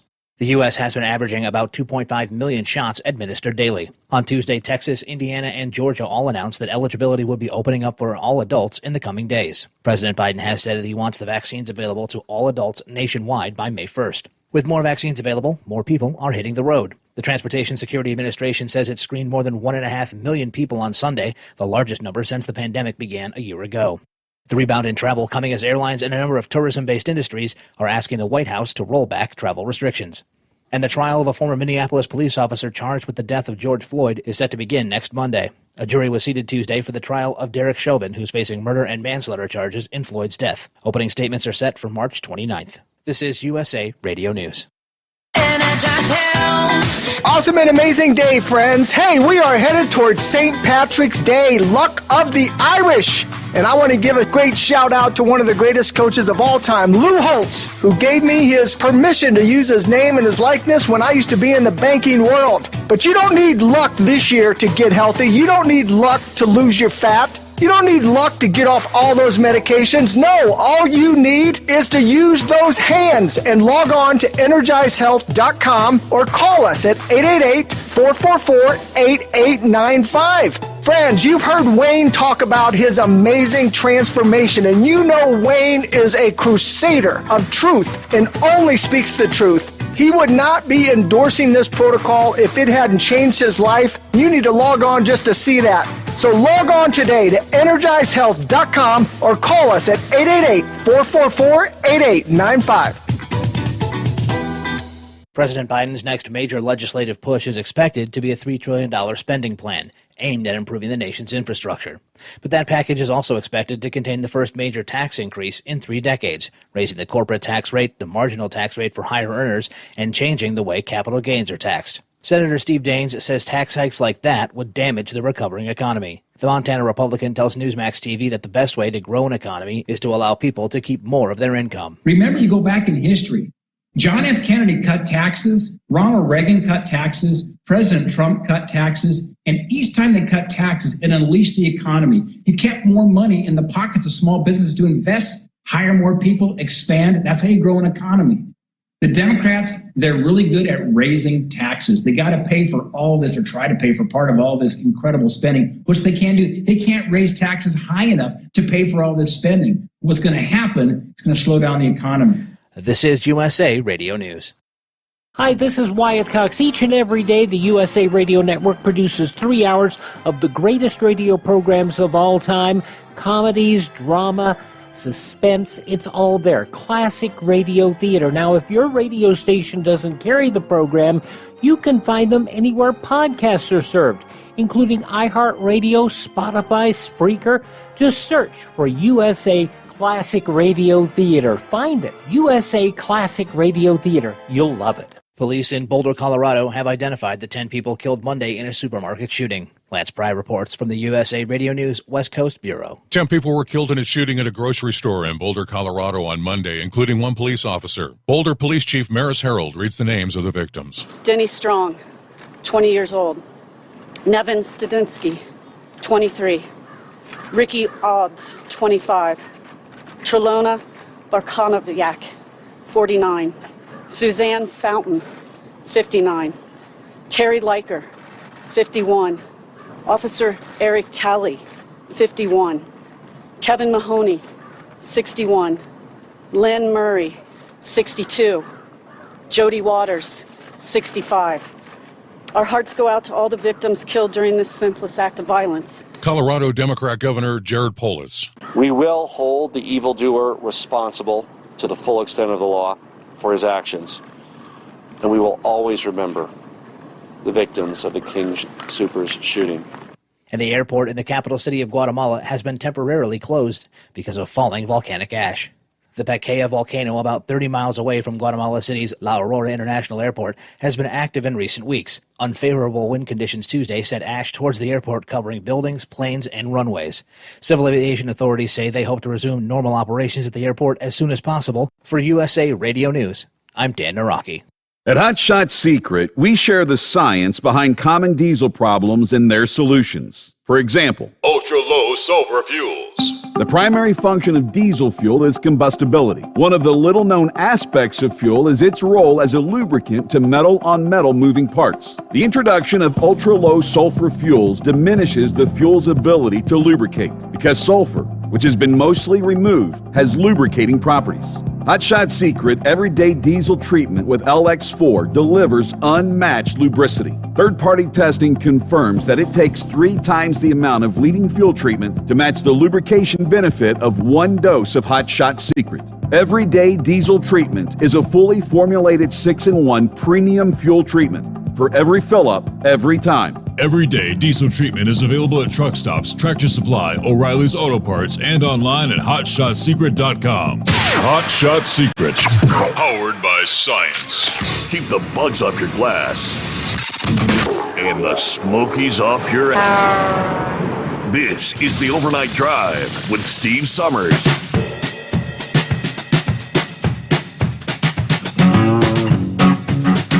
Hey, let's jump right back into it for our final hour. Gentleman was asking me about the weather concerns. Yeah, definitely flooding concerns in the offing. Next couple of days, we got our storm system now. Yeah, system number 2 that's bringing winter storm warnings to central and northern portions of New Mexico through the upcoming day.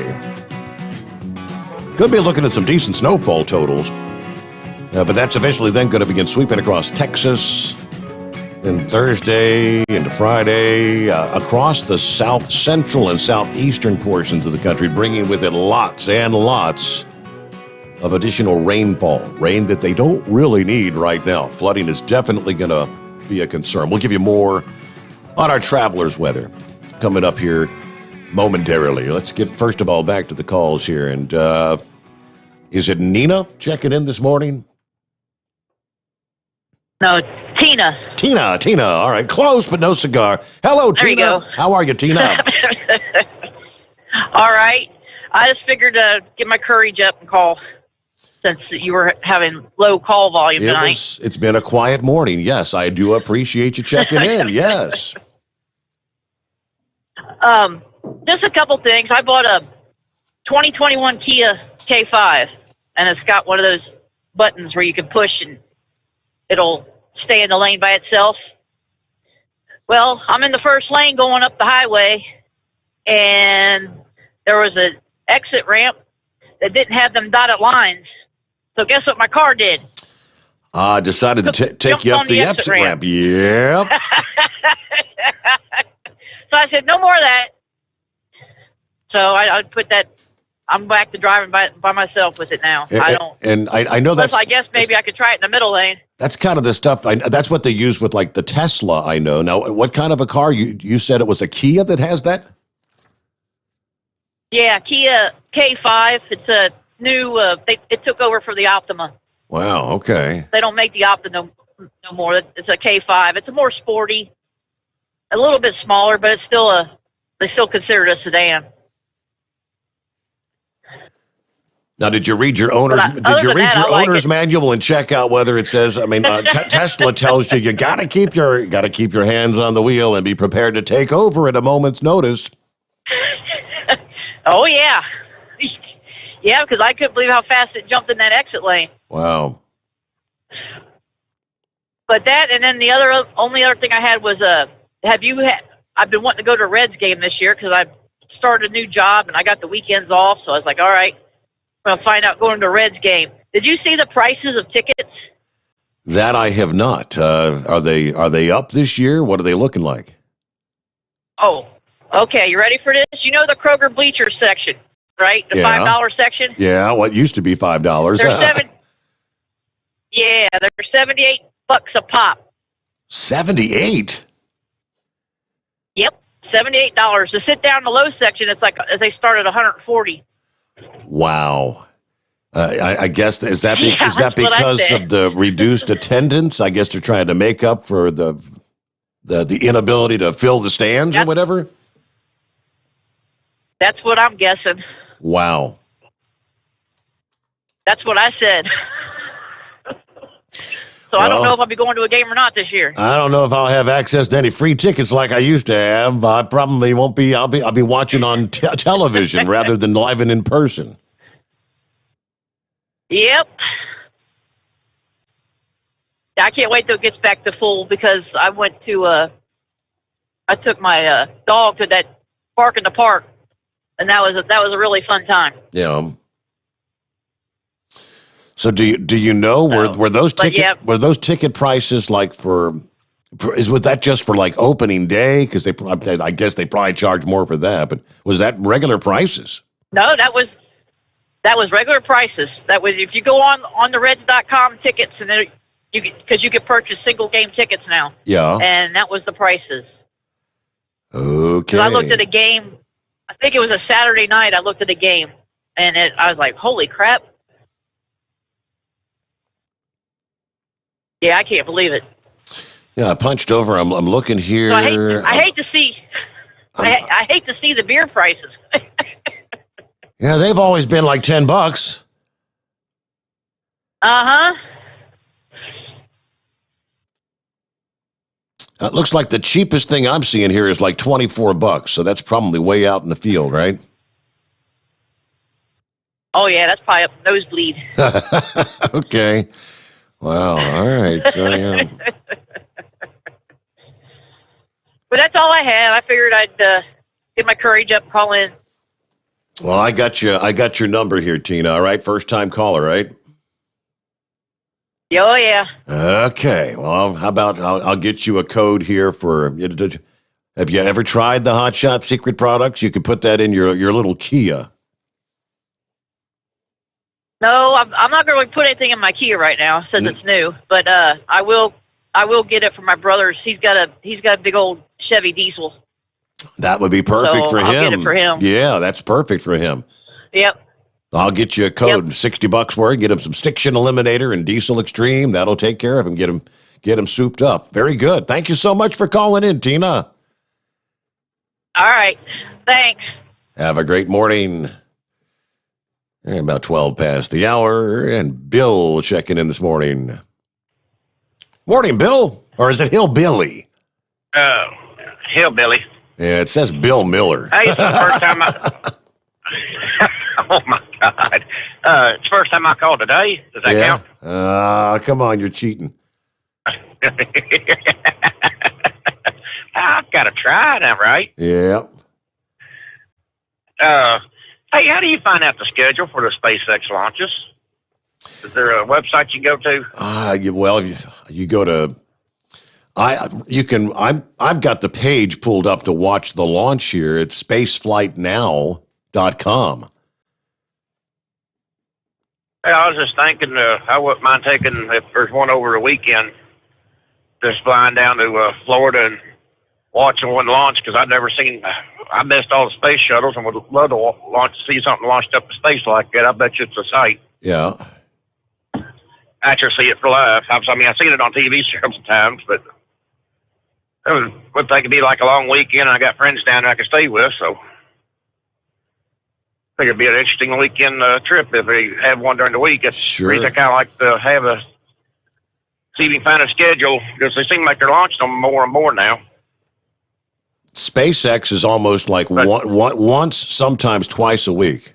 Very, very quick. They're one after another.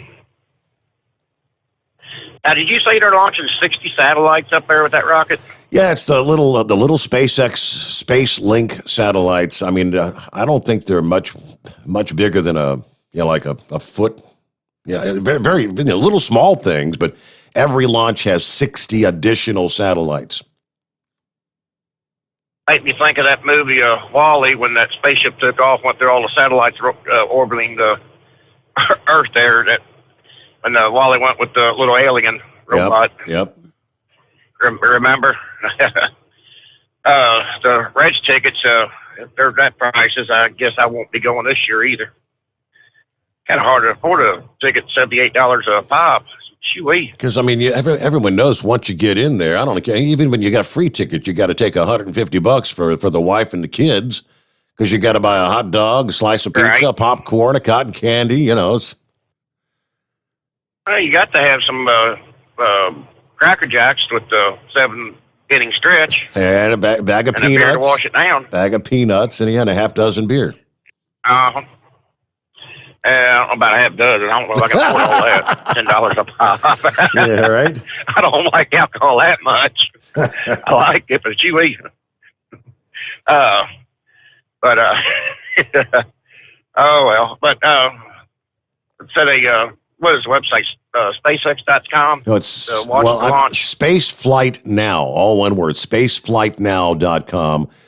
I would assume SpaceX has their own website. If you do a quick search of Google and type in space launch schedule or space launch or SpaceX, all those sites come up. And yeah, I like the Spaceflight Now. Okay. I think they cover this stuff. I think normally you can watch it on NASA.gov and what is it, space.com. Right. There's a number of sites, but Spaceflight Now is up and running live as we speak. And let me see here. Some of the post in just the last few minutes. See, countdown. The chill down is underway at Pad 40 for liquid oxygen loading. SpaceX confirms the second stage RP-1 kerosene tank is fully loaded. Kerosene will be consumed by the second stage's Merlin vacuum engine in combination with the super cold liquid oxygen, which will begin flowing into the upper stage shortly. T-minus 16 minutes. That was about 3 minutes ago. Falcon 9 rocket stands more than 229 feet tall, measuring 12 feet in diameter. At liftoff, the 9 Merlin 1D first stage engines will generate about 1.7 million pounds of thrust. When it's fully fueled for launch, the Falcon 9 will contain more than 1 million pounds of kerosene and liquid oxygen propellants. Total launch mass of about 1.2 million pounds. Yeah, that's a lot to lift off. But yeah, the propellant is loading, on track for a launch at 4:28 a.m. A little over 10 minutes from now. Keep an eye on things. Let's head on down to Florida, the Sunshine State. Frankie checking in this morning. How you doing, Frankie? It's Spanky. Oh, hello. Well, hello, Spanky. I wish I was at Florida. Just passing through between Jackson, Mississippi, and Meridian. Okay, well, it says Frankie from Tampa, Florida, first-time caller. Okay. Yeah, I listened to you for a long time. Listen to your dad. Man, love you guys. So but I've been meaning to look into your diesel stuff there. I got a farm tractor because my old lady takes care of horses down there at the ranch, and got a tractor over there we hardly use anymore since I bought her a Gator utility ATV vehicle, you know. Yeah. So since it sits quite a bit, so I want to see what I could do just to keep it going, you know. Well, being a first-time caller, I reckon I could hook you up with a code. How's that sound? Is it a diesel tractor? Yes, it is. Yeah, It's one of them New Hollands. It's about 15 years old right now. Okay. Well, I've got, I took your phone number down here, and I got your name as Spanky, not Frankie. All right. So, yeah, we can get you a code. Just go to hotshotsecret.com. Yeah, I get, yeah, for the tractor, I'm assuming it'd be the Stiction Eliminator and the Diesel Extreme, like anything else. Cool. That'll work. What do you think if Trump don't run and his son would take his place? Trump Jr., I don't know that Jr. would be able to garner the support that Donald did. I'd be more inclined. How about the daughter? Ivanka. Yeah, I don't know about her either. I mean,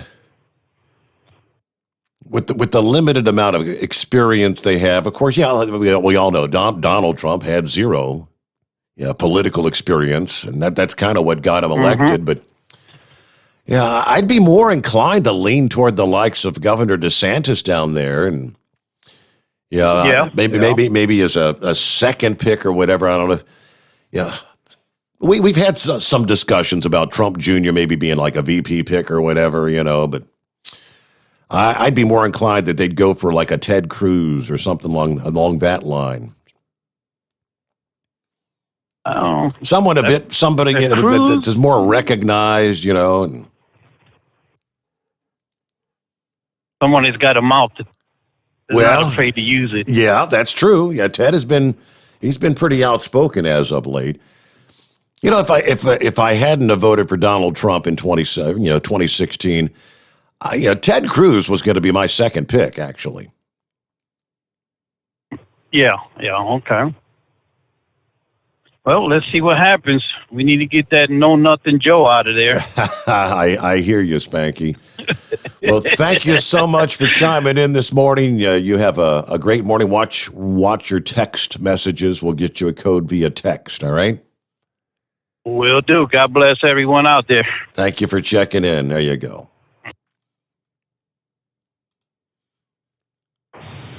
Okay, let me see here. Who we got up? Is that Daryl? Daryl, and my other brother, Daryl. Happy Hump Day. Yeah, what's happening, Daryl? Yeah. Hey, I'm out here dodging deer heading at work 20. Wanted to give you a call. Hey, you and the Princess going to take that shot at that COVID? I guarantee you the Princess ain't going to volunteer to take any kind of shot for anything. Myself, I don't know. Yeah, I'm hesitant right now. I might get it at some point.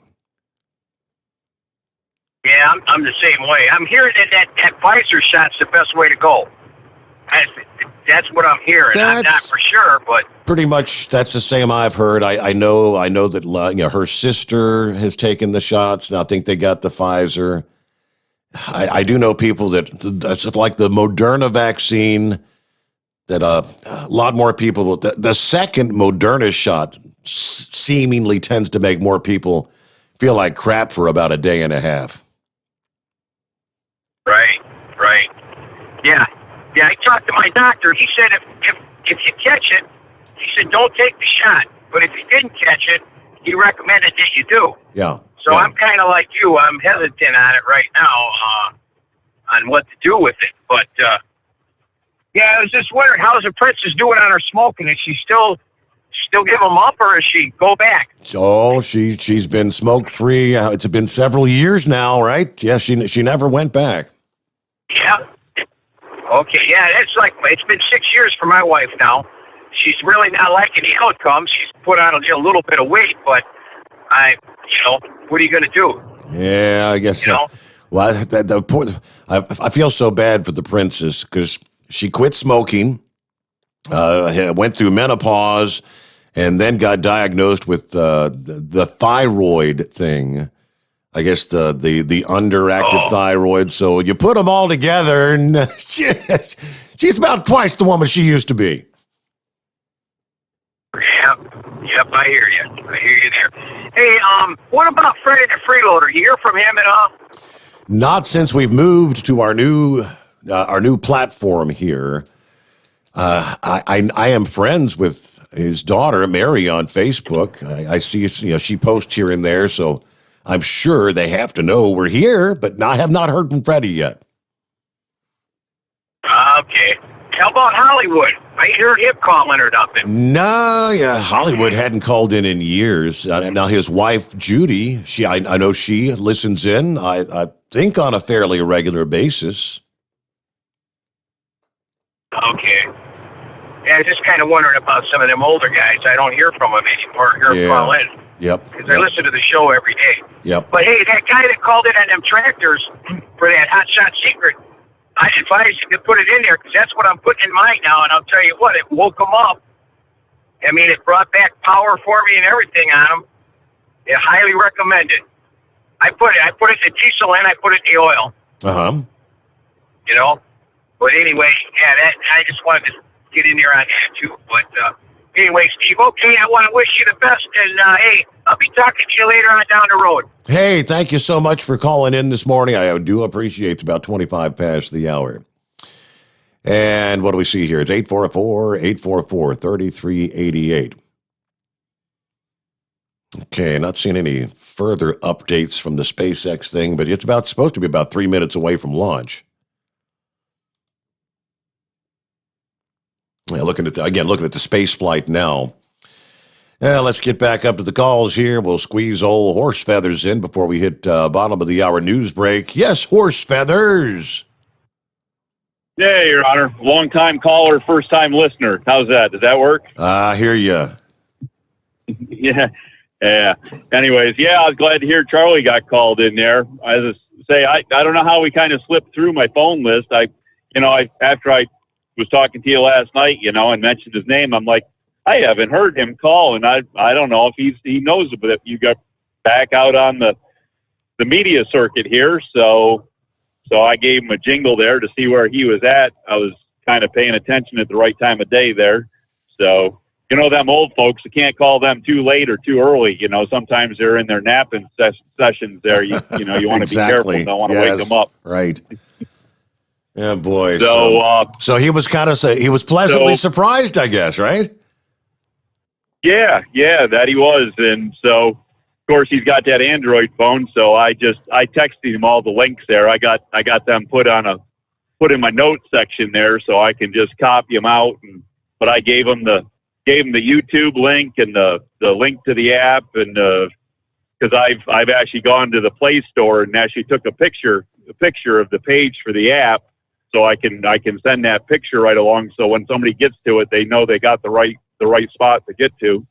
And gave them the overnightdriveradio.com site to go to, the link to that, so they could get there. And as you say, hopefully go in there and click on the contest little button for the contest there, and go ahead and put your email in there and get all registered up, and then do all the extra ones there to get like 22 or 25 entries there right off the bat there on your first time in. Yeah, absolutely. Yep. So get there and do that. And anyways, the other thing there is I talked to Kathy there a little bit yesterday, and I forget what her exact title is with Make-A-Wish. I took a picture of it, and I can't get to it real quick, but she's pretty much the one in charge of the whole kind of I'm pretty sure it's pretty much the whole Make-A-Wish for that area. But told her you had some more questions there, like about the auction and kind of how the whole Make-A-Wish worked and that. And she said that come about the time they get ready to open the auction up, that she'll try to get on with you and or at least maybe get somebody else to get on with you that's well informed about that, and be able to go.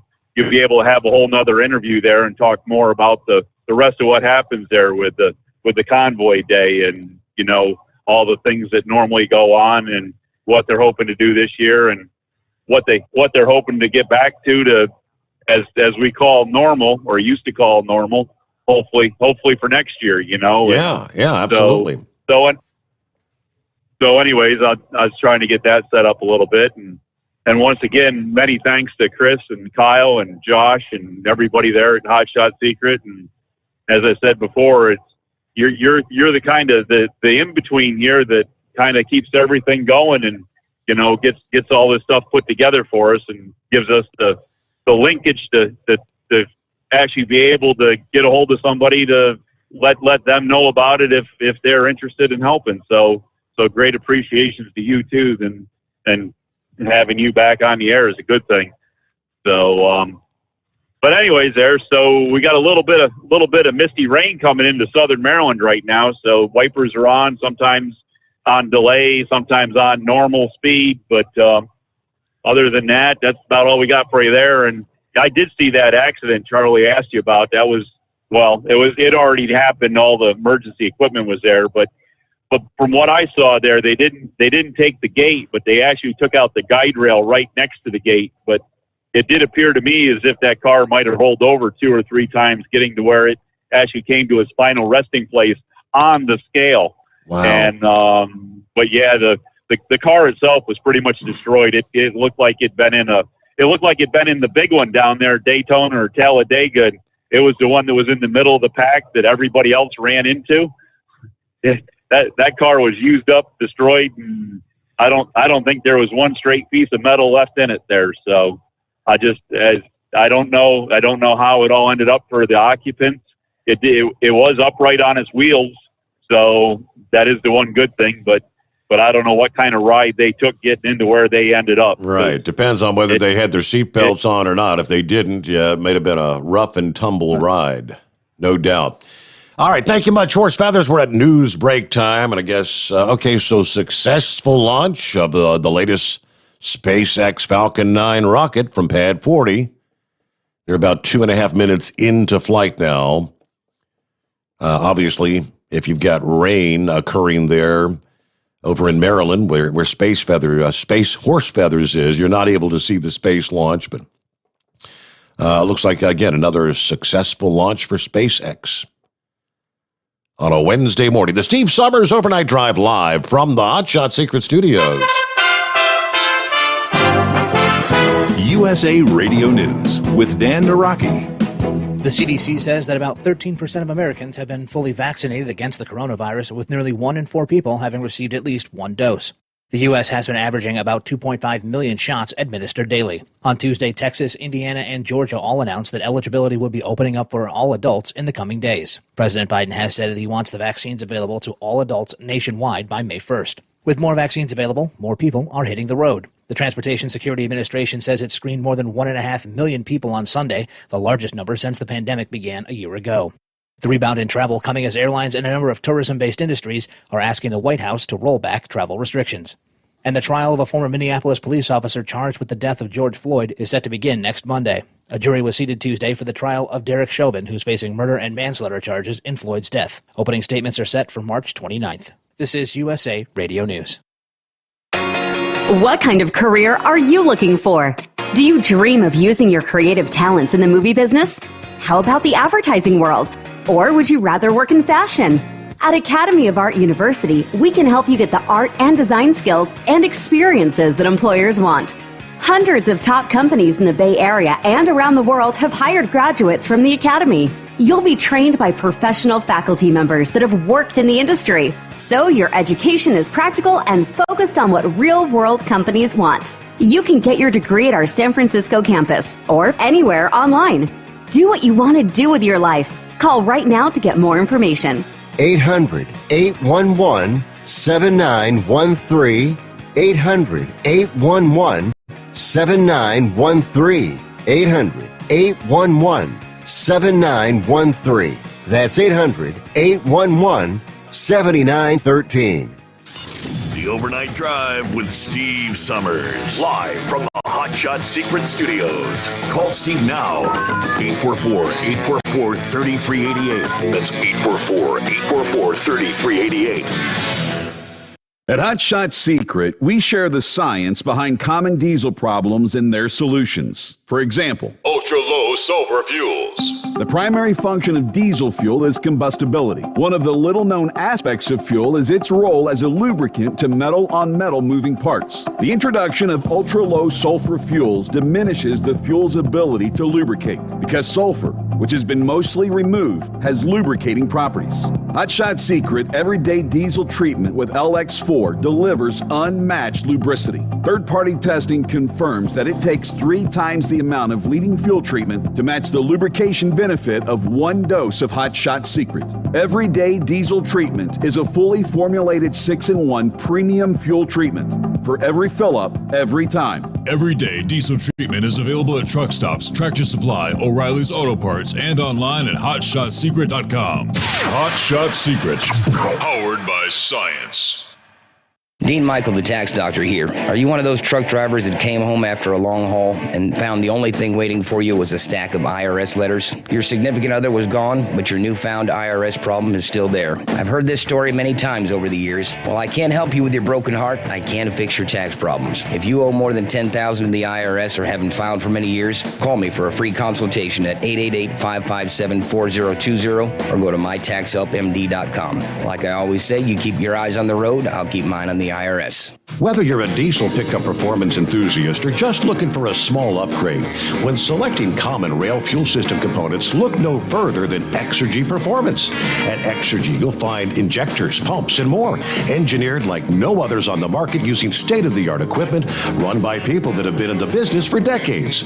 So if you're in the market for common rail components at any power level, contact Exergy Performance or one of the many dealers listed on our website at exergyperformance.com. DodgePerformance.com. Do you have a Dodge pickup and hate your automatic transmission?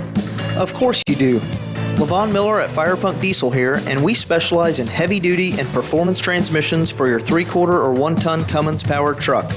So if you're interested in turning your stock slush box into a towing monster, call us today at 614-733-3744 or visit us online at shop.firepunk.com.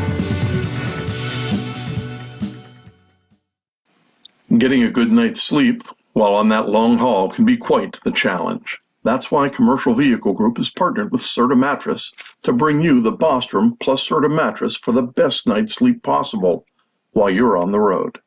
The Bostrom plus Serta mattress, manufactured with Serta's patented Cool Gel memory foam, acts to dissipate body heat and eliminate pressure points, which reduces the tossing and turning that can be so disruptive to your sleep. The Bostrom Serta mattress comes in 2 thicknesses, 7 and 10 inches, offering support to drivers of all shapes and sizes. The mattress comes in the standard 80-inch length with 4 widths, 32, 36, 39, and 42 inches. For more information on the mattress or where to buy, call us at 800-459-7328.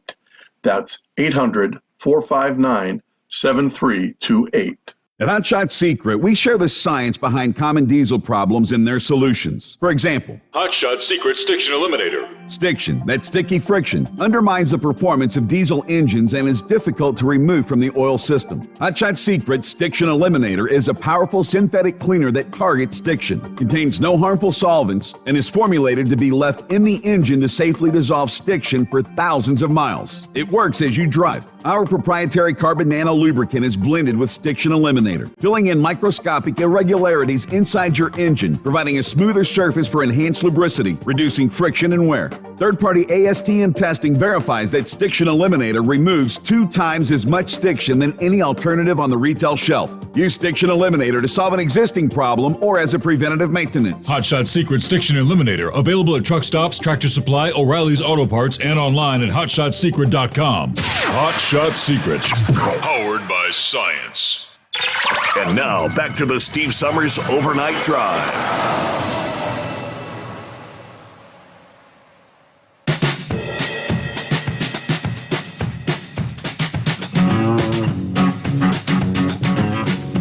As someone brought up Amtrak earlier. Who was that? Horse Feathers brought up Amtrak. Losing money, losing money, losing money. Same as our U.S. Postal Service. They've been losing money, and they've announced plans. Changes are coming.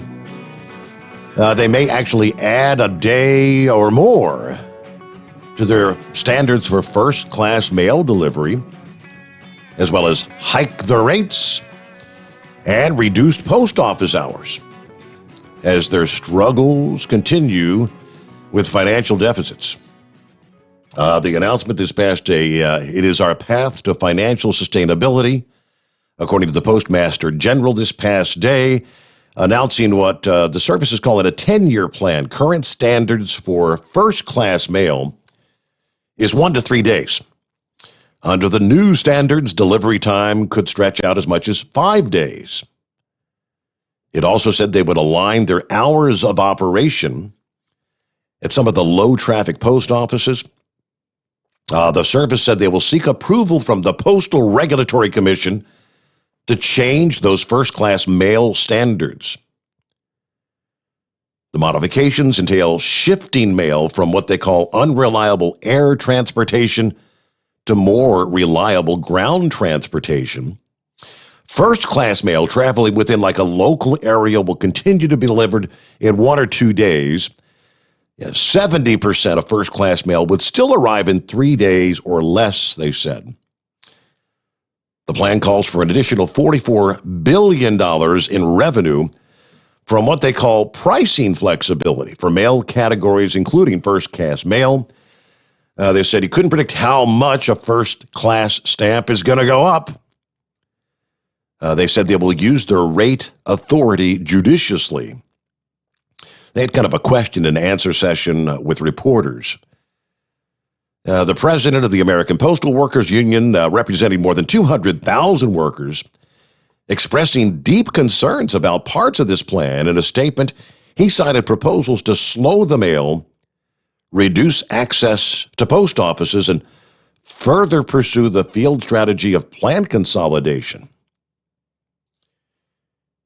All right, so mail delivery's been sluggish since it slowed down last year after DeHoy, Postmaster General Louis DeHoy, cut down overtime, extra trips by delivery trucks, trying to rein in some of the cost.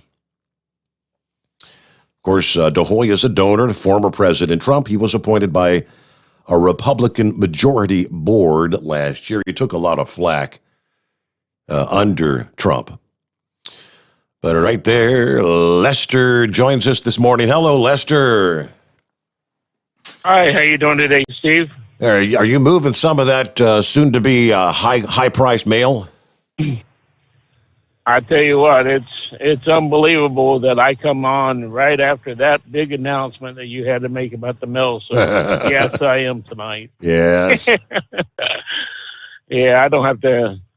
I was off last week all week. I was on vacation. The granddaughters came up from Colorado last week, and they came up 2 days before the big snowstorm down out there, and they went back home. They got home Sunday for another big snowstorm. They got another 10 inches Sunday where they live at. So they had 27 inches the week prior and 10 inches when they got home. Boy, good times. Are they ready for spring?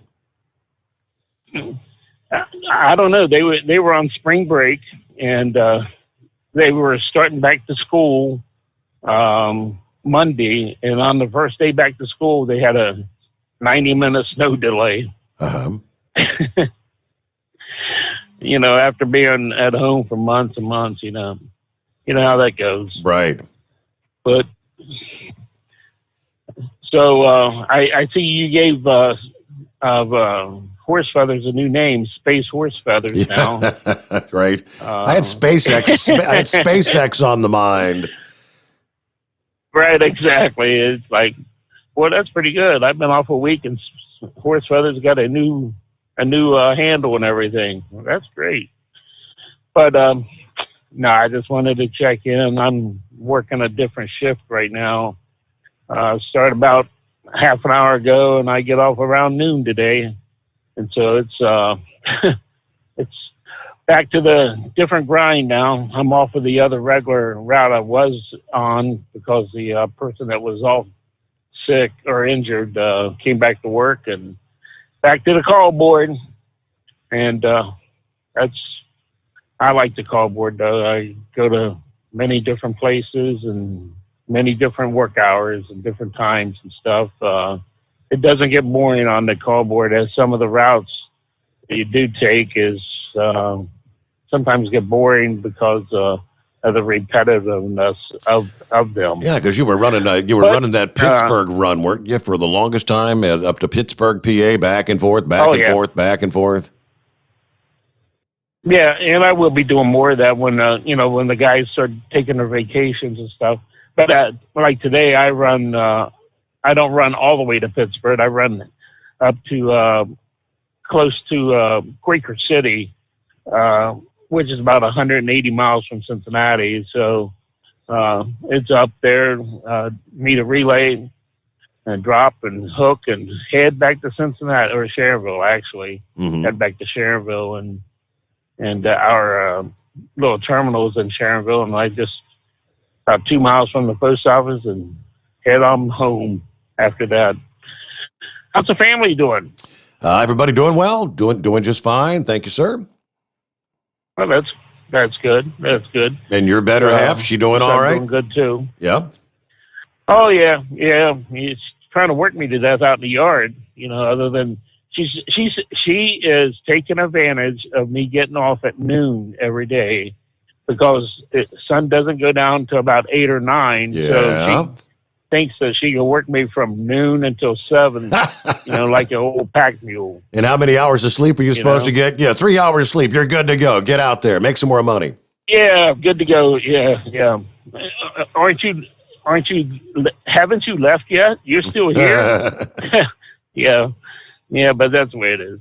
No, she's doing good. Everybody's doing good. It's just waiting on spring to get here.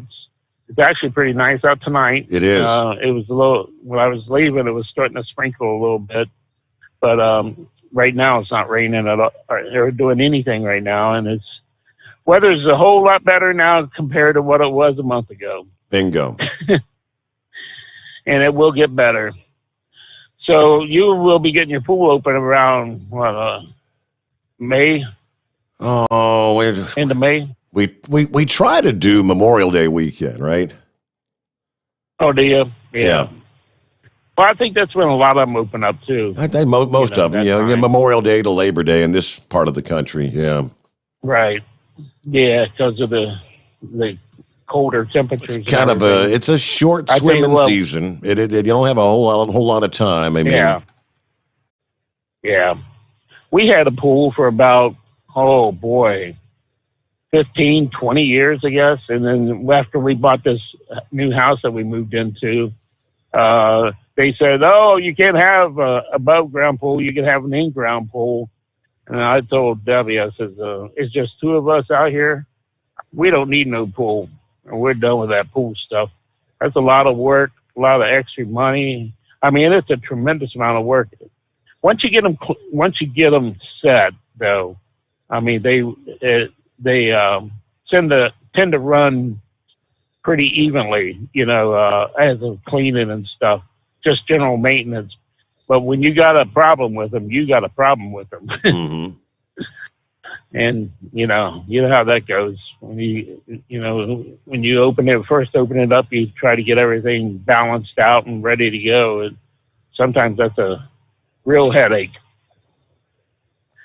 But other than that, I just wanted to call and see how everything's going. I hadn't called in a while because been off and everything, and trying to get back in the groove of this. Back in the groove. All right. Sometimes it's a little hard sometimes when you get out of the truck and then, a week later, you get back in the thing, and it takes a little time to get settled back in. Yeah, back into the... Sometimes it's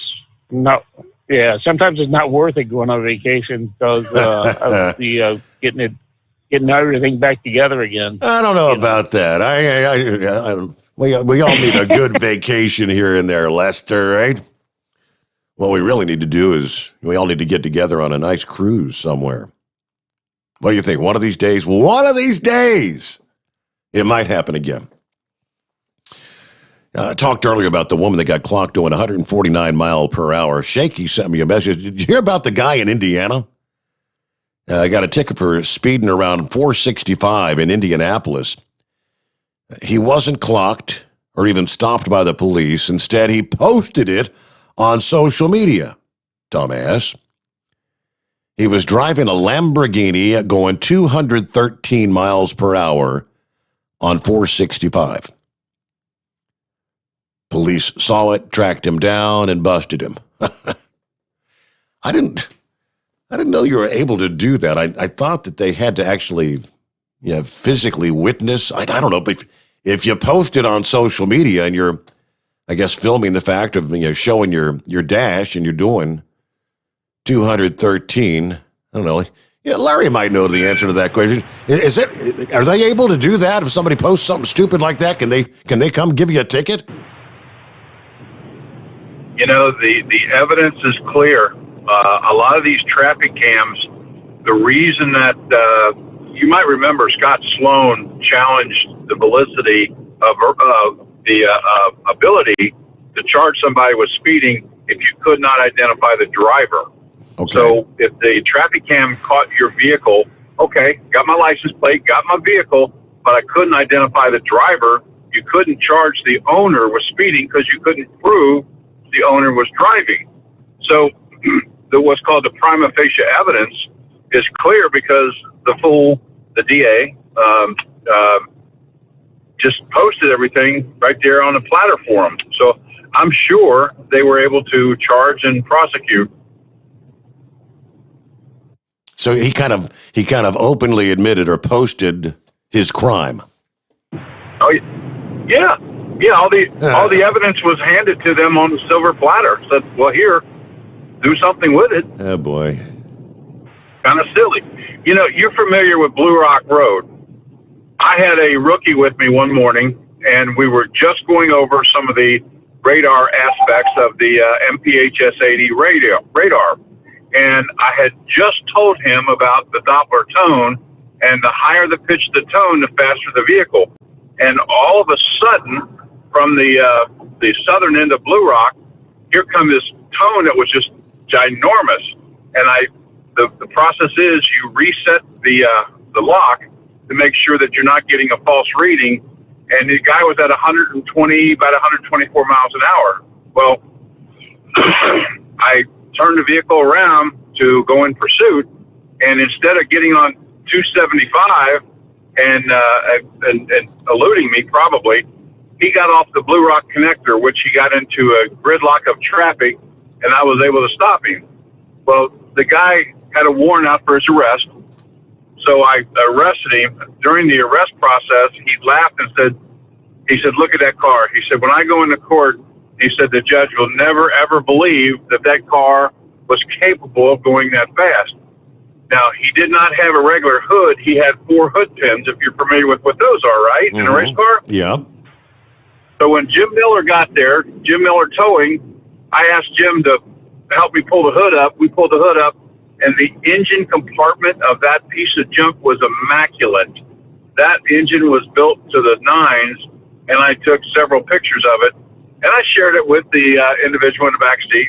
And naturally, he had a specific name for me at that point, but there was a conviction for aggressive speed. That's pretty wild. Steve, I wanted to ask you. Yes. Yesterday, my Android phone went completely crazy, and I went to the AT&T phone store to find out that it was a Samsung problem, was what they told me, with the apps. And my phone kept, every time I would try to look somebody up in the library of phone numbers, etc., it would just click off and go somewhere else. Had you heard this? I have not. Can't say that I have, no. Well, I was on the phone last night trying to Google if anybody else had had this problem, and a bunch of people responded to me, and apparently there's some sort of fix for it, but it's an issue with Android phones, and the apps would turn on, turn off, turn on, turn off, just so frequently that you couldn't complete a text, you couldn't complete searching for somebody's name. But then a couple of friends sent me a fix for it. Now, I haven't tried it yet because I want to be able to sit in my office and do it in a controlled environment, not sitting in my living room. But yeah, that was a problem. I talked to at least a dozen people yesterday locally that were having the same problem. But what's crazy, my wife has the same phone, most of the same apps, and she was not experiencing the issue. So it was very, very selective, I guess, as to who was being affected by this Samsung Android problem. So I'm surprised you haven't heard that. Nope, have not. Very interesting. I mean, I know every once in a while my Android phone starts acting up, and I just normally if I just turn it off and you give it a couple minutes, turn it back on, it kind of things seem to go back to normal. Yeah, I tried doing that several times, and that didn't fix it. No go. Anyway. Yeah, I just got a message from a guy.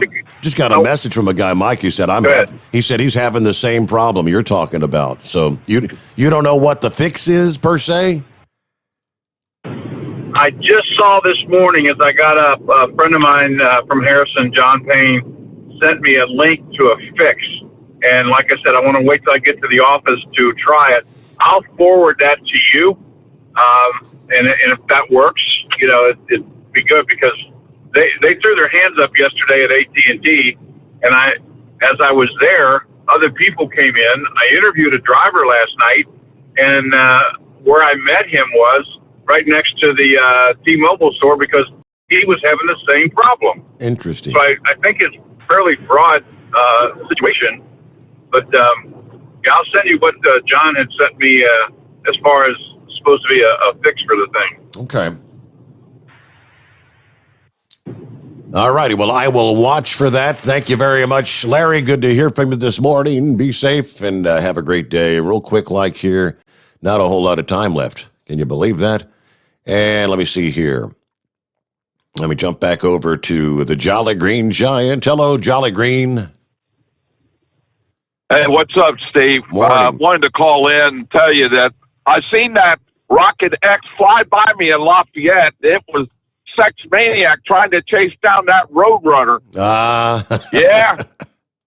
He blew my doors off. He better leave my door. I know he's listening. He better leave my door there at the Indianapolis terminal, you know? Yeah. And I wanted to ask you, I just heard it on the news about George Floyd case up here in Indianapolis. I was wondering where we're at on that situation, and I guess the news kind of answered my question. So I guess that I'm just wondering if they're going to get a prosecution in that case, you know? What do you think? Yeah, you mean get a conviction? Get a conviction, yeah. You know, from what I've heard from the experts, it's not real promising for... Yeah, I think it's going to be the lesser of they've got 3 different charges now. They added on that third. I think the lesser of the 3, which I guess he would get some time. But even that one, the lawyer I was hearing said it sounds like it's going to be very difficult based on what the charges are, what they mean, to prove that like he had malicious intent and those sort of things. So. The only thing I'm thinking, though, is can you imagine the hell that would break loose if Derek Chauvin does not get convicted of a crime? I got to be honest with you, Steve. There are a lot of good officers out there that would not do what that guy did. Mm-hmm. I would not have done that. Right. Mm-hmm. It's just, where are these guys' hearts? I mean, the guy is begging for mercy. He can't breathe. You can't breathe. Why don't... I don't get it. I don't get it at all. And yes, I hope they get a conviction. Yeah. But either way, Steve, I'll talk to you maybe tomorrow. You have a good night. I will talk to you maybe tomorrow. All right. Thank you very much, Jolly Green Giant. We don't have much time left. They did kind of break down. Yeah, I guess they've got the 15 jurors have officially been selected now. Trial's supposed to begin, I believe, on the 29th. They actually break down the jury. Jury number 2, a white man in his 20s, works as a chemist, blah, blah, blah. Jury number 9, a multiracial woman in her 20s. Jury number 19, a white man in his 30s. Number 27, a black man in his 30s. Number 44, a white woman in her 50s. Number 52, a black man in his 30s. Number 55, a white woman in her 50s. Number 79, a black man in his 40s. Juror number 85, multiracial woman in her 40s. 89, a white woman in her 50s. Sounds like they came up with a pretty doggone diverse group there for the jury and the Chavez trial. All right, with that, we are out of time. Thank you so much for hanging out with us. Thanks for all the first-time callers for chiming in this morning and helping Steve Sommers make it through a Wednesday hump day. See you back tonight at the midnight hour. I trust you'll be with us. The Steve Sommers Overnight Drive live from the Hot Shot Secret Studios.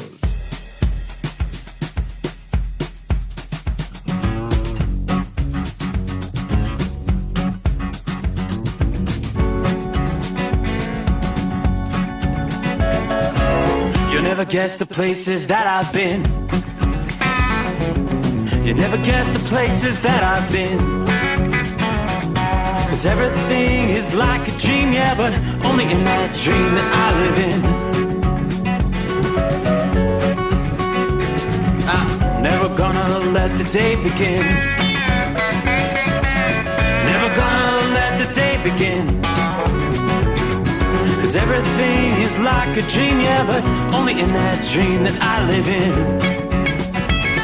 Oh, don't wake me up before you go, and I'll just make this bed my home.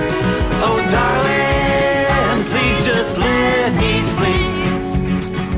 Give me my dreams.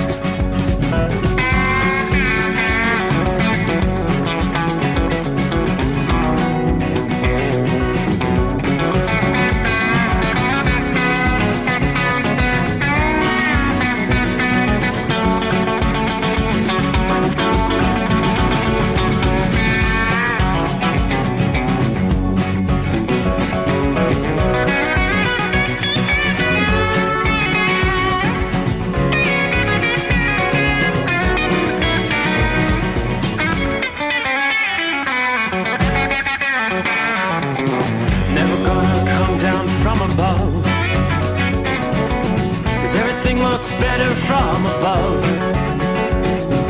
Nothing's ever as it seems, yeah, except in that world that I dream of. Never gonna lose the ones I love. Never gonna lose the ones I love. 'Cause everything is like a dream, yeah, but